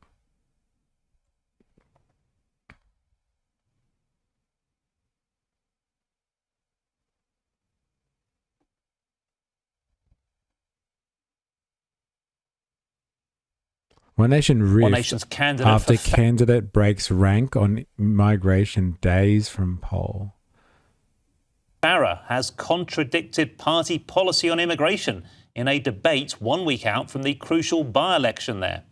One Nation South wants Australia proved them wrong. One Nation wants to cap immigration arrivals at 130,000%, less than half the 306,000 migrants who arrived in the last financial year.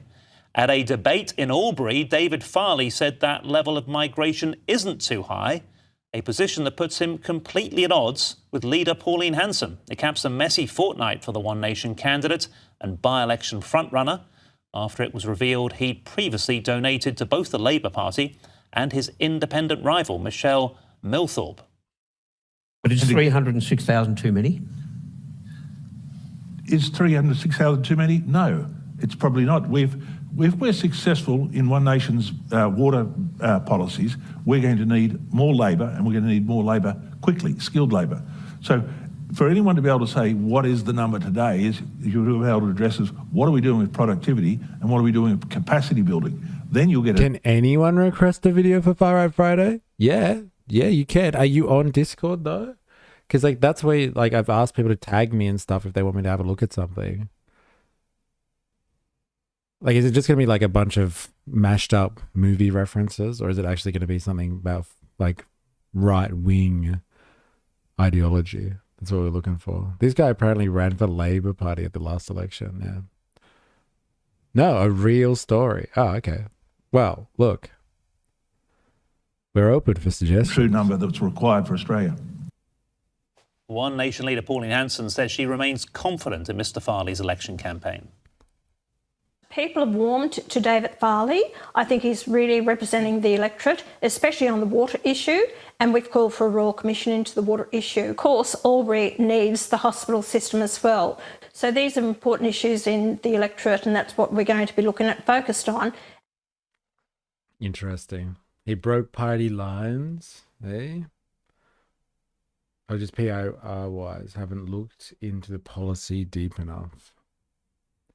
I'll shield my IHIP fascist expert suggestion again. I saw that. It's on my list. It's actually on my list. But like the whole podcast is not just about like you I think you mentioned something about Teal, like they talk about Teal, Trump, and like the tech lords. I wonder if you have a timestamp for me. All right, let's have a look at this.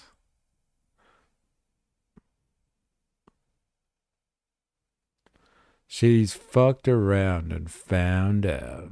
Oh, is this the thing? Is this going to be really tasteless though? Han? She invited some immigrant into her house and they beheaded her or something like that. Is that what this is? Is this going to be really tasteless stuff? I guess this is Far Right Fridays, isn't it? I guess we kind of have to. No, not that bad. Okay, fair enough. Like, yeah, okay, well, I guess we'll see how this goes. A Refugees Welcome Open Border activist invited an African migrant to stay in her home. What could possibly go wrong? Estabali's Cortazar started with the best of intentions. Bueno, yo le conocí, a ver, yo estoy en una plataforma que ayudamos a personas inmigrantes y refugiadas. She really did commit to the cause. Entonces acogemos en nuestra casa a chicos que están en situación de calle y, por ejemplo, en mi casa, pues venían a dormir al sofá. A middle-aged woman inviting random African boys to sleep on a sofa. Look, she just wanted to help. Entonces, esta persona había estado en casa de unos compañeros durante un mes.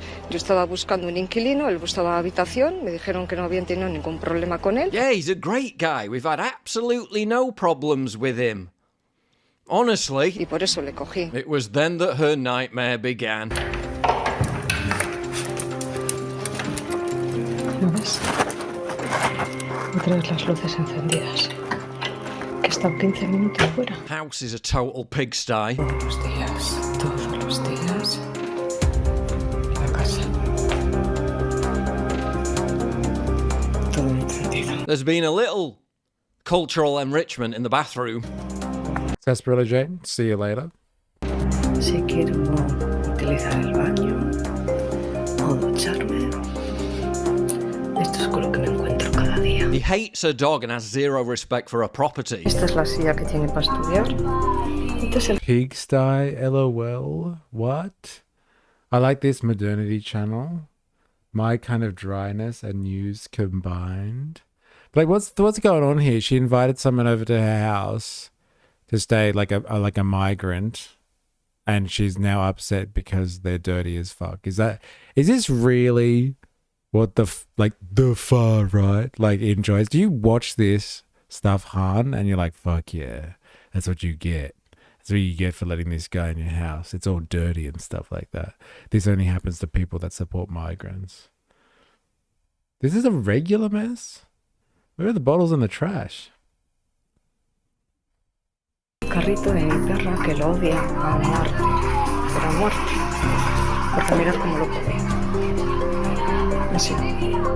Así trata mis cosas. And suffice to say, doesn't appear very grateful.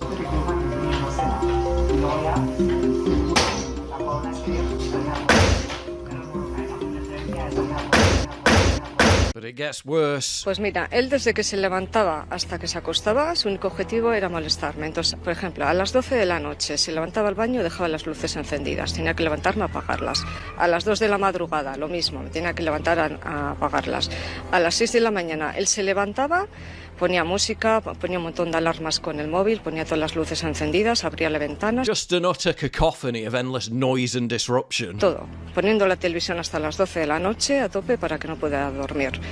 Llevo, he estado más o menos un año durmiendo 3 horas al día. It was at this point that you might think she'd be doubting diversity. 4AS, thank you very much.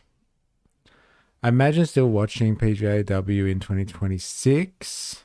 It's still 2016 shit. This is like Sargon Count Dankula era shitpole. Can you also just ask him to leave? Yeah, like, can't you just do that? Like, what the fuck is this? I don't know. Han, are we watching the right thing? What is this? Maybe Han is like Rickrolling us or something. I have no sympathy for her. You can ask? I'm confused. Diversity's our greatest strength, but it gets worse again. This is so English. Man from whole other culture with a background. He fled, doesn't know how to be polite. Una vez llegué a casa, en el comedor, pues en la sala yo me senté a cenar, él estaba con el portátil y estaba viendo porno. Had to blur it, but you can take a wild guess at what he was watching on his laptop. This went on for an entire year, and because of her pathological altruism, she endured it. Esto lo hace para sacar de tus casillas, para intentar que te vayas, para acampar a sus anchas en la casa, o esto, ¿por qué lo hace? No tiene suficiente. Y son 11 meses y no se cansa. But it gets worse again, having acknowledged that she literally invited a psycho into her home. Yo estoy convencida que es un psicópata. Esther Belize came up with a smart idea to fix the situation. Bring in another migrant to talk to the unwanted tenant and just convince him to be reasonable. Yeah, that went well. The unwanted tenant tried to bite the other migrant's face off. I never thought leopards would eat my face, sobs woman who voted for the leopards eating people's faces party. He then harassed her, abused her with nasty insults, and assaulted a female friend who had visited the house in an attempt to mediate. Suffering a nervous breakdown, her life had become a living hell. Bueno, tengo psicólogo desde hace un mes o así. When social services ignored her plea. Fui a la casa de la mujer y claro, como todo este tema no es violencia de género, no es mi pareja, pues en ningún sitio me han ayudado. Esther Belize finally contacted the police, only to be told that squatters have rights and that she'd have to continue to pay for him to live there. But don't go away, because I'll tell you what we know about what happened in the end. This all happened in Spain, which just handed legal status to 500,000 undocumented migrants, bypassing Parliament entirely to do it. As Ground News' biased coverage shows, left-leaning outlets like IB Times Ground news. There it is. Fuck ground news. Let them circle this content drain. Okay, skip the ad. Times are framing this as an act of economic necessity. PM Pedro Sanchez calling it an act of justice for people Spain needs to sustain its reason spectrum push through an unpopular policy. This is why I use Ground News. They're the only app showing me the full Fuck ground news. Or how many outlets? Oh, the big ad. There are more rights than AW. She desperately launched a petition complaining the migrant squatter had more rights than her, a Spanish citizen. Then the migrant changed the locks, and she was forced to leave entirely and sleep on her brother's couch. Taunting her further, he even brought in garbage from the street and sent her videos of a trashed apartment. Esther Belize had been politically active for years, helping African migrants in their own countries. Yeah, probably should have left it at that. She also previously posted this on Facebook, defending African migrants for illegally invading Spain, while also legitimising illegal boat migration on the basis that European countries import minerals and food from Africa. But get this. Even after everything she went through, Esther Belize still refused to divulge the migrant's country of origin to the media because she doesn't want to contribute to existing racism. You knew it was coming. And any shred of sympathy I had for her just vanished. I mean, pick your parable, because there are many. Okay, I'm back. I had to charge my phone.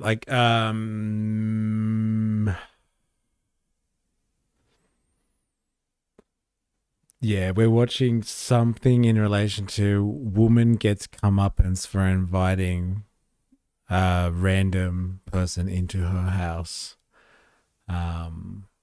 Because she feels like she should be helping out migrants, etc., etc. And we're learning about someone who had their house trashed and basically stolen from them as a result of their goodwill. So I think we're linking this. I think the story here, correct me if I'm wrong, Han, is that this is what happens when you have migrants in your community, and you offer to help them out. They're the only types of people that are capable of screwing you over and being like bad to you. There's no one else that would do this type of thing. Only migrants, it would seem.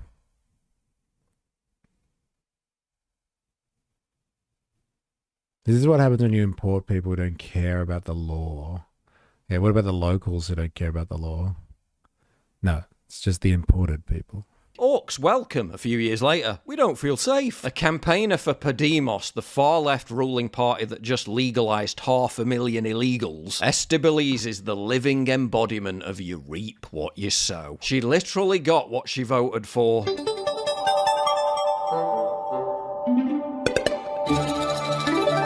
Yeah, you know all those viral videos where left-wing pro-mass migration people are asked if they want to house one in their own home? We're from Homes for Humanity. Channel migrants can't move in. We're just trying to see if people can actually take a new home. Sign people up so people can take channel migrants. Don't think we're doing this. Starting to make a whole lot more sense. So what happened in the end? Did she manage to get him evicted? Did she get her home back? Nobody really knows. The eviction process dragged on for months and months. Kick him out, she said. I'd love to, but it could take years before they evict him. And there's been no mention whatsoever of her plight in media coverage since. She's also made no further mention of it on her Facebook page or petition, which is still active. So presumably the unwelcome guest is still holed up in her apartment. I mean, imagine the smell. You don't think she'll be repeating that little stunt ever again? Esther Beliz's story serves as a microcosm for the whole country. Spain's socialist government having regularised 500,000 illegals, with more to follow, causing a functional collapse of social services across Madrid.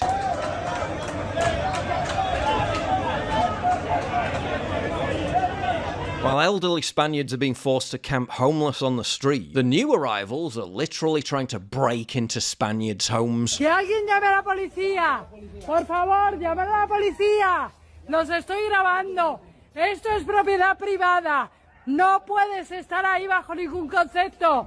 Tú, Knowing the system will allow them to squat there for years and years.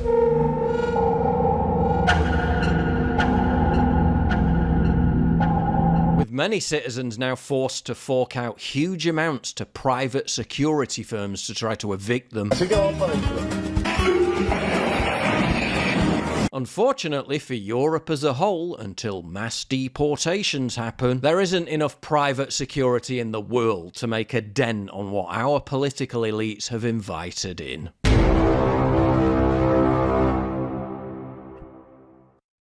Interesting. And so, like, modernity news, is that what this is? I never side with the landlord, not gonna lie. They're arriving by boats, sex flotillas, they call them. Like, that sounds like you're more situated now, by the way. Half of our issues are simply the law not being enforced correctly. Change the incentives. Interesting. Okay. All right. So, like, we just basically made a piece of content laughing at somebody's misfortune, and then made a case as to why she's stupid because she supported migration in the first place, and she ended up getting fucked over by a migrant. Very interesting. That's the lesson, right, Han? That, like, we shouldn't let migrants in the first place because they'll steal your house, literally, right before your eyes. Unless I am, not getting that. Classic Far Right Fridays content. Yeah. I know, that one just seems... I don't know. I wasn't really taken by that one. They say it is the best to learn from your mistakes. I feel that is incorrect. Learn from others' mistakes. Yeah, fair enough. Migrants are suspending themselves off buildings just to break into a house near you. Very interesting. Shall we watch some Alice Springs coverage? I don't know, unless you have a fucking... Do you have a right-wing take on that? Then I'm happy to go there. But, like, I don't want to watch it just for the sake of it. Because, like, I've deliberately avoided going and touching that issue. Yeah, posted it. What, a right-wing take on the Alice Springs stuff? Oh, God. Like, where did you put it? Oh, man. Hey, how cheesy and far out do we feel like going today? Alice Springs, where 250 million buys you a riot? Oh, God. All right. I am willing to do this in the name of Far Right Fridays.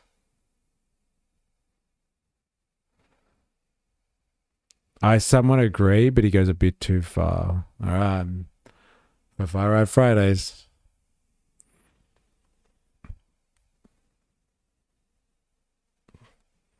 $250 million wasted. The ABC's coverage of the riots and the looting in Alice Springs sparked by the arrest of alleged child murderer Jefferson Lewis, who, it turns out, had only been out of prison for about a week. On one hand, they hesitate to cast a negative light on the local Aboriginal community. On the other, they can't ignore a glaringly violent, highly racialized riot. The mob, who were clearly Aboriginal people, thought it would be appropriate to hurl rocks and other projectiles at local hospital and nearby businesses while smashing and setting vehicles ablaze. This left police and hospital staff to scramble under a hail of improvised weapons while trying to defend their facilities and equipment meant to keep the community safe, to varying degrees of success. A brief intermission for the critics. Some people accuse me of picking on the ABC. Personally, I call it taxpayer oversight. I will be looking on and approving chats, but will withdraw from this convo piece. Okay. Fair enough. I'm not going to read this whole thing. This might be the script, LOL. Okay, let's have a look. The ABC's coverage of the riots and looting in Alice Springs, sparked by the arrest of alleged child murderer Jefferson Lewis, who, it turns out, had only been out of prison for about a week. On one hand, they're hesitant to cast a negative light on the local Aboriginal community. On the other, they can't ignore a glaringly violent, highly racialised riot. The mob, who were clearly Aboriginal people, thought it appropriate to hurl rocks and other projectiles at the local hospital and nearby businesses, while smashing and setting vehicles ablaze. This left police and hospital staff to scramble under a hail of improvised weapons while trying to defend the very facilities and equipment meant to keep the community safe, to varying degrees of success. A brief intermission for the critics. Some people accuse me of picking on the ABC. Personally, I call it taxpayer oversight. Just to be clear, the only reason I do this is because they are a taxpayer-funded national broadcaster. I don't fund Channel 7, so for the most part, I couldn't care less how they spin their stories. But the ABC is being paid for by our tax dollars, over $1 billion of them this year, in fact. Of course I have a vested interest in how they spend my money that I never willingly gave them. But back to their latest report on the unrest.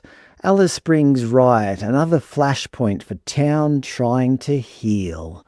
Because in the ABC's universe, when a mob attacks a hospital... Not sure what's happening. Was that mob forming to lynch that criminal? Actually, yeah. They were actually quite upset with him. And they did actually go on a rampage after he killed a small girl in the community, a young girl. And I think they did want to get him. And the state was holding them back. And then I think it just devolved from there into general outrage. Well, the conversation isn't about criminality or public safety. It's about healing. And what better way to heal than by attacking a modern government-funded healing centre? Naturally, the article opens with a... They actually did have him before he was arrested. Oh, there you go. Based mob.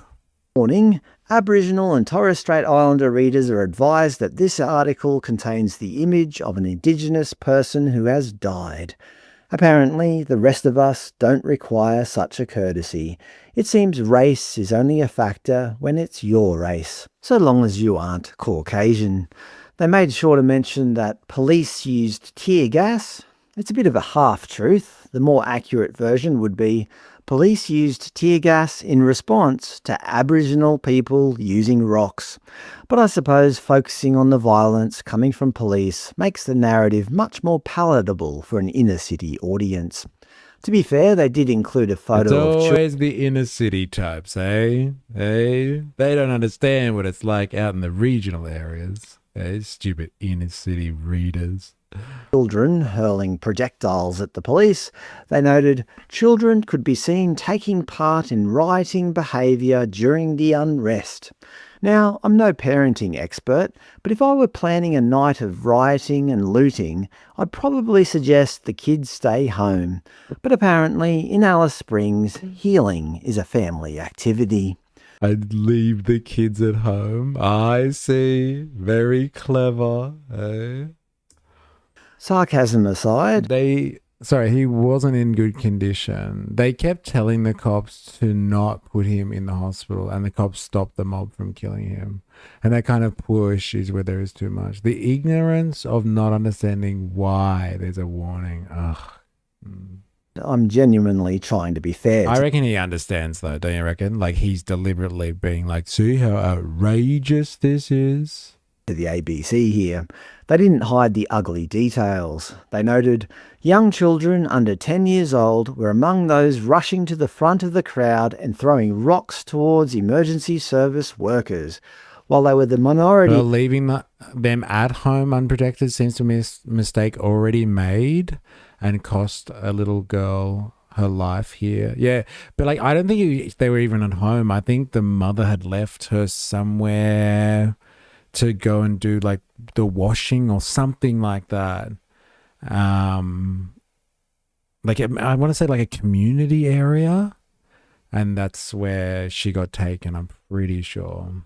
This bloke probably never been to Alice. Yeah, probably. The one time you want lazy cops, be right there. Just got to put air in my tires. Commenting on inner city stereotypes and lumping all Aboriginal people together kind of makes you as bad as the ABC. That's interesting, actually. Wow. Its issues are very deep. Why can't the Aboriginals have their mob justice? Why arrest the suspect and subject him to white man's justice? I think that's kind of what's going on here, though, isn't it? Dilemmas like the police, the state has stepped in to subject this guy to national law, as opposed to like mob rule, as people would say.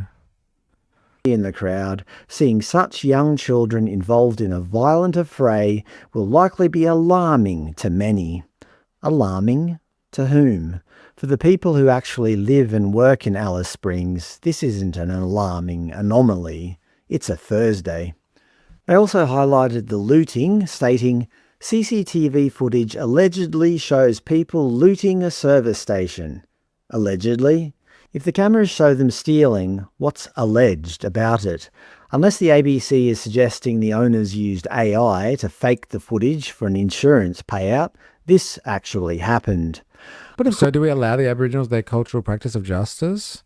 Well, no. That's why the police did what they did, right? Say alarming anomaly 10 times, quick.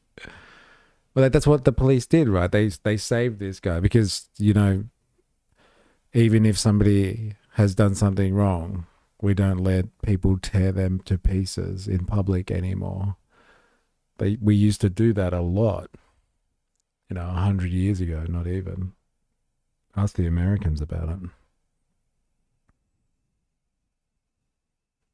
Of course, they made sure to find a silver lining, noting a protester at the riot outside of Alice Springs Hospital could be seen hugging a police officer. Look, I'm glad the police are shown to be human, but I have to ask about the wording. A protester at the riot? Isn't it a rioter at a riot? Or is that just me? It's like calling someone a pedestrian on a Formula One track. The location kind of changes your job description. To their credit, they did interview a local leader, Michael Liddle, who didn't exactly stick to the healing script. He criticised the violence directed at emergency services, noting, "Through that incident, we had police cars being damaged and ambulances being damaged, and when you take those services out, well, we've got a scenario of no rules, no laws, and people become hurt." They did somewhat admit this is an ongoing problem, noting in an aside, kids hooning around in stolen cars, driving head-on at police, filming the action. A youth crime wave has engulfed Alice Springs. But let's keep talking about healing. I'm sure a few more hugs will fix the head-on collisions. And finally, how is the government planning to... I'm just asking in case down the track the police get accused of racism for crossing cultural bounds or something ridiculous. Okay. Fair enough. Hope that answers your question. The state of Tennessee has a bill in the works allowing people to use deadly force to protect property. That's based? Property comes before human life? Fuck. Man, that's some crazy shit there, hon. Like, why does property get a higher rank than human life? You know what? I know the answer to that. I guess I'll just put it out rhetorically instead then. I just got back and logged back on. The person's voice sounds really annoying and condescending. I think it is supposed to be that condescending type. They were like, oh, really? Doesn't that make sense? Seriously? Look at this one. Try this one on for size. Yeah, I think that's the point. Didn't come through me, so that was YouTube Spandonk. Yeah.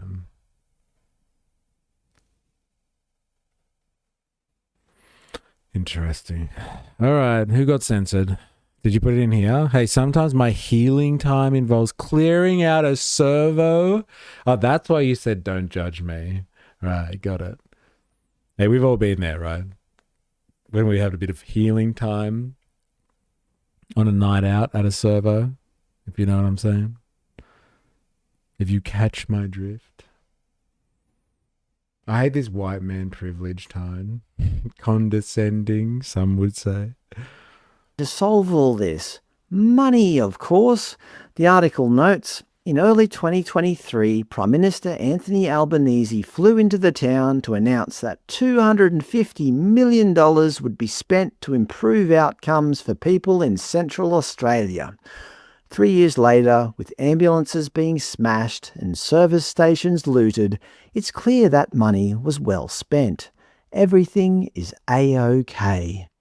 Oh wait. Oh wait. Hey. Gotcha. Stupid lefties. How do you like that? Daily Insight. Interesting. You want to do the comments section, anyone? Hey? What is another 250 million when you piss 50 billion a year on them? What does that mean? Do you mean like there's $50 billion a year spent on them? As in like Central Australian communities or Aboriginals? When animals act rabid, they get put down. When people do it in Australia, they call them cultural heritage. This is fucking atrocious. They are just reinforcing the stereotype. Imagine you have a loved one in critical care inside that hospital while the animals outside threaten to break in and pillage the place, cut off funding to every single damn one of them. They need to have purpose, and being government funded to hurl rocks at a hospital is not working. Independent news, Aboriginal set fire to Alice Springs Hospital. ABC News, biggest smoking ceremony ever. Hey, CS 2001. Hey, I get the joke. Andrew Carthy. Taxpayers pay for the ABC to be unbiased, which they are not. Fucking ABC. It wasn't tear gas. It was a smoking ceremony. I think somebody's already made that joke, haven't they? Yes. I thought, I wouldn't be surprised if the ABC said the looting were reparations. Oh, didn't think about that. It's interesting. Animals, what the fuck? These comments, bro. We're in the fucking far right Fridays pit at the moment. We're right in the crypt. The Stone Age only knows rocks, sticks, and fire. Hey. I bet you all these pricks think they're fucking hilarious as well. Hey, get it? Healing through violence. ABC needs shutting down. Maybe the stolen generation should be renamed the saved generation. Get it? I don't even understand that one. When you work in media, it's worse to be a racist. It's worse to be a racist than it is to be a liar. Right. A modern day stolen generation is required if any of these youngsters do have a chance. Jesus. Fuck. Wow. Holy shit, that's fucking atrocious. Yeah, some of this stuff, this is hardcore shit. Who is this guy? Daily Insight? And they just do like, let's shit on the lefties kind of commentary all the time. This one's funny. Trying to heal destroys healing center. 250 million on top of the 34 billion a year that's supposed to have. I thought it was 50 billion. Which one is it? When do we say fuck it? They are not able to be helped. They healed the shit out of the police car and ambulances they destroyed. Come on, guys. You guys got to diversify. You got so much material. You're all hovering around the same jokes. Take away all services. Let them work it out between each other. Healing through looting. ABC is enough. Amount of arse licking is a joke. ABC is sick. Ken Oath? Oh my God. I wonder if this is the Ken Oath that comes onto this stream. Smart businesses would just close for good in the Alice. It's just not worth it anymore. Well, that's pretty tame, actually. I can't work out why anyone would live there in the first place. Interesting.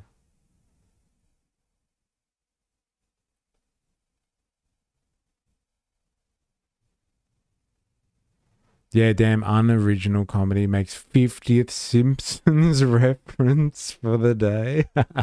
I prefer my Futurama references. Interesting. Okay. Well, this has been an interesting turn in Far Out Fridays, can I say? This is like pretty much it, right? We are in the thick of it.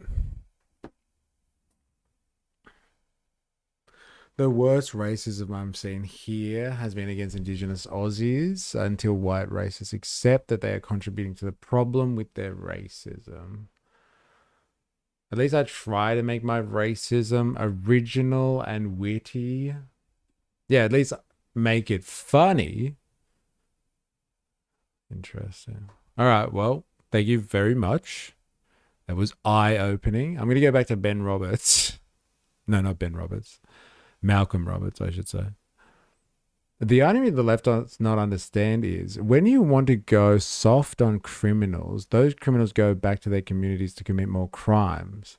At least in the US, FBI crime stats shows crime stays in race, as in whites on whites, blacks on blacks, Asians on Asians, etc. So if you feel sympathy for these criminals, they will go into their communities and victimize them. Interesting. And like, why is that an irony that the left doesn't understand? That like people go into their own communities to commit violence. Why is that attributable to the left as opposed to like a general thing that people don't understand? Is it only right-wing people that are just like, no, we are never soft on criminals. We are hard on all criminals equally. We just like the law hard and fast. Shall we touch on the UK election? I guess we should, shouldn't we? I do feel like I should be across what's going on there. It's all good. Give yourself permission. Like a jazz soloist. Well, it's harming them if you find it funny or not. That's the issue. People who have been in the American system leave with debt. They reoffend more often than they go into prison. You're at the black man in the US. In the US, he was a victim of his circumstance and needs to be treated with kid gloves. Okay. Oh my God, this dementia patient? Yeah, you're welcome. You pay money to be in prison in America. I didn't think I could make Malcolm Roberts seem tame. Yeah, apparently you have. Did you put something though, Hobo Joe, for us to look at the UK election for? Like, did you put something up? Oh yeah, you did. I do actually want to know about this. Like, quick diversion, ladies and gentlemen. Just, I know I said that like, what, fucking half an hour ago from Malcolm over here. I'm noticing a trend that people say, the left do this, the left do that. And individuals in the left are just confused about who exactly is doing those things. Well, like that one especially, like the left doesn't understand about crime is ... It's like, is that like particularly a left thing though? They don't understand about crime? Or is it just snowflakes generally? Jumbo Jack, yes, it's definitely the left. That's just the vote count. Okay. Defund the police. Police, a lefty slogan. Who won in my area? So this just like local? Yeah, it's just council. Okay. It's local elections. Right, okay.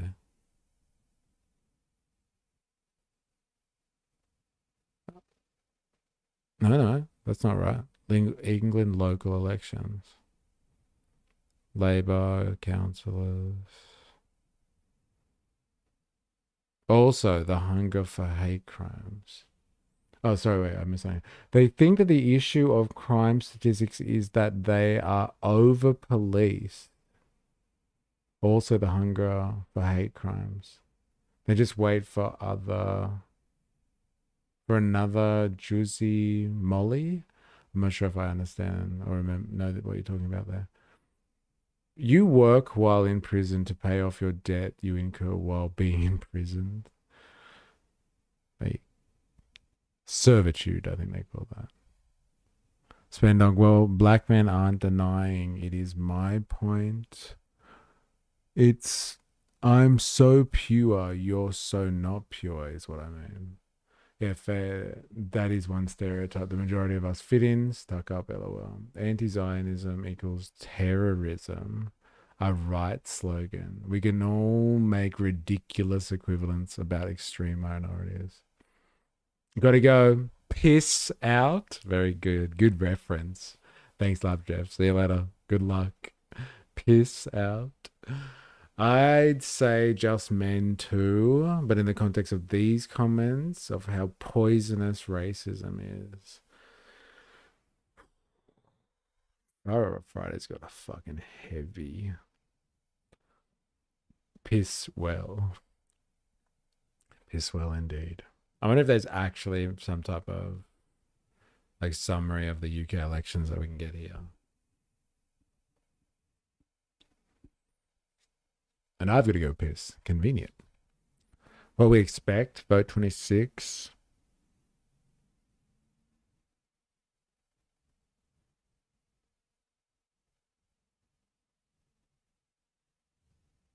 All right, let's just get a summary then, shall we? What we think is happening in the crucial UK elections.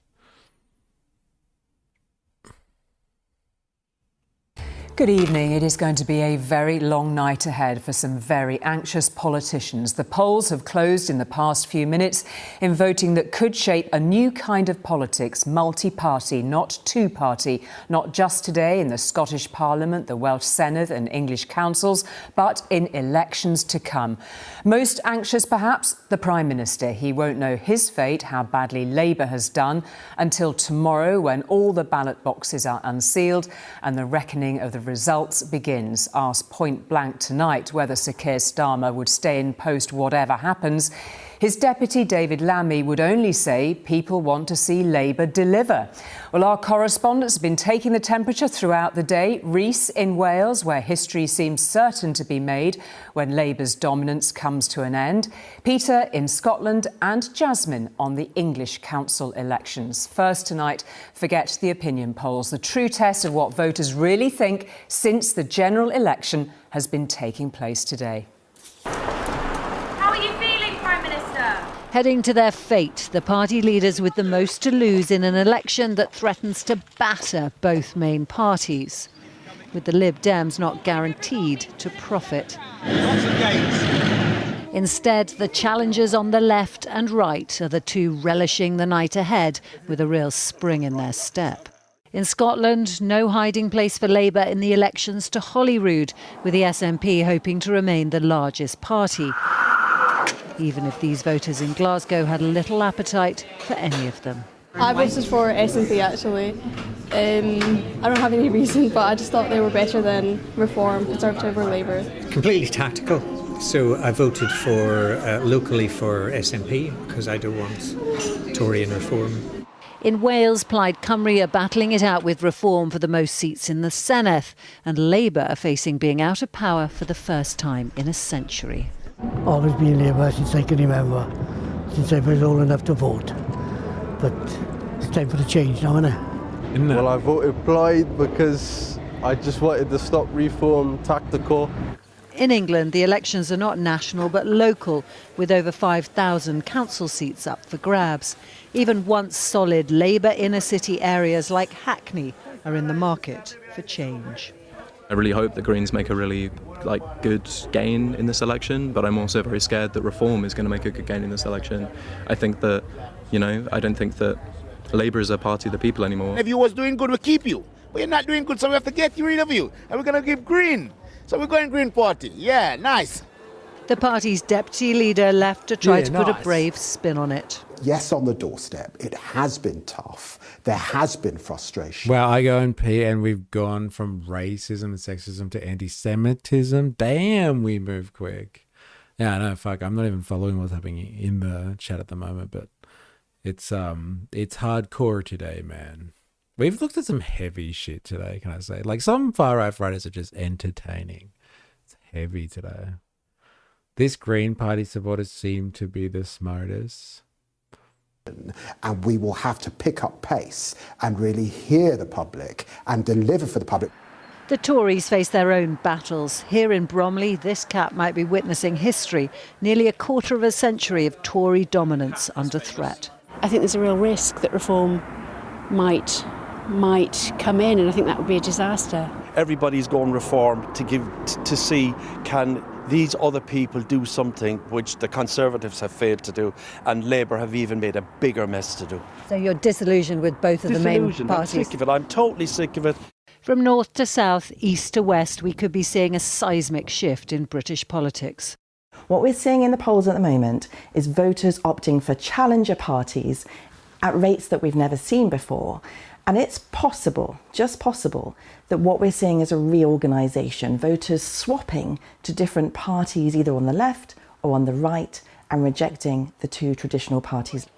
Votes cast in these elections could signal centuries-old two-party dominance is faltering for all the parties and the Prime Minister in particular.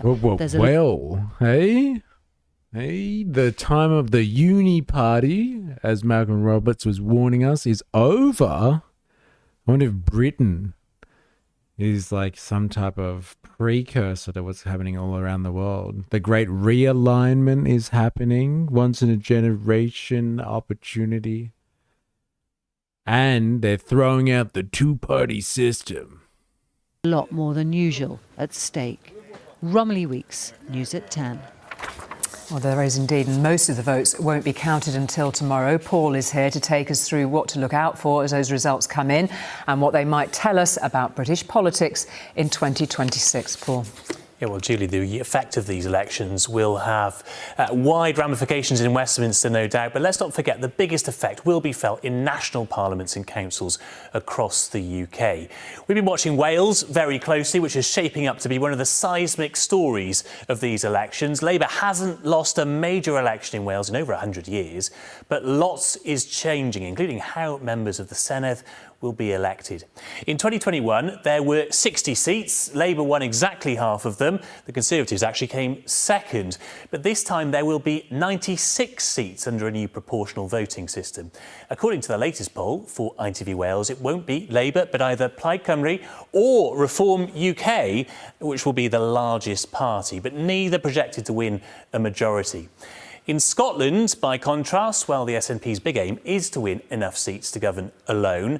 Last time around, you can see here, they were just short of a majority. This YouGov poll reckons that'll stay roughly What is that, the same. SNP? Was that like Scottish National Party or something like that, do you reckon? Reform, perhaps the breakthrough story of the night down here, largely taking seats from the Conservatives. Could be a rough night for Labour in Scotland. Has anyone else here been slightly hoping Mystery plays that YouTube video of a Clockwork Orange grape scene? No, I actually have seen this movie. Hey, not happening, bro. Stan Darsh in the race for Ski Mountain. The race for Britain. Not long ago, their leader thought he had a chance of becoming First Minister of Scotland. And then in England, there are around 5,000 seats up for grabs across 136 councils, as well as a handful of mayors. The majority of these contests were last fought in 2022 under Boris Johnson, the height of Partygate. Labour are defending around half of these seats, as you can see, leaving them with the most here to lose. The Tories, though, will also face a battle to retain the rural shires that they hold, with the Lib Dems hoping to make gains. Meanwhile, for Reform, the only way is up. They just have 2 seats at the moment. One thing to watch is how well they do. Look out for places like Wakefield, Barnsley, Sunderland, once all Labour strongholds. Could they turn Reform? But there is another threat to Labour in places like London, where they've long dominated. Look at all the red here. A green surge, though, could capture boroughs, as we've been hearing, like Lambeth, Lewisham, Hackney, perhaps. In fact, we could see the lowest vote share for the 2 main parties in any election in history, as our party system, as we've been hearing, fragments, meaning there could be plenty of surprises all the way into the weekend as the votes are counted. Well, thanks very much for that, Paul. Let's head off around Britain now to see how some of the themes Paul has just raised there have been playing out on the ground. Jasmine is across the local council elections in England. Peter is at the Scottish Parliament in Edinburgh. But first to Rhys in Caerphilly, which last year signalled what could now be a trend with a by-election won by Plaid Cymru, with Reform UK second and Labour very much third. Rhys, what are you hearing there tonight? Very little, actually, Julie. Party sources are being very cagey tonight, and I think it's because, frankly, they don't know how things could go. As Paul pointed out there are so many changes that lots of those old reference points have gone. But I was here in this room 6 months ago when we had the first concrete evidence that an earthquake was coming in Welsh politics. It was Plaid Cymru who won on that night, but there was a huge surge for Reform too. And the scale of the Labour collapse was shocking in an area they've represented for more than a century. And that's a record they have across the whole of Wales ever since the party's first MP was elected and made that breakthrough up the road in Merthyr in the 1920s. Keir Hardie, they've never lost. Now, the man who was named after him many years later, the Prime Minister, has probably known he would be the first Labour Prime Minister who would lose Wales for quite some time now. That doesn't mean that if or when that happens, it won't hurt. Now, the verifying is happening behind me here in Caerphilly, but no counting is taking place until tomorrow. But it's unlikely that anyone in Welsh politics, particularly in the Labour camp, will sleep tonight.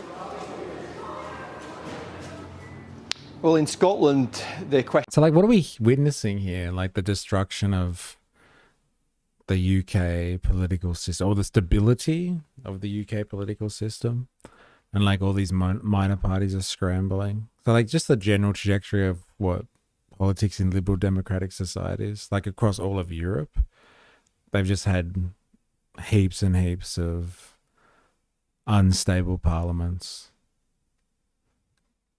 where they can't, like no one can form majorities and all that sort of stuff.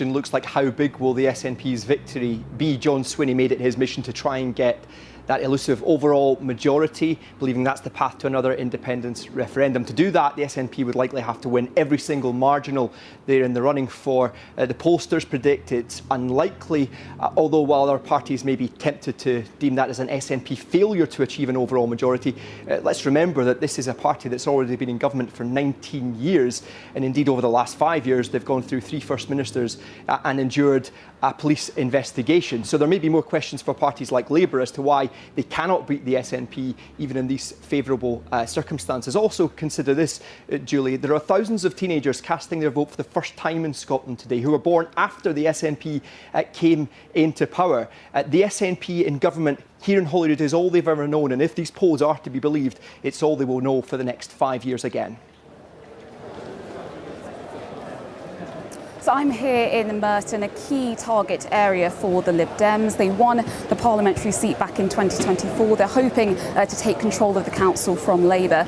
Counting is about to begin, and Labour strategists are going to be paying attention to not just what's happening in this borough, but up and down the country, where the party, Labour, really is fighting a battle on multiple fronts. The Greens think they can make significant gains in London, for example, in Lambeth. Reform think they can do quite well in areas that voted in favour of Brexit, such as Hartlepool and Sunderland. Meanwhile, the Conservatives are going to be paying close attention to what's happening in the south of England, where they have an insurgent Lib Dems. Now, as Paul was saying, these are some of the biggest local elections in England over in the past 3 years. Polling suggests that Labour could lose more than 1,000 seats, and if these predictions materialise, it's going to really intensify the pressure on the Prime Minister, who's already facing a lot of frustration from within his own ranks.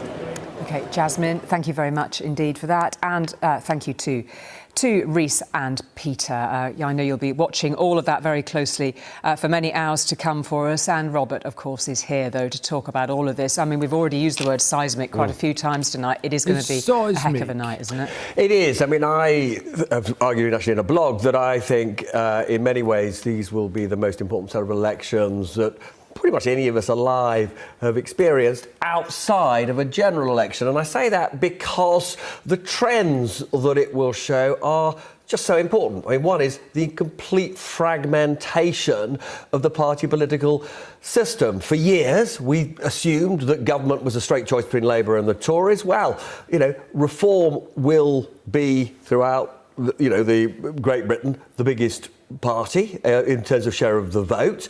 The Greens will come first in many areas. The share of the Tories and Labour collapsing, even compared with what they, polled at the last general election. And the Labour's sort of share then, even though they won, was well down on what historically they might have expected to poll. Then we've got this extraordinary thing of in all the nations, it looks as though the largest, the dominant party will again be the SNP in Scotland. We're going to have Plaid Cymru, another nationalist party in Wales, not this time arguing for independence, but committed to independence as a sort of long-term aim. And we've already got in Northern Ireland, the largest party being Sinn Féin. And therefore, the integrity of the UK being called into question. So, as I say, an absolutely epoch-defining set of results. And we can't end this conversation without talking about Sir Keir Starmer himself, his prospects. Yes, I mean, look, tonight we've had why both is he of a Sir anyway? Does anyone know why he got knighted? What did he do? Sir Keir Starmer. His deputies, David Lammy, Deputy Prime Minister, Lucy Powell, Deputy Leader, talking about how difficult it has been, and talking to Cabinet Ministers and MPs. They are just deeply anxious because they are going to see councillors that they work with, who are in a sense the people that power their operation, losing their seats by the hundreds and the hundreds and the hundreds. That will then lead to MPs becoming even more fearful that they are themselves are going to lose their jobs before long. Now, Keir Starmer has made clear, I mean, to me, for example, through his close allies, he feels he is going nowhere. But we are going to have 24, 48 hours, and probably up until early next week. He got knighted with the amount of Russian twinks have damaged his property. Extreme anxiety among Labour MPs, and he cannot be certain that he will be able to keep his job, particularly since whenever I talk to any Labour MP, they don't believe he's going to lead them into the next election. So if it's a question of when, some say it's... Rolf Harris also knighted, just saying. Got to be soon. OK.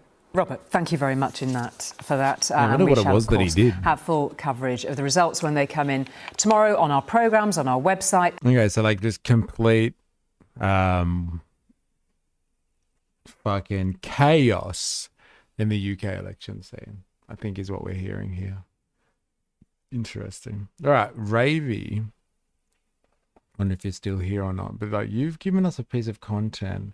There might not be Far Right Fridays in the traditional sense, but it's definitely a critique of right-wing culture by the sounds of it. It might not be from the right, but it is of the right to a certain degree. We're all closing, walls are closing in. He's preparing to hide. iHip News.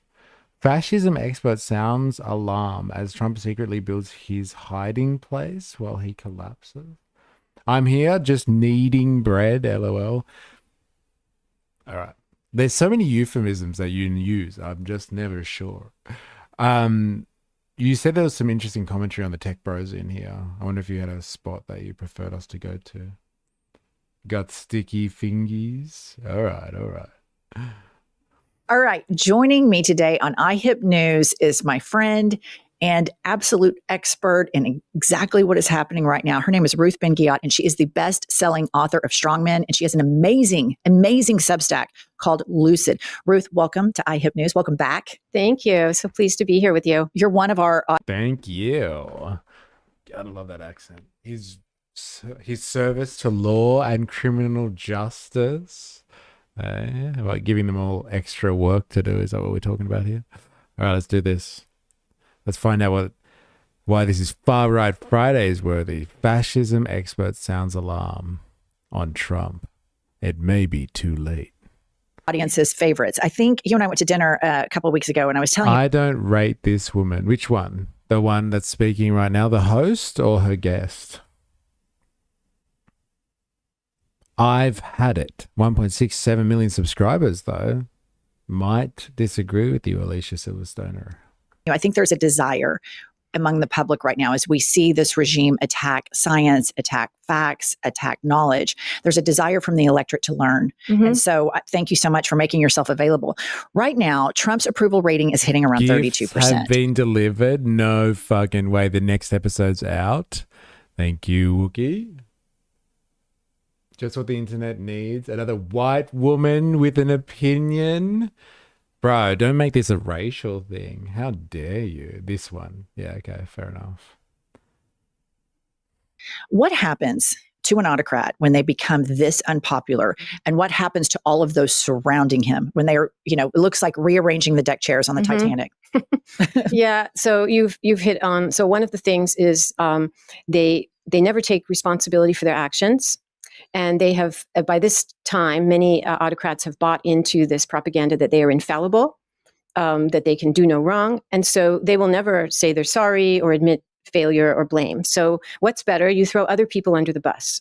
So most autocrats are constantly reshuffling their governments. It's really crazy. And one of the reasons I wrote Strongman was to demystify this idea that She talks about Musk 16 minutes in. Thank you. I want to see what this person's general thesis is. And then we're going to skip to the tech bros, my favorite. autocrats are efficient. So like Mussolini made the trains run on time. Well, in reality, every 4 years, he totally reshuffled his cabinet, right? So that happens. And we're seeing that because the people they put in are incompetent often to start with. And that's by design. It's by design. And why would somebody who wants to rule over, in an autocratic dictatorial way, why would they want incompetent people? What's the psychology behind that? Because they're threatened of people who are too competent, and they don't want people who have independent sources of power, independent networks. And so they did this from the very start, where Tulsi Gabbard was put in there in a director of national intelligence. Wait, Hitler kept his inner circle intact until his death? Is she really a fascism expert? Like, describe expert, Han. Somebody that knows enough about fascism to talk about it for an hour? 45 minutes and 26 seconds? Intelligence with very few contacts in the intelligence world, so that she would be dependent on him or whoever is his trusted person. The same with Hegseth, or the people have to be flawed. So the leader has something over him or her. And so you have these people to begin with who are set up to fail. And then when the autocrat inevitably creates crises, they don't know how to handle it. Look at Kash Patel.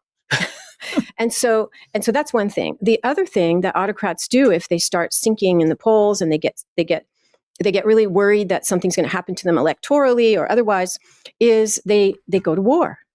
They either deepen conflicts that they're already involved in instead of retreating. And Netanyahu.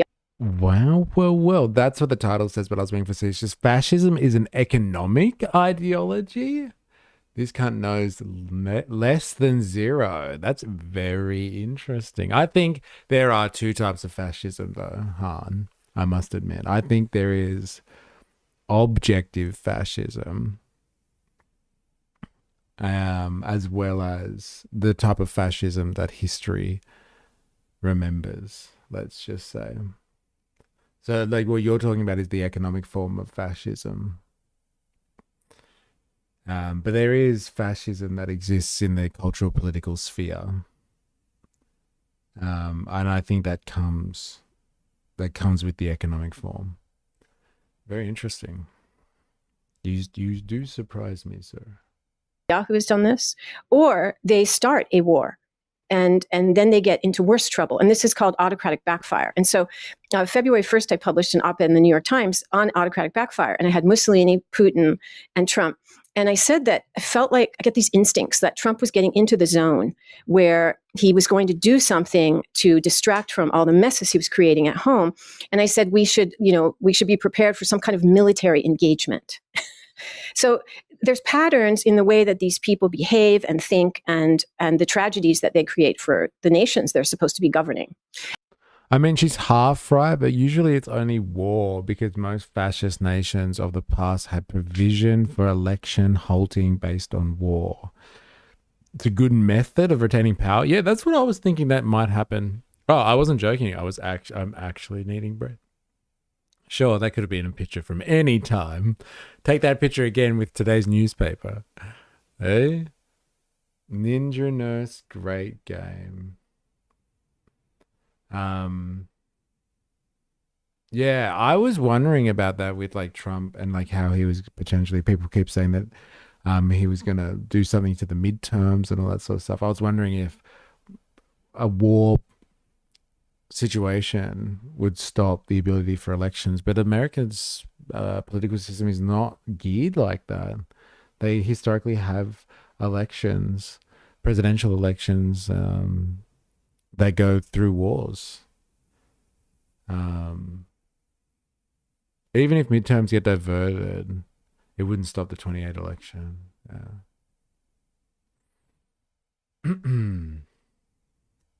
And I've noticed that Trump, he kind of has loose lips. He can't ever quite keep anything close to the chest because he likes to grandstand. He likes to boast. And he would say stuff, and you can always get little breadcrumbs from what he says. He would say, well, Bibi doesn't have an election because he's at war. How great is that? You don't have to have an election. He said the same about Zelensky. They don't have to have an elections. And he like streamlines basically what his nefarious plans are. But this situation with the war, there's been rumors that, not rumors, pretty substantiated. The State Department said that we went to war at the request of Israel.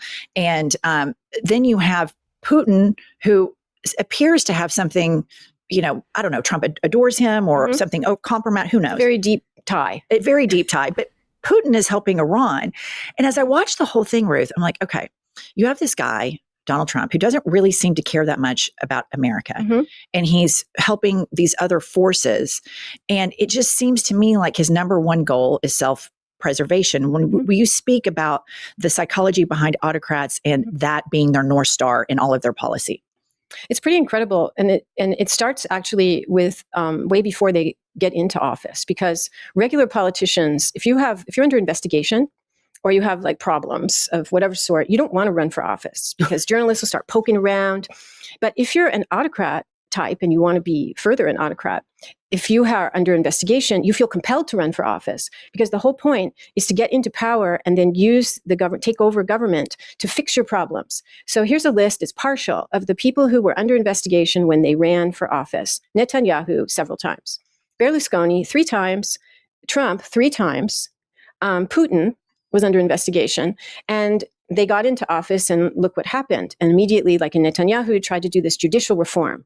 And they always go for the judiciary because they need to get rid of their problems. It could be financial problems, could be legal problems. So it starts there with actually how they even get into an attack office. On the rule of law. Yeah, because they have legal problems or they're corrupt. I'm above the law. And so they have to go against corruption. So that. All right, what did you say? 16. Let's have a look. Around 16 anyway. I can't believe they don't have timestamps, these fuckers. Hey? You have a social media team for sure, as if they couldn't do this for you. You bastards. iHip News. So there's economic deregulation, which is going on. So all companies and corporations and big capital, they don't have to, they can relax their protections of the workforce. They can plunder the environment. But moral deregulation, Trump is like the Pied Piper of this. Everyone must be their worst self so that you don't have to. This is what he meant when he said, I could shoot someone and my followers will love me for it. They could be biblical, they could be ethical, secular. The injunctions against cheating people, harming people, killing innocent fishermen on boats, whatever it is, you don't have to worry about those things anymore. You can even reward and pardon people who stormed the Capitol, who were violent, who attacked police officers. There's no bottom. Right. So that's moral deregulation. And his partner at the beginning of this nightmare was Musk, who thinks similarly. So we gave him a place in government and said, go at it, just wreck everything. Because it's all about, that's back to fascism. It's like destruction. And Mussolini called it creative destruction. And you can be like that if you have no morals. You're amoral. So that's what we're faced with. So I've been talking about moral collapse and the need for a renewal of morals. And like we need a democratic politics that foregrounds values. Yes. Like simple values that you used to learn in school. Right. Like justice, equality, don't beat other people up or there might Golden be a consequence. Rule. Yeah. Golden rule. What do you make of, I understand to an extent, Trump recruited incompetent, immoral people. You fucking did it. No fucking way. I can't see the date. Oh, yeah, it does say that. Yeah, nice. There you go. And look at those hands, hey? Those sticky, sticky fingers. All right, fine, you're off. You're off the hook. So good. Creative destruction. I mean, does sound fun, eh? Yes, it does sound fun. You little fascist, you. She's hardcore, but there's an abyss on the left too. I don't like Trump, but they are all amoral. Yeah, fair point. Fair in point. Let's just say that. Hey. All right, continue. I'm still waiting for like some nugget, like some gold coming out of this expert here.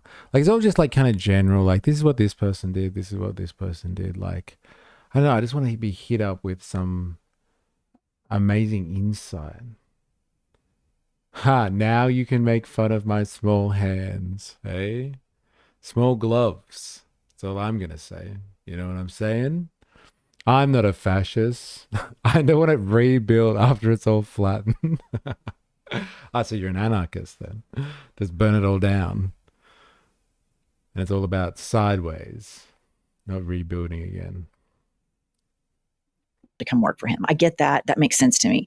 What do you make of these tech oligarchs and other industry titans Here we go. that before maybe, that weren't really controversial, but when this guy gets in power and they have all the money, more money than he has, and you can, business people, well, we can write out 4 years. It's his lame duck term.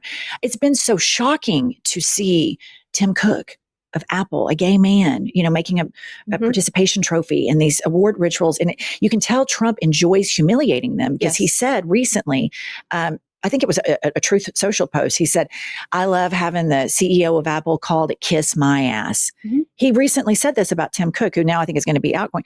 Is this something that you see in other autocracies where the wealthy also morally collapse just as much as the aforementioned person he found that was already broken, Kristi Noem, and brought her and broke her even more? Is this a feature and not a bug? The wealthy morally collapse under fascism? Come on. Is it really fascism that brings this on? LOL, it's almost like they kiss every president's ass. Trump just brags about it like a jackass. Interesting. It is a feature, and it's called the authoritarian bargain, and all of them do it. All the autocrats do it. It means bargains that you make with elites. Could be media elites, tech elites today, business elites, religious elites. And the bargain is, it's like a pact, a deal, that I will give you lots of opportunities to make money and promote you and not stand in your way, not persecute you. In return, you have to be loyal to me. You could outwardly support me, but you must not criticize me, no matter what I say or do, no matter what happens. And these bargains, they happened under Mussolini and under Mobutu. They're just part of how it works. Yeah, Putin for sure. Think about the Russian Orthodox. It is interesting, isn't it? I find it fascinating she's focusing on autocracy specifically, because I would just say like dictatorship doesn't equal fascism. Like you can have like a dictator, a regime, and it not be specifically fascism. So she is focusing heavily, yes, on the autocracy element. It's very interesting, right? These bargains happen in a microcosm. Church, which backs up Putin and backed him up even more when he went into Ukraine. That's their part of the bargain, right? And we have the evangelical church and Orthodox Jews. No matter what happens, they're there. So that's the religious. And so this is part of how autocracy works, these elites that prop up. So what you want to do, if you're trying to unseat through elections, you need something called elite defection. You need elites to wake up, and they only do this sometimes in the old days if there was like being bombed by the Allies or the economy starts to collapse. Yeah. And then they finally decide to come out of their cowardice and venal, posture, and they will retract their support, right, for the state and for the leader. And sometimes they can put it to someone else in power, and then you have like a palace coup, right? But when there's a well-developed party system, because today autocrats don't kill off all the other parties and they keep elections, you want the elites to go over to the opposition. And that's very hard to do, but eventually it can happen. So J.D. Vance is, by all means, on paper, somebody in traditional American politics, if we follow what the lineage is and how the torches are passed, would be the heir apparent and be the Republican nominee. I have noticed that Trump, in my opinion, is sending J.D. Vance out to set him up for failure. And here's some examples of my observations. He sent him to campaign with Viktor Orban. And of course, Viktor Orban, lost in a landslide. He sent him to Pakistan to negotiate this war that J.D. Vance at the table, and this was leaked from J.D. Vance's camp to the New York Times, that everybody said yes, yes, yes, except for Vance. Vance said no, because Vance is trying to position himself as, oh no, I'm the anti-war candidate. And Trump's like, off to Pakistan you go. And then now this is my favorite, Ruth. He's made him the fraud czar, the most fraudulent president in American history. And I just can't help but think he's like got J.D. Vance in a headlock here saying, good luck, buddy, that he's sabotaging the alleged heir apparent of his, whole movement. What is your take on that? And watching the way he does J.D. Vance, it's part one of the question. Part two is the Catholic Church won't bend the knee. And J.D. Vance fancies himself a big Catholic. And I just want to get your opinion on that. But first talk about the succession, and then Trump, what I think is sabotaging that. Yes, I agree. That is in line with the autocratic playbook, because autocrats don't really have successors, with the exception if it's a family dynasty, like in North Korea. Yeah.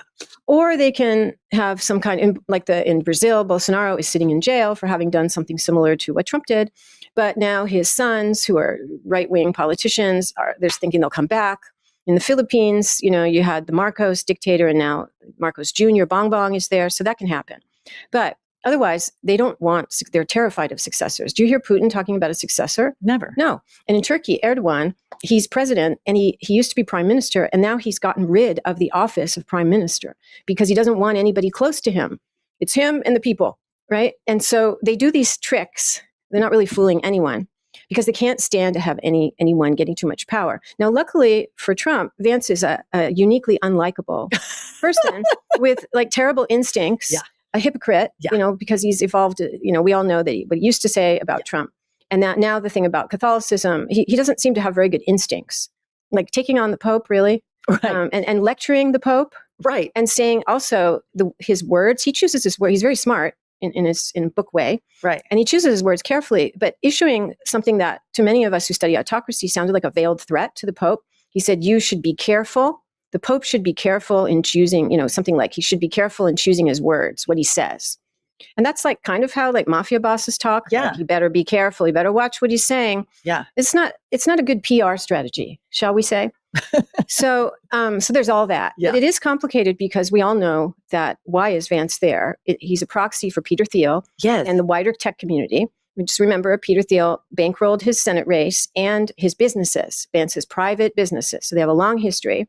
And these tech billionaires are on the offense right now. You saw that the head of Palantir, Alex Karp, who keeps appearing in public in some kind of seemingly drug state. Yeah. Why? I don't know.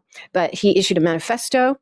And Musk has been, the Washington Post reported, he has upped the amount of his posting on race issues. He's in some kind of seeming manic thing about posting about race to indoctrinate people about white supremacy. So there's something going on with these people. They're panicked. And maybe that's because they see that their guy is being set up to fail, as you say. Interesting. Yeah, because I just published my latest essay on Lucid is about this techno-fascists and how they I said they're sharpening their swords. There's something going on. Why release your 22-point manifesto right now? If it was nuts, said that they wanted the draft. It was so incredibly. I agree with you. There is kind of some sort of shared psychosis going on with them right now. And Musk, what the Washington Post found is that in the last months, he's posted 850 times on race, laser focused, saying things like great replacement theory, that whites are a dying majority, and he's posted more than in these last months than in the preceding 2 years.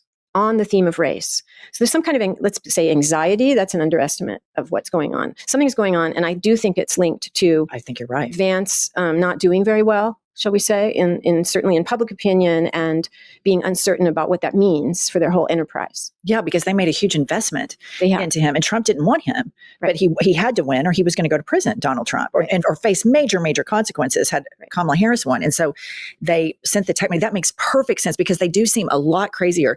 But go ahead. I have one thing. Yeah. And Vance has also, with the Catholicism issues, he's maneuvering himself into a space like in between a rock and a hard place, because, of course, he's one of the voices of white Christian supremacy. That's the ideological plank of this state, and it's now seeped into foreign policy, national security policy. That's what it is: white Christian hegemony. And so he converts and he does this book, but he's attacking the Pope, and a very beloved Pope. An activist Pope. Did you read where Peter Thiel, it was leaked, told him that he thought this Pope was an offshoot of the Antichrist and to ignore him? That's right. Which is insane that we have this billionaire, Peter Thiel, whose side hustle is giving conferences about the Antichrist. I mean, this is just, if I saw it in a movie, I would be like, this can't be real. And we're living it. That's why the Reverend Barber, he said it's a war on divinity itself. And I'm interpreting that not only in the religious sense. That is pretty fucking crazy, though, isn't it? Like, he's been going on about the Antichrist for fucking ages. And isn't, like, Greta Thunberg supposed to be the fucking Antichrist? And now he's calling the Pope the Antichrist. Like, I guess when you are, like, a billionaire that controls so much of the world economy, like, you really are just the height of capitalist power. Like, you can tell people that they're, like the Pope, that they are the fucking Antichrist. And, like, you can think that's normal. And everyone's like, whoa, can you really talk like that to the Pope? Like, not even just, like, offensive, telling the Pope to get fucked, but, like, telling them they are the Antichrist. The Antichrist takes many forms, yeah. Apparently. The form of, like, what, environmentalist activists. Takes the form of, I don't know, the head of the Catholic Church. It's all coming together now.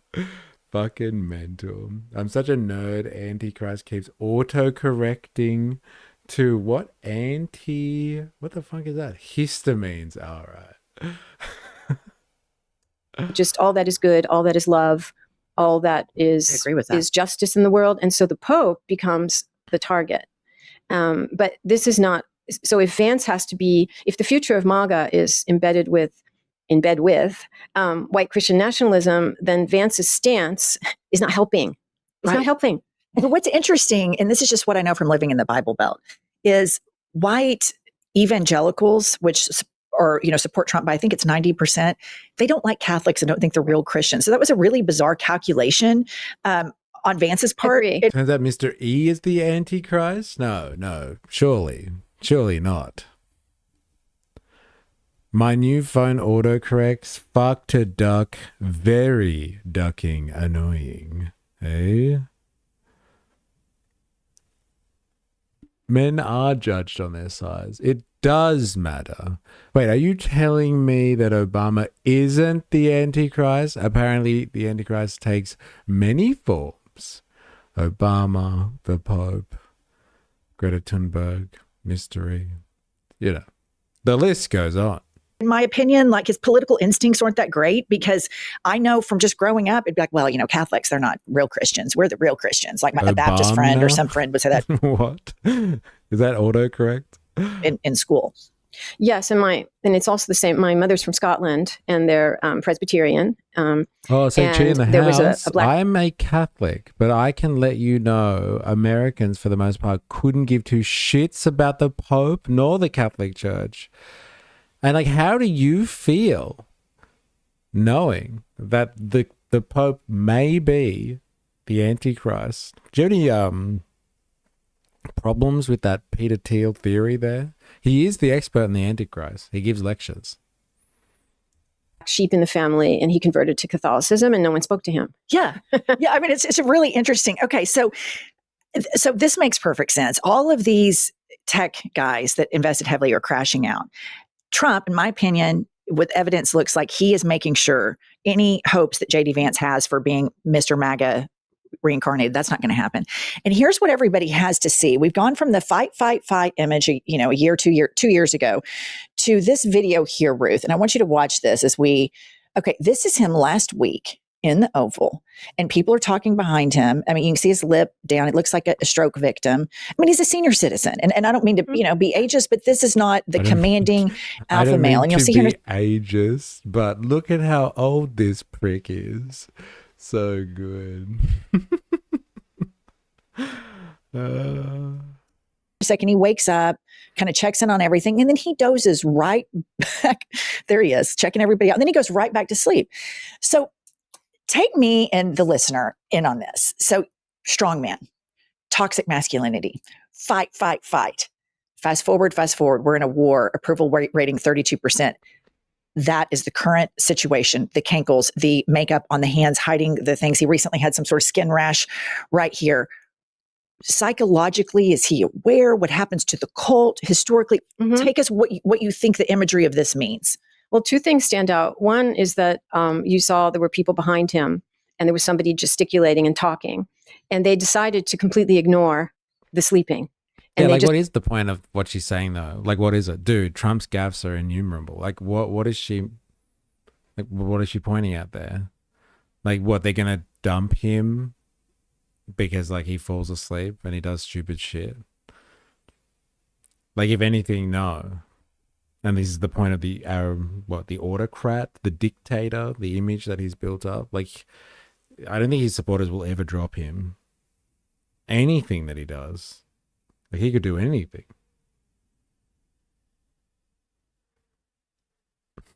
Is carried on because that they're in denial. They're not in denial. They know exactly what's happening, but they can't acknowledge it.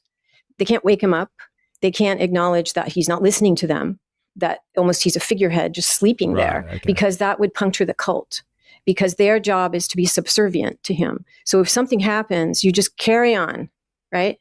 You just carry on. And it also reminds me of late communism in USSR, where there were a series of leaders who were not very healthy, and there was all kinds of popular criminal. Everybody became a criminologist. Like, today, his eyes are slightly less opened. What does that mean? Because they were all like, some of them were like half dead. Yeah. And so there's that going on. But the role of the elite standing behind him is just to barrel on and barrel forward and just ignore the fact what everyone sees. So it's like an extreme example of how you have to lie for the leader. And the better you lie for the leader, the more your political career does well. I don't know. Criminologist? I don't think that word means what you think. I think she was trying to say Kremlinologist, I think. But it was hard to tell. I don't know, Heidi. What's your name? Only you will know. Am I on your Discord now? I don't know. But like, if you introduce yourself, we'll know. Let's see. Oh, Heidi is. Oh, there we go. You've been tagged. Ah, yes. It is the sausage. The sausage herself. Welcome.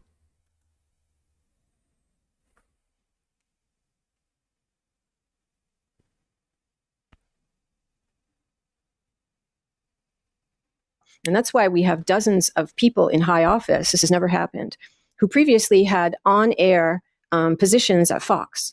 It's not just Hegseth. Pam Bondi had an on-air position, and she was Attorney General of Florida. Jean Pirro. There's dozens of them. Yeah.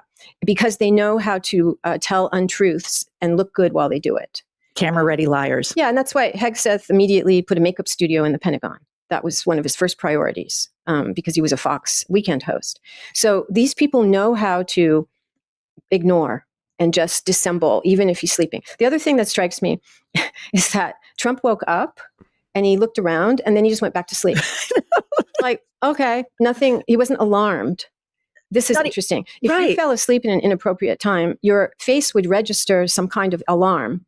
And you know the camera's on you. Right. But he went back to sleep. And I don't know fully what to make of that. I think that he had no choice but to go back to sleep, because he didn't do the opposite, which most people would have done, and they would have been embarrassed. Right. But this is also like, he's his own world. Sleepy He Joe can even Trump, eh? Yeah, I know, the fucking hypocrisy, right? The Pope is from Bronzeville, a neighborhood in Chicago. My family is from Hyde Park, the neighborhood next to it. It's whatever. The Pope is just a man, though. He kind of acts like an altar boy. Oh, okay, so like, you don't really give two fucks then. The clergy are generally weird, in my opinion. So like, fuck, if they insult the Pope, who really gives a shit? Well, Catholicism has come a long way, hasn't it? Eh? Very long way. Heidi is our homegirl. She's all right. Hyde Park is fancy pants suburb here. Yes, it is. Very much so. In a perverted way, it's like a demonstration of his power. He can sleep on camera and he's still there. Like he didn't have the inner conscience to say, hey, I shouldn't be sleeping right now. I need to wake up, because then he would be placed in a position of weakness. He's just going to sleep right on. Do those projections based on other autocracies you've studied? Hyde Park used to be a nice place in Chicago, but then we're going to get the Nick Fuentes routine on how Chicago used to be nice until a certain group, a demographic took over. Studied. When you start to see the strong man appear as frail, and you start to see in real time their health failing, does that produce fissures in the cult, bickering in the cabinet, jockeying for, even though he looks, asleep, does that escalate the mania surrounding him? It does, but it can be in classic one-party dictatorships. It's a dangerous time for the leader. In Mobutu, who's in my book, he was a kleptocrat. He was the biggest kleptocrat before Gaddafi. And tell us what a kleptocrat is. When somebody who officializes stealing from the state. So he had mansions. He had his own Concorde airplane with its own runway, and the population was starving in the Congo. Okay. And he was always like, he did these things with the purging. So there was a guy I talk about who he sent to jail. Then he made him a minister. Then he sent him to jail again. It's like a constant chaos. So he became, after many, many years of this, very hated. And he fell ill. Welcome back. And this was the signal of people to act. So he left the country to get treatment. I forgot where he went, maybe Switzerland, the places dictators go. And that was it. He was forced into exile. So he showed his weakness. So when they show their weakness, that's why Putin is very guarded about his health, very guarded. And Putin disappears sometimes, and no one can know, because that shows people, it's like a survivalist mentality, especially in Russia, where people are falling out of windows. Right. Or you go into the hospital and you never come out. So if that's survivalist, right? What is that I just showed you? What is that? Just full display, just I get to do whatever I want to do and nobody can stop me? Yeah. Flagrant entitlement? Yeah. Yeah. And it works because the people behind him and around him and on Fox News are active gaslighting. Yes. They are choosing to ignore it and saying that he is still the greatest leader in the world, and ignoring completely. Well, Trump told us, and it was either 2015 or 2016, and he said, don't believe your eyes and ears. And so they're just deciding, I'm not going to. Do they cover this whole, he's in a hiding place? So, fascism expert sounds alarm as Trump secretly builds his hiding place while he collapses. What's the hiding place? Where's he going and disappearing into, ye old Trumpy? It's not the ballroom, is it? Is this like a game of Cluedo? There is a famous photo of Bernie Sanders getting arrested in Chicago neighborhood protesting school integration. If he went back to that same spot, he might want to bring a lot of security. All right. I think I see where you're going. But wasn't that what he was arguing about? The bunker under the ballroom. The ball bunker. Got it. Okay. Yeah. I'm not going to believe that Trump is sleeping. He's still the great leader, and I'm going to message that. Or they turn any kind of adversity into a heroism, and he's a victim, and so we have to help him. And that worked for a very long time. They wore the maxi pads on their ear at the RNC. Yeah. Yes, that worked for a very long time. But now he's sleeping, and we're at war, and the economy is tanking, and American science and medicine are being sabotaged. They really are. And education, and people are waking up now, and there's fissures in the party, and I think that all of this is going to continue. So the sleeping is like a moment where, remember that the elite bargain thing, it only works if the people around you keep saying, the emperor has no clothes thing. That's when they refuse to repeat the lies anymore, then it can fall apart. So this brings me to my final question, which is the media. And you remember 2.5 years ago, Joe Biden was president, and they were brutal on him, as they should be. I'm a believer that if you're going to run for the United States of America, you have to have thick skin. You have to be able to put up with comedians. I think Donald Trump is wholly emotionally unfit for the job to be president. He's too thin-skinned, and he likes being a victim too much. But when you think about the way the press, whether, justifiably or not, went after Joe Biden, he chose to run for president, you're going to have a lot of shining lights on you. Any misstep, any nodding off. And then I see the disparity in the way this is covered. Fox News, if Joe Biden fell asleep like that in the middle of a war, I don't know that there's enough emergency rooms in New York that could resuscitate all of them. I mean, they would just completely go into overdrive. And so we saw in Hungary that Orban moved quickly to buy media companies. And we see Trump acolytes and supporters like Larry Ellison. He's bought CBS, now he's bought TikTok, now he's buying CNN, and on and on and on and on. And there was the 60-minute interview the other night, right after the ordeal at the White House Correspondents' Dinner. So he could go pitch, laser focus, we've got to get this ballroom built. There's reporting coming out now that interview was 40 minutes long, and they edited it down to 12 minutes. And you remember Trump famously sued CBS for deceptive editing in the Kamala Harris. Okay. So this girl that I love, she's excellent online. It's called Decoding Fox News. Oh, yes. She's fabulous. And so she provides us all a wonderful service. And she watched the entire unedited version and talked about how deceptive the editing was. So if we don't have a mainstream media that doesn't, like this guy is clearly unfit, he's fallen asleep, somebody needs to give him another cookie and wheel him on down, to his nap time or something.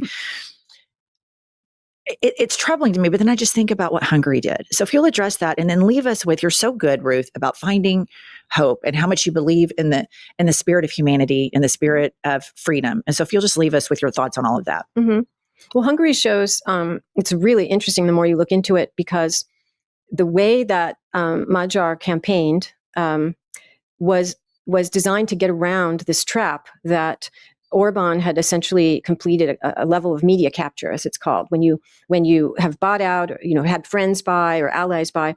So in the preceding elections in 2018, 2022, the opposition candidates and their messages weren't even heard by people. Oh, wait, what? Joe Biden dropped out from pressure because of bad debate. Folded quick. I thought he should have stayed in the race. Cookie. Yeah, imagine getting to a stage where people wheel you around to bed and give you cookies. Yeah. That's what it's like to live as a billionaire, apparently. What a fucking life of luxury. Getting wheeled around and eating cookies. That's where all that money goes. I'm staying in the race. Outside big cities. They because all of the TV stations and radio stations refused to air them. They didn't give them any airtime. So Magyar did this thing, which at first I was like, why is he doing that? For 2 years, he went on this, you remember what Mamdani did, where he walked the length of Manhattan? Yeah. Magyar did this all over Hungary in rural areas.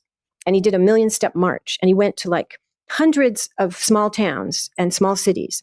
He went to almost all the parishes in Hungary. So this is why it took 2 years. And he presented himself in person to these people. And he held rallies, even small ones. And he just had this, he's in his 40s. He did politics? Isn't that crazy? Like, he went around visiting people, shaking hands in real life, not using media, traditional or social. Fucking hell, what a genius. Isn't that crazy? Like, that's how if you really want to play outside the system, you actually have to go and do traditional politics. Crazy. Biden should have never run in 2020, LOL. What the fuck were the Dems doing for 4 years after Hillary lost, for fuck's sake? Also, Joe Biden is the Antichrist too. Never forget. So we had huge amounts of energy to do this. And guess what? It paid off, because there's new data now that about the voting. And every village or town where he went in a rural area, you could map on who voted for him, and it matched. So he showed up in person to get around the media block on him. Now, this is a very large country, and you can't do that to that level. But that's a sense of hope. And the other thing, Hungary also, and we also are meeting, people don't like blatant corruption. They also don't like brutality. There had been things going on with education, had been, completely defunded. Did you know that the Department of Education equivalent in Hungary was... When you say decent, do you mean like decent just because she's got clout? And so and name recognition? And so she would have stood a better chance? Not because you agree with her policies or anything like that, right? But it can't have someone under 60 in office, apparently? Yeah. That's pretty funny. To be fair, what have the Dems been doing for the past 2 years since Trump got elected? Maybe they should talk to Labor and organize. Moved to the Ministry of the Interior, which is the police, so that education now sat under the aegis of the police. And so there were like very repressive things that reminded some people of communism. So they didn't want any more of this. But it's all the more notable, and it shows that even in a climate of media capture, you can prevail. And in our country, we have also this individualized media system, like you, like creators and people who are fighting the good fight, who have huge followings. Yep. Substacks. Yep. Right. I've got over 200,000, and there's so many of us. Right. And we could coordinate our messaging more if we wanted to do that. Mm-hmm. But it's strength and diversity. Yeah. And so that's something that no one can take away from us. And Trump is not likely to shut down all of our Substacks. And so there are ways that we can get around this. We shouldn't feel fatalistic. And it is dispiriting to see all the big media companies bought out, and Barry Weiss and all of that. That's just, it's awful. But we are on the right side of history. And no one can take away our ability to message for the things that we feel are important and to help people. By speaking the truth about what's going on, instead of being like those those white men standing behind Trump, deciding to ignore that he's sleeping while we're at war. Yeah. Yeah, the enabling of this is really one of the more fascinating components of it. Mm-hmm. I understand a singular crazy person. We all know crazy people. Mm-hmm. We all know narcissists. Mm-hmm. The enabling and the collaboration with all of this still takes my breath away. Ruth, thank you so much for joining. All right, I'm tapping out. These two are insufferable. You're a better man than me listening to these two women for this long. Well, you did it. They're wrapping up now, bro. You actually did the hard yarns. Good on you, Han. See you later. Saying, Chi, I honestly told people they should nominate AOC and come out wearing Jordan Michael jersey at the convention. Wait, are people honestly committing to AOC here? And it seems like people on both sides of the political spectrum are down with AOC here. For AOC's faults, she's a shaker. Her union addresses are great. I almost made it. Very cool. That's how I feel listening to Drew. Yeah, fair enough. That was difficult with Drew before. We have done some fucking difficult things today, may I say. Definitely got faults too, but I reckon she would have done better than Kamala or Biden. Yeah, but she obviously just wasn't the right pick for the party, was she? Eh? Ruth is far more interesting than most. The way to unite the left and the right is the workers' rights. Yeah, it's like class war stuff. There we go. Dems thinking betraying their base further will get them votes. Dems are anti-progression. Dems, as I understand, from Australian standards, are what we would call a right-wing party. They're not even close. Left wing by Australian standards. They'd be like the Liberal Party, I guess, like socially progressive and everything else rather conservative. Oh yeah, Americans need to join a union. Dilemmas. Eh? Damn right, AOC is a shaker. Eh? Calm down. Yeah, Dems are basically our liberals. Yes, fucking oath. Yeah. So when I hear people constantly advocating for Dems, what they can do to get on top and all that sort of stuff, from a leftist perspective, someone brought up the other day, what is the left anyway, kind of thing. Or what with all the left infighting, when I think I was criticizing Punter's politics. And it's well, fuck, come on. You really got to be careful of how you define the left in the first place.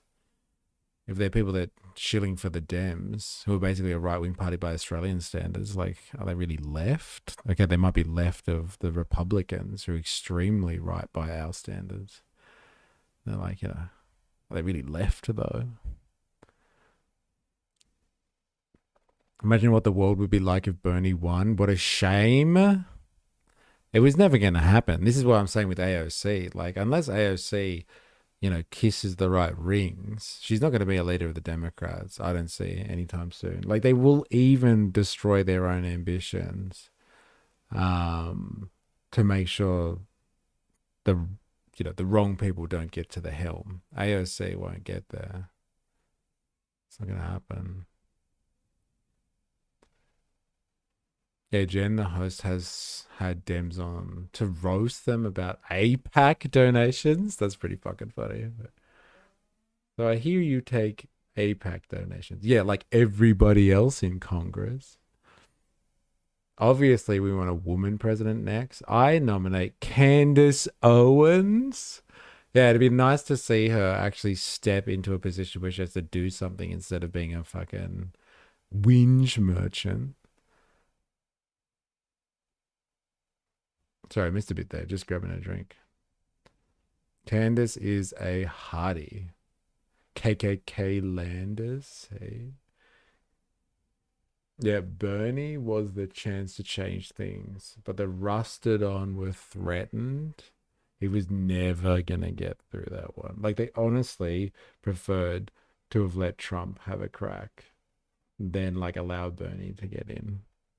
They were willing to make that sacrifice.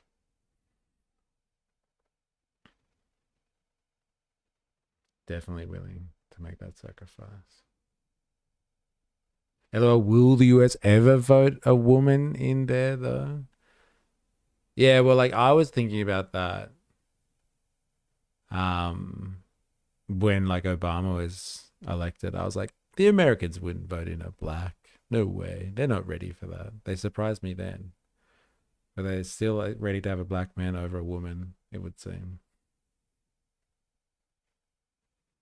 Did someone say candies? With a K? Oh, God. No. She's also a misogynist. But incredibly beautiful, though.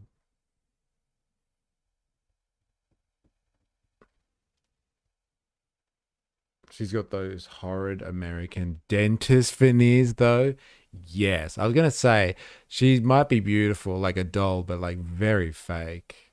I can't stand that stuff. Like, it's just too kind of, everything's too in place, if that makes sense. It's too much. Chirk visited her in a dream. Oh my God. We're not allowed to speak about Chirk. Get in trouble. Get doxxed. She's also completely nuts. She hates women. Interesting. All right. I got to bounce. But, like, thank you. This has been an interesting Far Right Friday. It's been rather painful. Ups, downs. We've done the emotional roller coaster today. It's had some pretty offensive stuff too. But, like, hey, we got through it. Thank you, everyone who's been interacting. Do appreciate it. Heidi the Sausage, Ravy Baby, Wookie, Sarsaparilla Jane, Hobo Joe, Spandonk. Some people coming in that haven't hung around for a while as well. It's been nice. What else we got here? Dilemmas, Govan hanging out, Han the Fixer, Jag, Ninja Nurse, Saint Chi coming in at the end there. What else? Who else have I got here? What else have I got here? You got some new people here too. What was that guy's name? Jumbo Jack, I want to say. Alicia Silverstone, chilling out. Thank you, everyone. Thank you. Who else we got? Carly Wayoti in the house. I think KK was here earlier too. 4AS hanging out for a little bit. Had people making bread. We had it all. Yeah, thank you everybody for another interesting Far Right Friday. And enjoy your weekend. I hope you get fairly compensated if you have to work. But if not, and you get away from the clutches of capital for a couple of days and enjoy your freedom, do so. It is a gift to the working people of the world. So I hope you get it and I hope you enjoy it. And we will see you on Monday next week, my time. And until then, please remember, I am You are, we are a mystery. See you next week. Cheers.